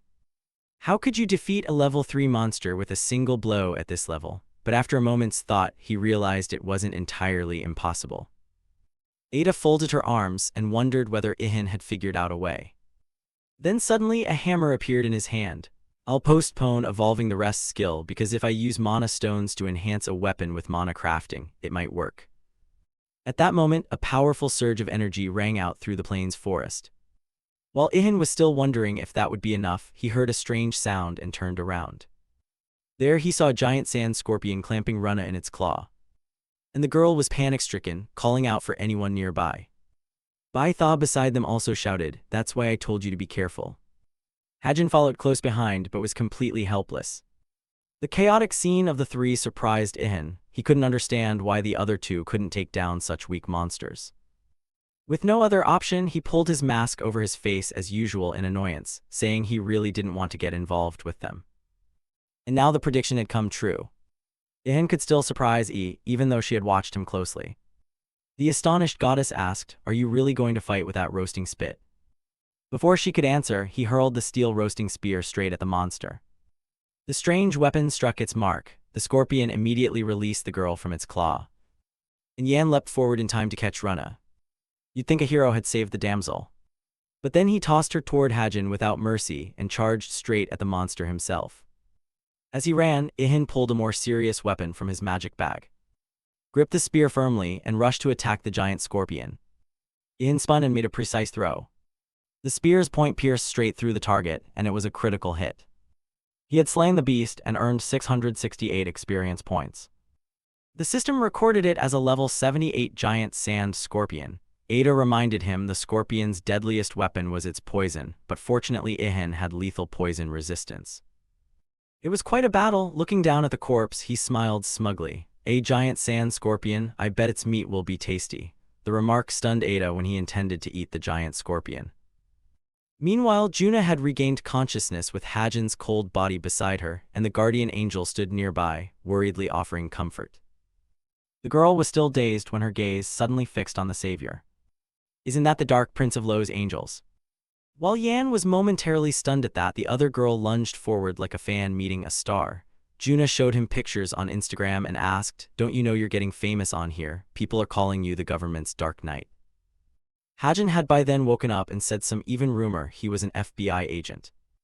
Ada heard it all and once again confirmed the internet was as monstrous as she suspected. The young couple kept chatting, but Ihan paid them no mind. He returned to the scorpion's corpse and began dissecting it under the astonished eyes of the other 2. They hadn't expected him to be so meticulous. So Ihan worked on it well into the night. Only when the full moon hung high did he finish. On the fire, a pan was grilling pale white pieces of meat. The fat sizzling and smelling so delicious that Juna's and Hajin's stomachs began to growl. They then realized they'd fasted all day. Ihan didn't hesitate to share but warned it was quite poisonous. Juna immediately replied that it was fine. She raised her hand and said she could handle it, placed both palms toward the pan, and commanded the poison to vanish. Before Ihan and Hajin, pale purple lights rose from the meat and dissolved into the air. Moments later, Juna announced the dish was now safe and they could eat to their fill. Ihan thought sadly to himself that God was unfair. Why were they so talented while he had been abandoned for 1,000 years? Ada, hearing that thought, reminded him that Juna was blessed by the goddess of beauty, so divine power was to be expected. Before long, the two guests had finished Ihin's meal. Juna and Hajin thanked him profusely, but Ihan said nothing. He probably didn't know how to respond to such extroverted people. Juna curiously asked if he felt lonely fighting alone and invited him to join their group, arguing that having a beauty like her by his side would be a great advantage. But Ihan flatly refused, leaving Juna speechless. A thought flashed through Yan's mind: aren't these two a couple? Why such a strange reaction? A moment later, Hajin, on behalf of them both, expressed his gratitude and said it was time for them to leave. Then handed Yan a business card with a phone number, telling him to call if he ever needed a favor repaid. Looking closely at the card, Yan realized it resembled the old card from Kang Mei. Could they be from the same company? Juna also gave him her card. We're just here on business and will return to Korea shortly. But isn't that confidential information, kid? Luckily Hajin stopped her in time, or she would have spilled everything. While Yan studied the card and grew more convinced of his suspicion, Hajin dragged Juna away, grumbling non-stop. How many times have I told you to be careful when sharing personal info? Then Ihan told Ada that he might run into that group again in the dungeon, because I'll follow them. If I want to find more scorpions, I have no choice since I'm invisible to all monsters. They get hit and I jump out to strike back at the monsters. If I want to find more scorpions, I have no choice since I'm invisible to all monsters. They get hit and I jump out to strike back at the monsters. Hajin just shook his head and didn't argue. She suddenly wondered, if we give him everything, will he help us kill scorpions? But what if what he wants is the venom?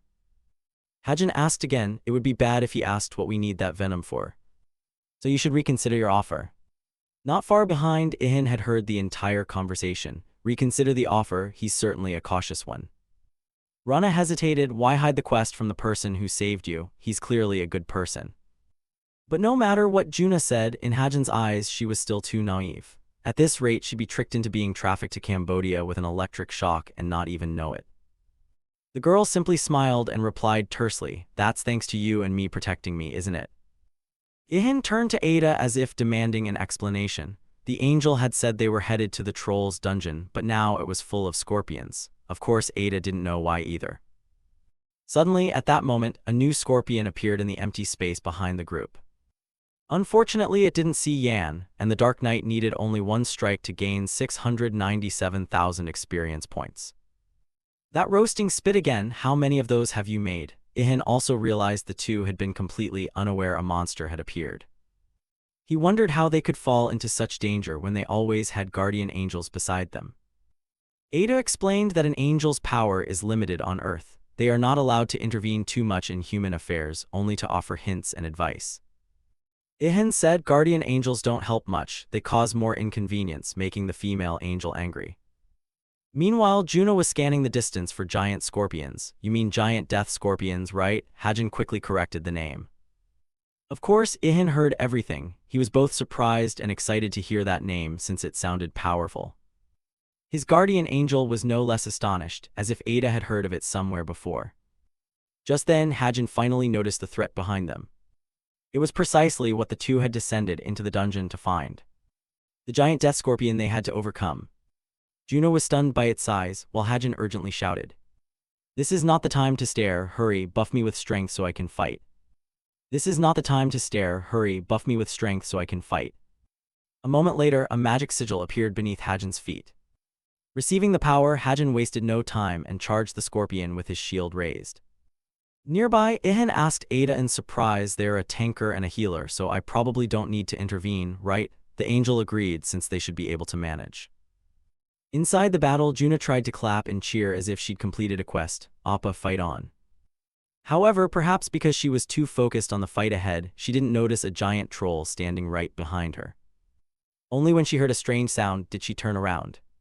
And the beast was already roaring, its eyes blazing red, along with a shouted warning.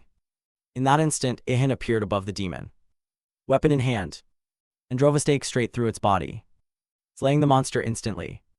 Juna screamed in terror, eyes squeezed shut, while Hajin stood frozen, unable to believe how things had turned out.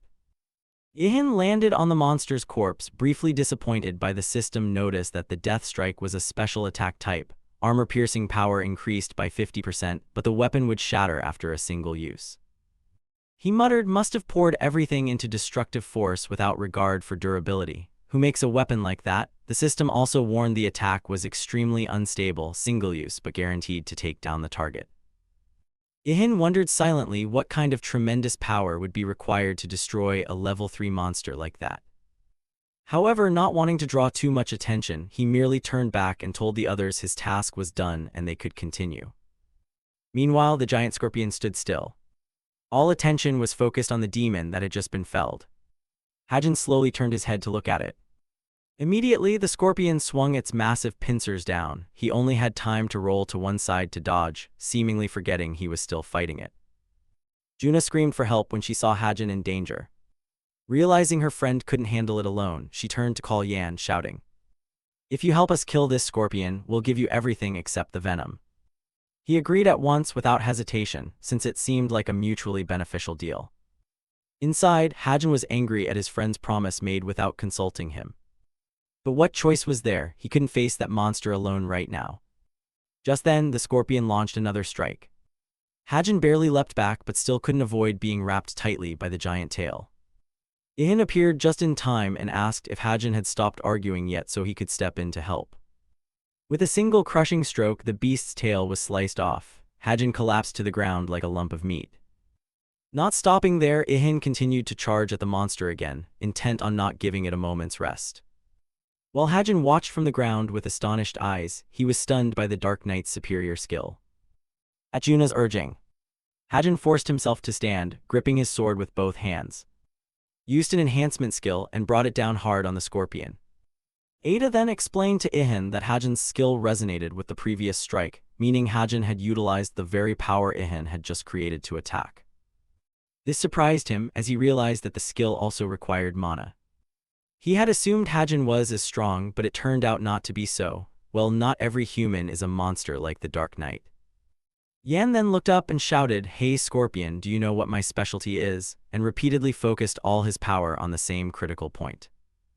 Seconds later, the system announced that Ihan received nearly 2 million experience points for defeating the giant monster, along with a record of the level 95 Death Scorpion.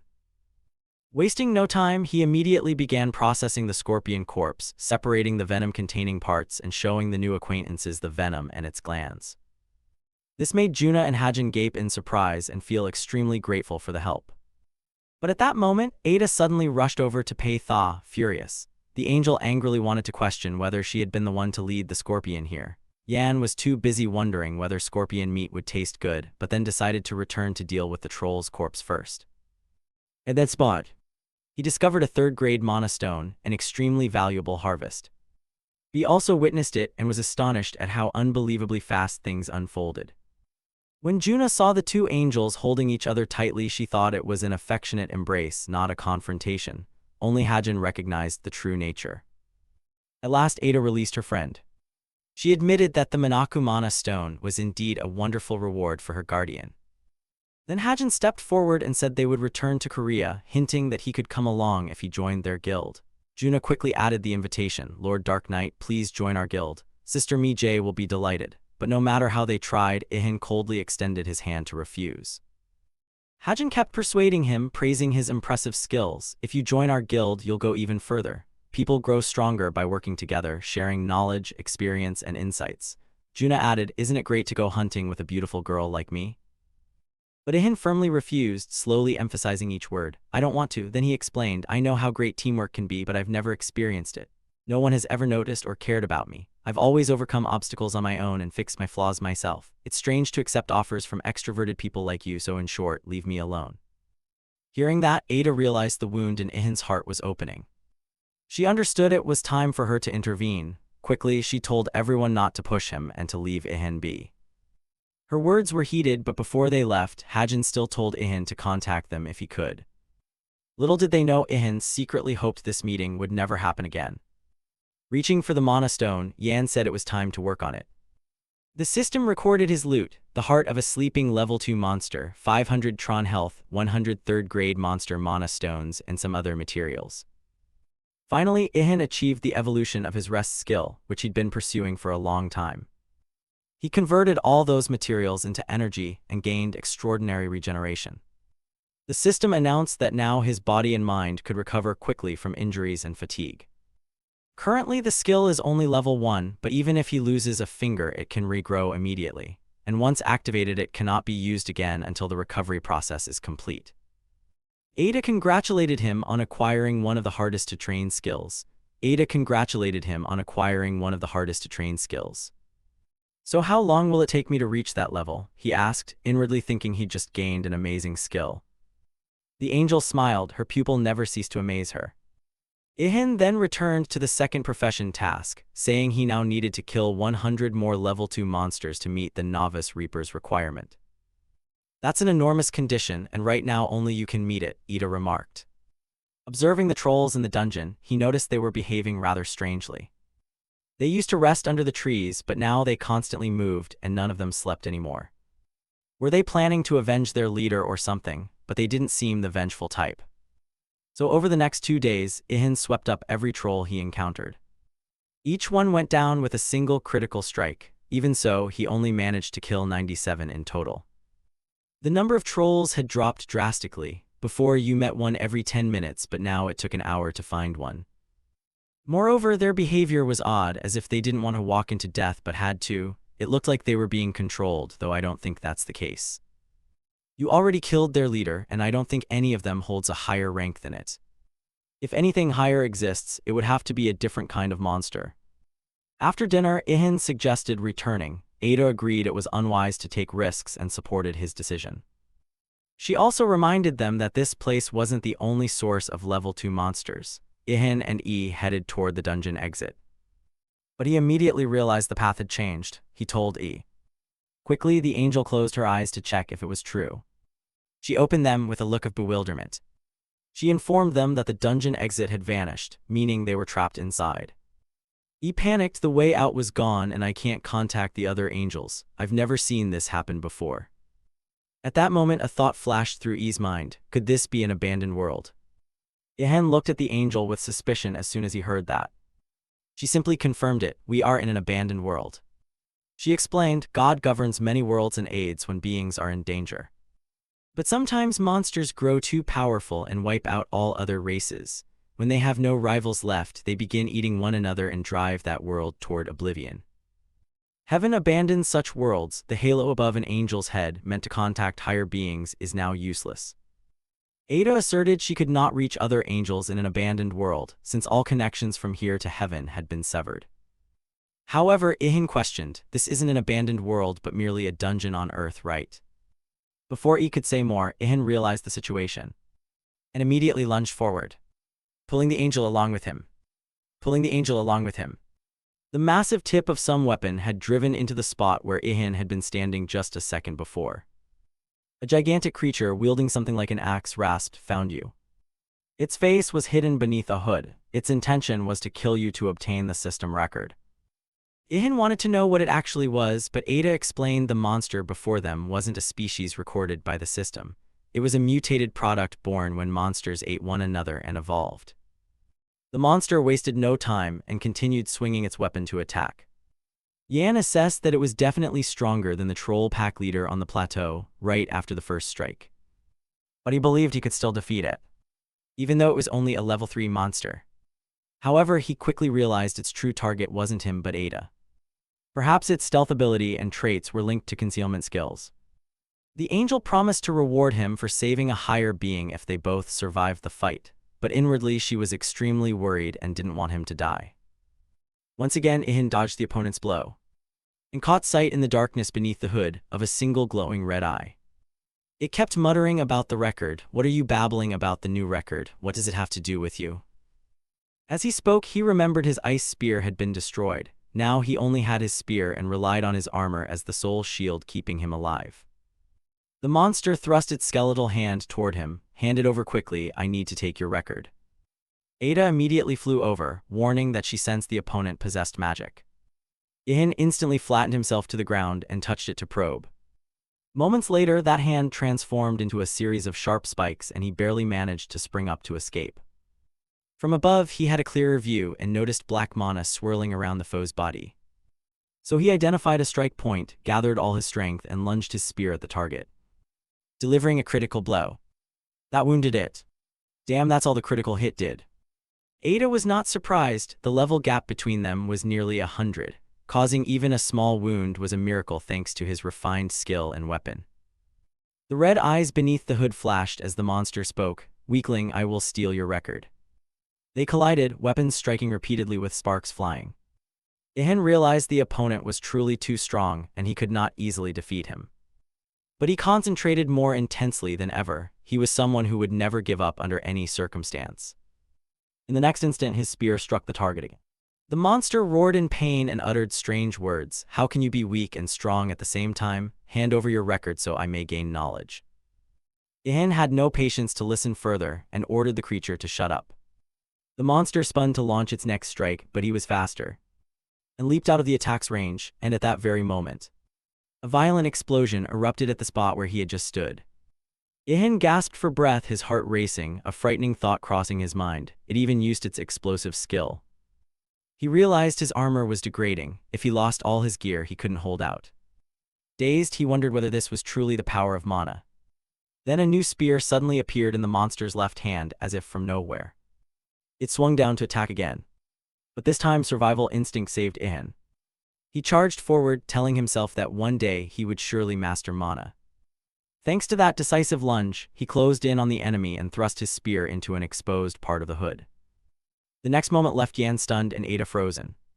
Sharp spikes suddenly erupted from the monster's hood just as the attack landed. This was an unprecedented mutation. The armor couldn't withstand it. A spike drove straight through his right shoulder, making him scream in pain. Ada was distraught, not knowing what to do to help. She looked at the wound and panicked as it flared red, then turned black within seconds, and immediately realized it was a curse. Even Ihin's strongest toxin resistance could not stop it spreading through his body. The angel frantically thought of ways to save him, and seconds later Ihan saw her hurriedly fly upward.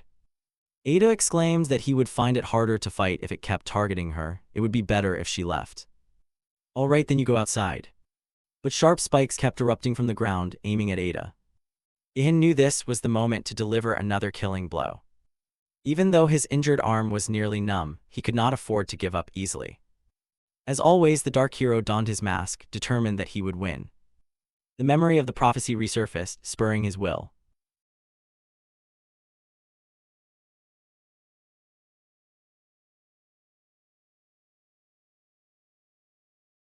While flying away, Ada thought to herself, if only my power weren't limited to Earth, none of this would have happened. In her mind flashed the image of the Grim Reaper holding a scythe against a blood-red backdrop. There was something strange about him. But she knew this was not the time for daydreaming. She had to act quickly. They wouldn't leave this place if it truly was an abandoned world. Meanwhile, in another space, Hajin fumbled, wondering why the escape scroll wouldn't work. Juna asked if it was broken, since the entrance had vanished as well. Suddenly, Bai Tha and Juna heard a strange rustling and turned around. Instantly, a blue light descended right at their feet, causing the group to panic. Bai Tha was stunned to see his comrades appear. That beam of light was Ada. Her face was ashen and expressionless. She panted, trying to say Bai Tha always.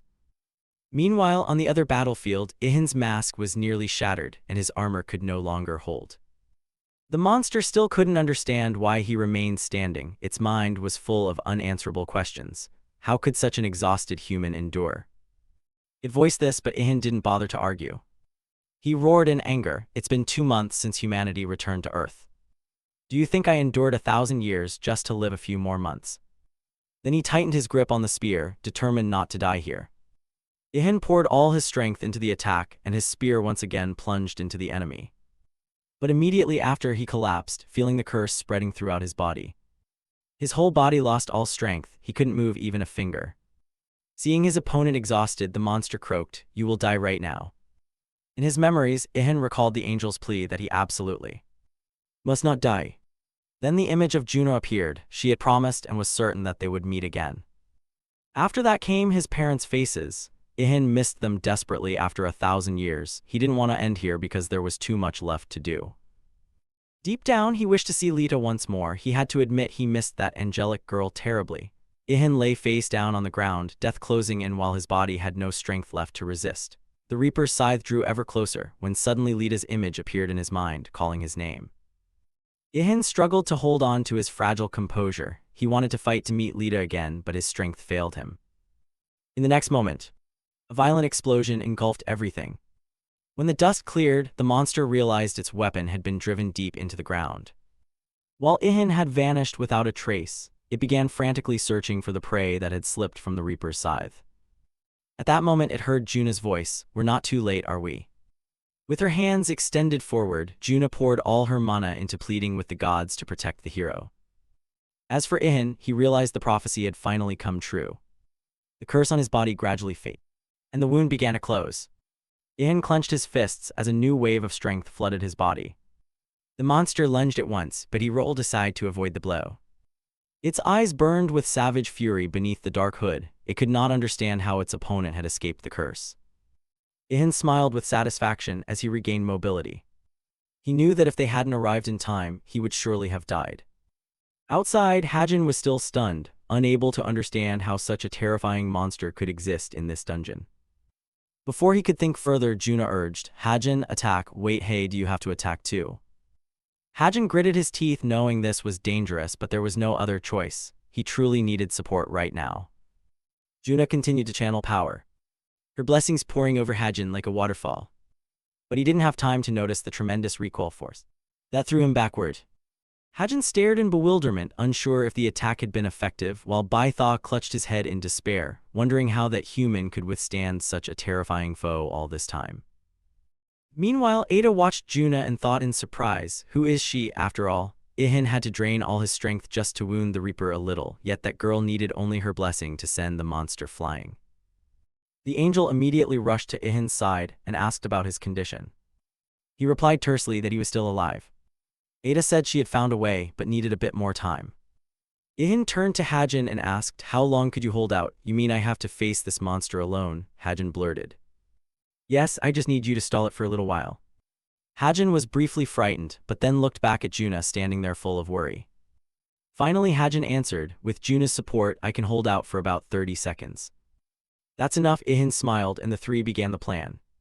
Back in the battle, Hajin decided not to hesitate and charged at the monster.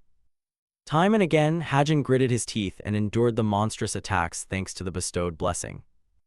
Baitha shouted anxiously at the sight, "At this rate, Juna will die. I don't care about Hajin, but I'll hate you forever if Juna dies." Ada recalled Yan saying 30 seconds was enough, so she advised Baitha to trust him.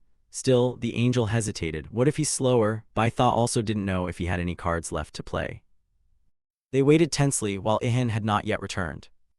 Elsewhere, Ihan was urgently searching for trolls to restore his strength as soon as possible. One of them sensed the danger, but it was too late. Since trolls are not a quick reflex species, he struck like lightning and with a single blow felled all three. Baitha rushed over to find him and was astonished to see him hunting trolls at this moment. Ada explained that her pupil needed 3 level 2 monsters to reach the second job. The angel trusted Ihan and understood what would happen when he leveled up.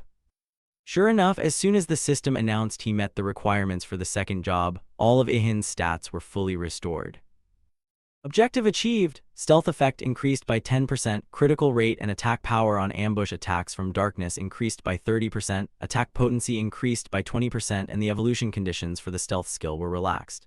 The system absorbed all collected memories. Ihan reached level 53. He was overjoyed that his stamina had fully recovered, and he also learned the passive skill Death Harvester, which can absorb power from creatures he kills.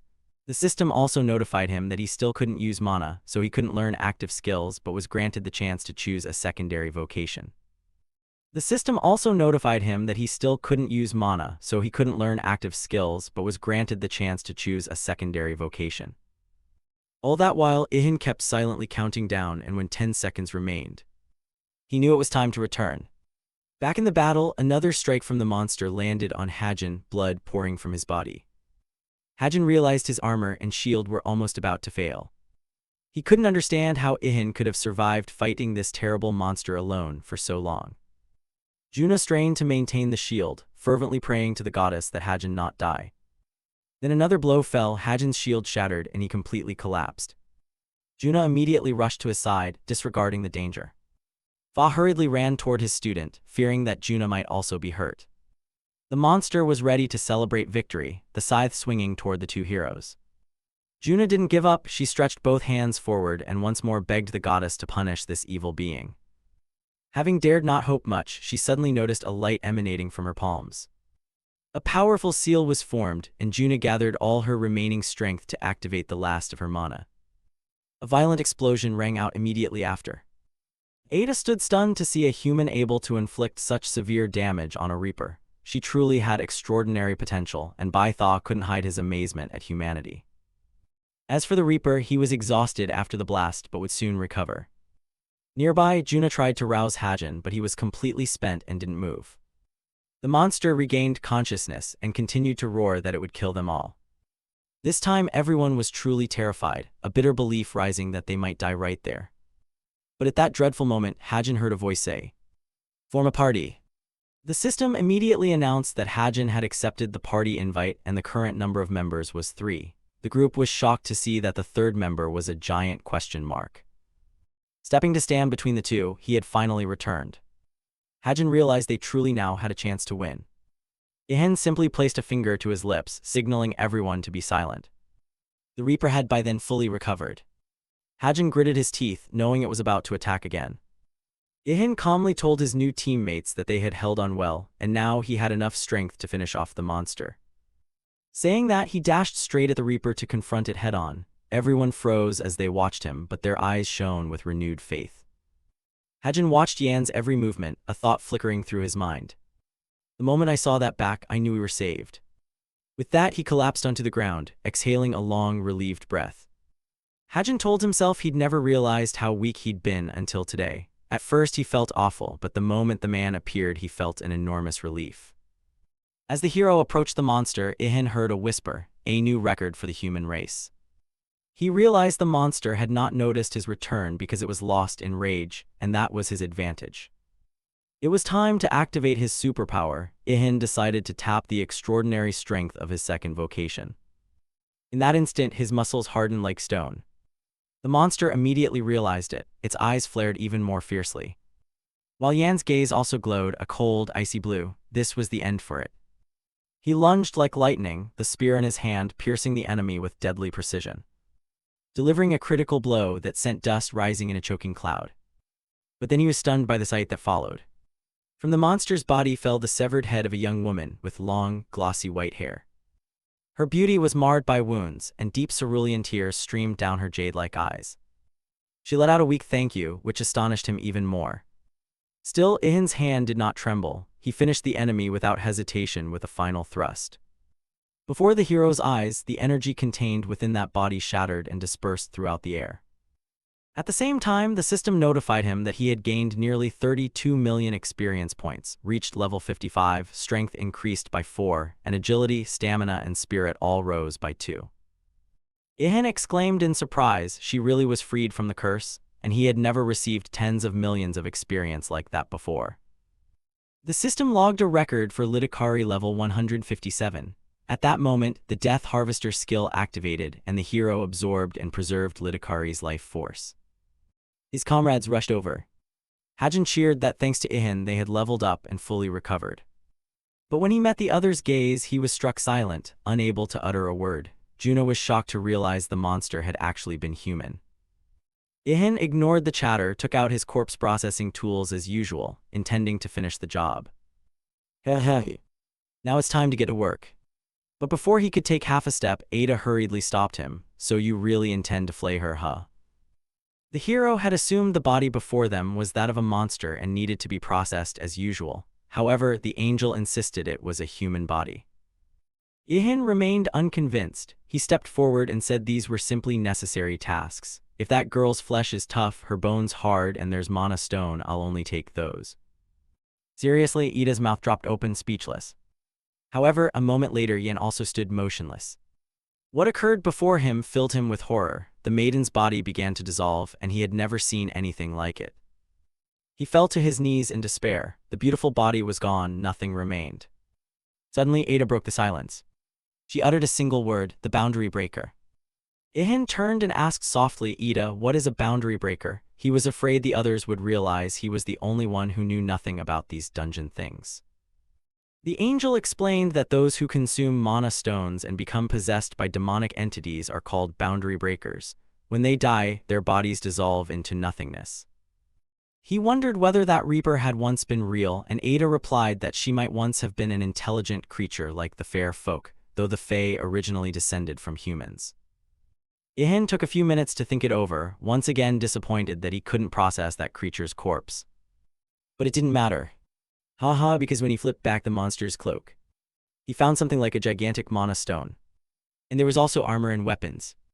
Suddenly, the silence was shattered by Fa's shout. She said the dungeon exit had reopened. The angels rejoiced that their powers had returned.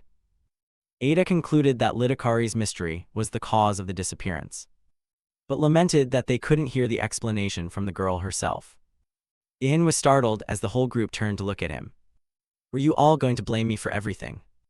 Of course not. When he heard Ada say that, Ihan relaxed, thinking he'd been accused unfairly. Heh.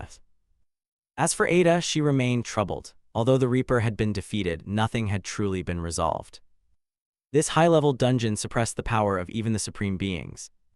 Equally strange was that the Destroyer had been granted a third tier, a rank that shouldn't exist on Earth at this time. The matter of the Forsaken World also piqued the angel's curiosity. She looked up at the sky, unable to fathom what was happening on Earth now. Still, one thing she was certain of. The one she protected, the strongest human, had won. At that moment, Hajin stepped forward to sincerely thank him for saving them. He bowed low to Ihan, which surprised him greatly. But then Yan said, no, I should be the one thanking you. If you hadn't arrived in time, I wouldn't be here now. But you helped us more than we helped you. We surely couldn't have escaped this dungeon without you. After a moment's hesitation, Yan realized the other was right. If that's the case, you don't mind if I take this, do you? What shameless, this guy's the best, Hajin.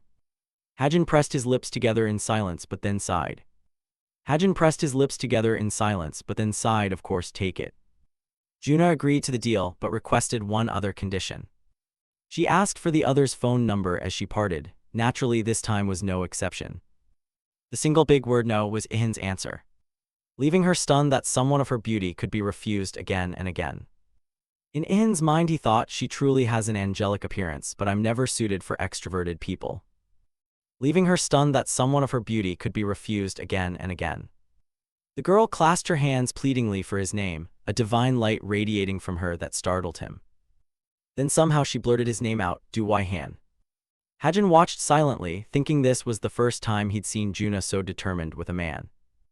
And it was also the first time he'd witnessed someone genuinely push her away.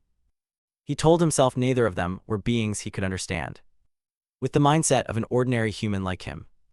Finally, the gate back to Earth opened before the group. Ihan glanced at Ada but saw a different super creature. A female angel in shining armor, her face hidden behind a visor. Demanded a report on the dungeon incident. Hajin and Juno were stunned, an angel at the teleportation gate.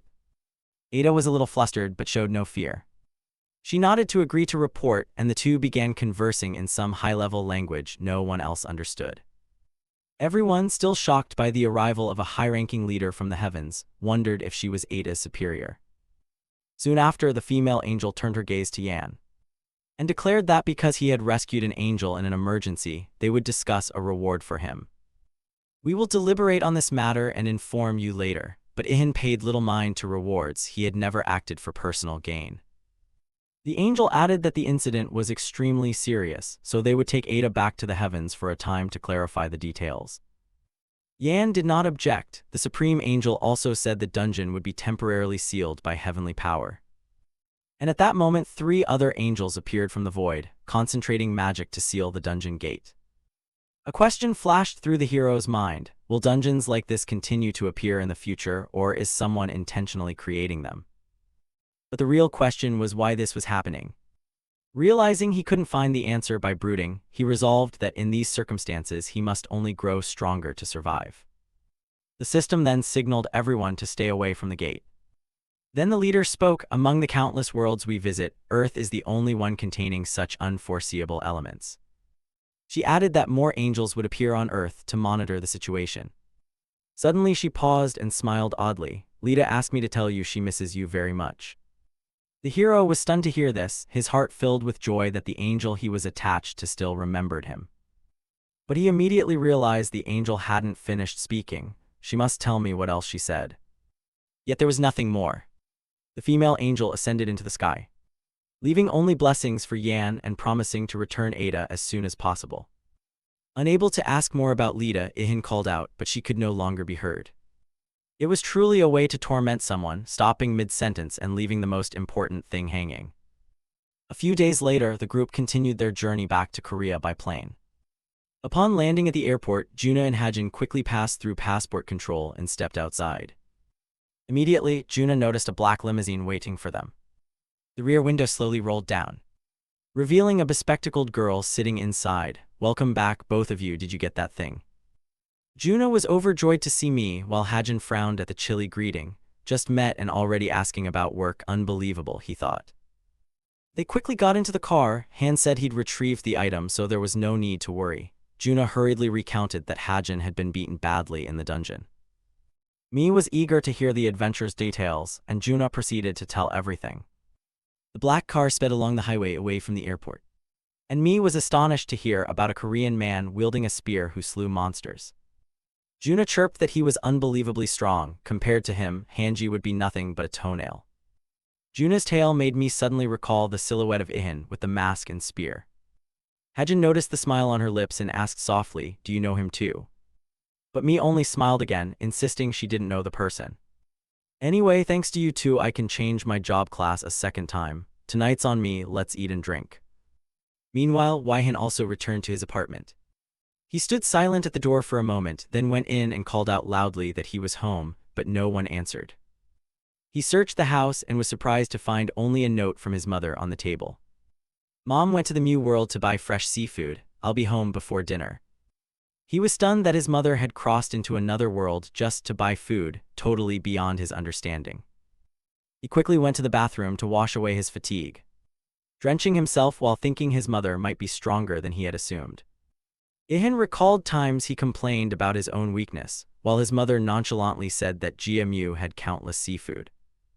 Perhaps at least his mother was more skilled at fighting than his father. After drying off, he decided to stop by the workshop before returning for dinner. He emptied all the materials collected on the trip from his space pouch and realized the meat would spoil if he didn't process it quickly. He wondered if he could use magic to preserve them in the backpack. Even though there was no storage space left, he didn't want to waste any of it.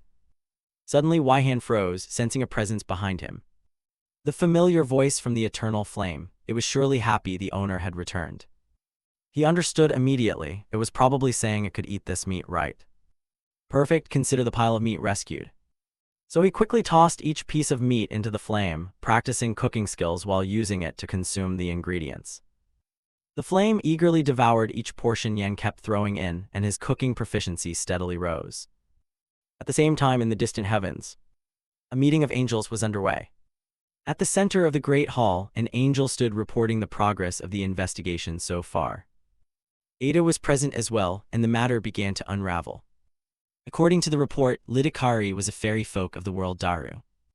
The angel reported that this girl possessed extraordinary power. Had she been born 500 years earlier, she might have changed the fate of the Forsaken World. But the question remained, why did Litakari appear on Earth when Daru is a Forsaken World? The hall erupted in murmurs, and the presiding angel immediately ordered everyone to be silent. Up to now, there are two critical questions. First, how could a Forsaken World pierce space and time to connect with the lower realm of Earth? Second, why did this occur inside a dungeon riddled with overlapping, destructive traps?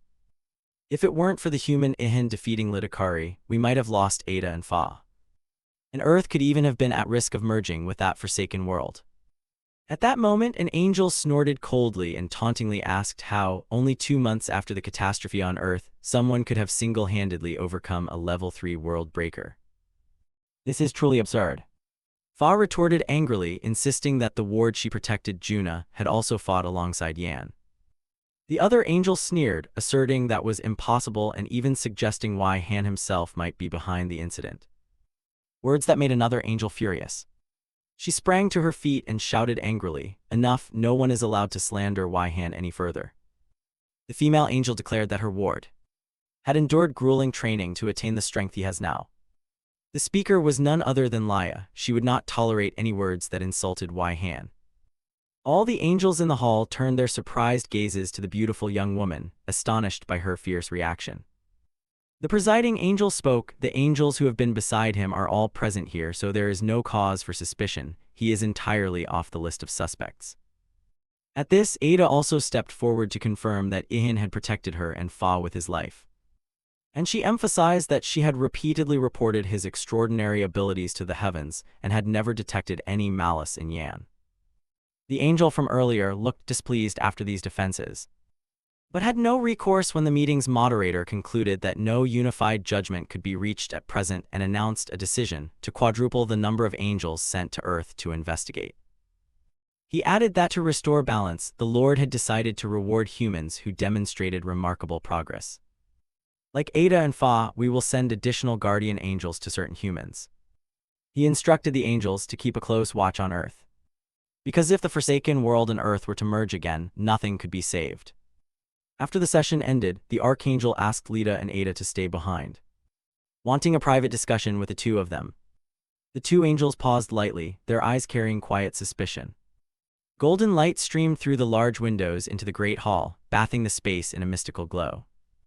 After some deliberation, he thanked Lita and Ada for listening and asked for their opinion on a reward for Yan, for they understood him better than anyone.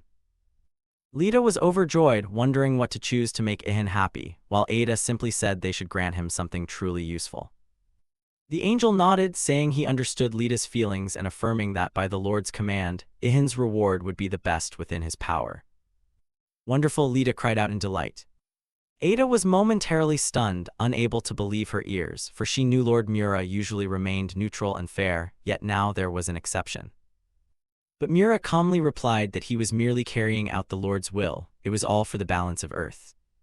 Even so, he had a strange premonition in his heart that the human Ihan might be the one to reach the root of the problem, distinct from the 7 billion people who returned to Earth from other worlds. Meanwhile, on Earth in his workshop, our protagonist had no idea how quickly time had passed. Only when he looked at the clock did he be surprised it was 1 a.m., quietly wondering if the fresh seafood his mother mentioned would still be waiting for him.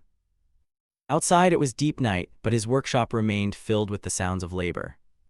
He stood before the piece he had just crafted, and breathed a sigh of relief after successfully forging a power bud into an iron core. The system even assigned this weapon a unique rank and named it Iron Core Devastation Destroyer, Banksur. Its strike power reached level 4 with penetration and impact increased by 40% and its durability significantly higher. A ruthless weapon forged by the best craftsmen on Earth. However, Yan told himself that if he wanted to use it repeatedly, he must never upgrade it to level 5 because the durability wouldn't hold. Shortly after, the system warned that due to the massive recoil, reloading would demand more courage than facing monsters. Seeing that, Ihan decided he needed to create a ranged weapon. Because pistols and bows were useless until he mastered mana, and that could cost him his life, what better than a spear? A spear with a hook at the tip. He chose to craft a special spear with a hooked head, increasing destructive power while extending range beyond other weapons. Recalling his spear skills, he smiled inwardly, thinking this was the perfect weapon. Wasting not a second, inspiration struck and he immediately set to work realizing the plan for a superior spear. Hammer blows rang throughout the workshop. At that moment, his gaze was drawn to the remaining fragments of the cursed goblin cloak. Right on the table beside the tattered cloth lay the scythe, the death's weapon. At the same time, a system notification appeared. Fallen Cloak of Death, unique grade, defense 2400, durability 1238-2430. Just as he thought, its additional option was invisibility. Ihan thought to himself. If he kept gaining more stealth abilities, he might disappear forever. Another notification popped up and he realized it was far more useful. Death's deadly, razor-sharp scythe greatly increases critical chance. But to his eye, the weapon still lacked perfection. The system explained the scythe was forged by the last blacksmith of a destroyed world using a metal unknown to anyone. Ihan immediately decided to melt the scythe down to forge it into a spear. With that thought, he tossed the dead goblin's weapon into the eternal flame and stood motionless to watch. Surprised by the sight before him, he discovered there were still things even the eternal flame could not melt. His muttered words angered the flame, which erupted like a living being with real emotions, furious at its owner's insult. Ihan hurriedly encouraged it, burned Highland flame. He watched each flicker intently, trying to discern something. When he sensed behind him a familiar, chilling gaze like that of the dungeon monster, he turned around with a face full of anger, ready to fight at any moment. Could Litakari have returned from the other world? He didn't understand what was happening, but his instincts wouldn't let him flee. He expected the resurrected monster to lunge and attack, but something strange happened. Its flow of dark mana seemed to be drawn toward the magic stone. At last the stone block fell to the ground, after having swallowed up all the dark magic. Ihan stood frozen, staring at that purple stone, unable to comprehend what it was.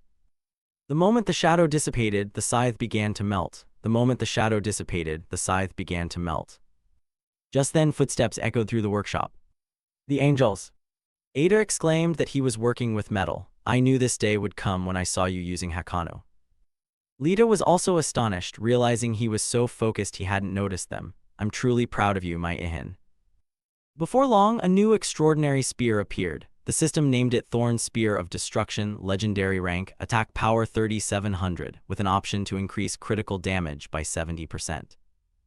It was a durable masterpiece crafted from a weapon of another world by a supreme master on Earth. But the system considered it incomplete, and Ihan agreed something was missing. Only through mana forging would it be perfected. Thinking that, he suddenly saw Laita in his sight. He rubbed his eyes, thinking he must be too tired and hallucinating. But when he opened his eyes again, he was completely stunned.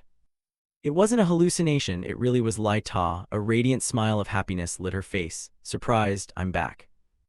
The two of them were silent, just looking at each other without a word. Ihan could not contain his emotions. He had dreamed of this moment but never imagined it would actually come. The angel could not hold back her tears, moved by his reaction. She threw herself into Ihan's arms and sobbed. Though it had only been 2 months, it felt like 100 years. Ada crossed her arms over her chest and looked annoyed at the pair dispensing public displays of affection. He smiled and praised her for doing very well. Ada felt a warm sensation rise in her chest, her lips curling as she replied, I have returned. Not long after, the three of them sat at the workshop table, sipping coffee and discussing recent events. Ihan smiled and said, now I must bear twice the burden. Burden, you call me that after not seeing me for so long? And Ada got to the point, saying the heavens had decided to send more angels to Earth and must at all costs find the origin of the anomalies that keep appearing. He was astonished to realize that even the gods didn't know what had happened here. Ada confirmed that suspicion and added that the likelihood of similar incidents recurring was very high, making him feel the heavens were helpless. They didn't know the cause and had no way to stop the repetition. Meanwhile, Lai could hardly contain her irritation, for she had devoted herself to work in heaven until now and they were only discussing business matters. Ada agreed with his thoughts, which surprised him. Previously, the small angel would surely have erupted in rage and scolded anyone who dared speak against the higher powers. But this time, Ada calmly replied, you are an ally of the heavens, I no longer need to defend the heavens. Moreover, she remembered that Ihan had saved her life. In that moment, his relationship with the heavens changed dramatically. He immediately recalled that the heavens still owed him a reward and asked, what about that reward? If possible, please enchant my miracle bag so its contents won't be damaged. If possible, please enchant my miracle bag so its contents won't be damaged. Ada was surprised that he would ask for something so small in exchange for saving the entire Earth. Lita and Ihan were both stunned by that sudden change, while the angelic girl continued to be furious at having been neglected by him. Afterward, Ada acknowledged that his deed was worthy and infused magic into his backpack, granting it new options: expanded space, weight control, damage prevention, and weight transfer. A while later, seeing the joy clear on Yan's face, Ada truly felt he deserved even more. She looked at him and said it wasn't over yet. She turned to Lai and said it was her turn. Ihin's face flushed immediately, clearly not expecting the heavens to be so generous. Lai Ta blushed, twirling a strand of hair as she glanced at her beloved and stepped closer, making Ihin's heart race.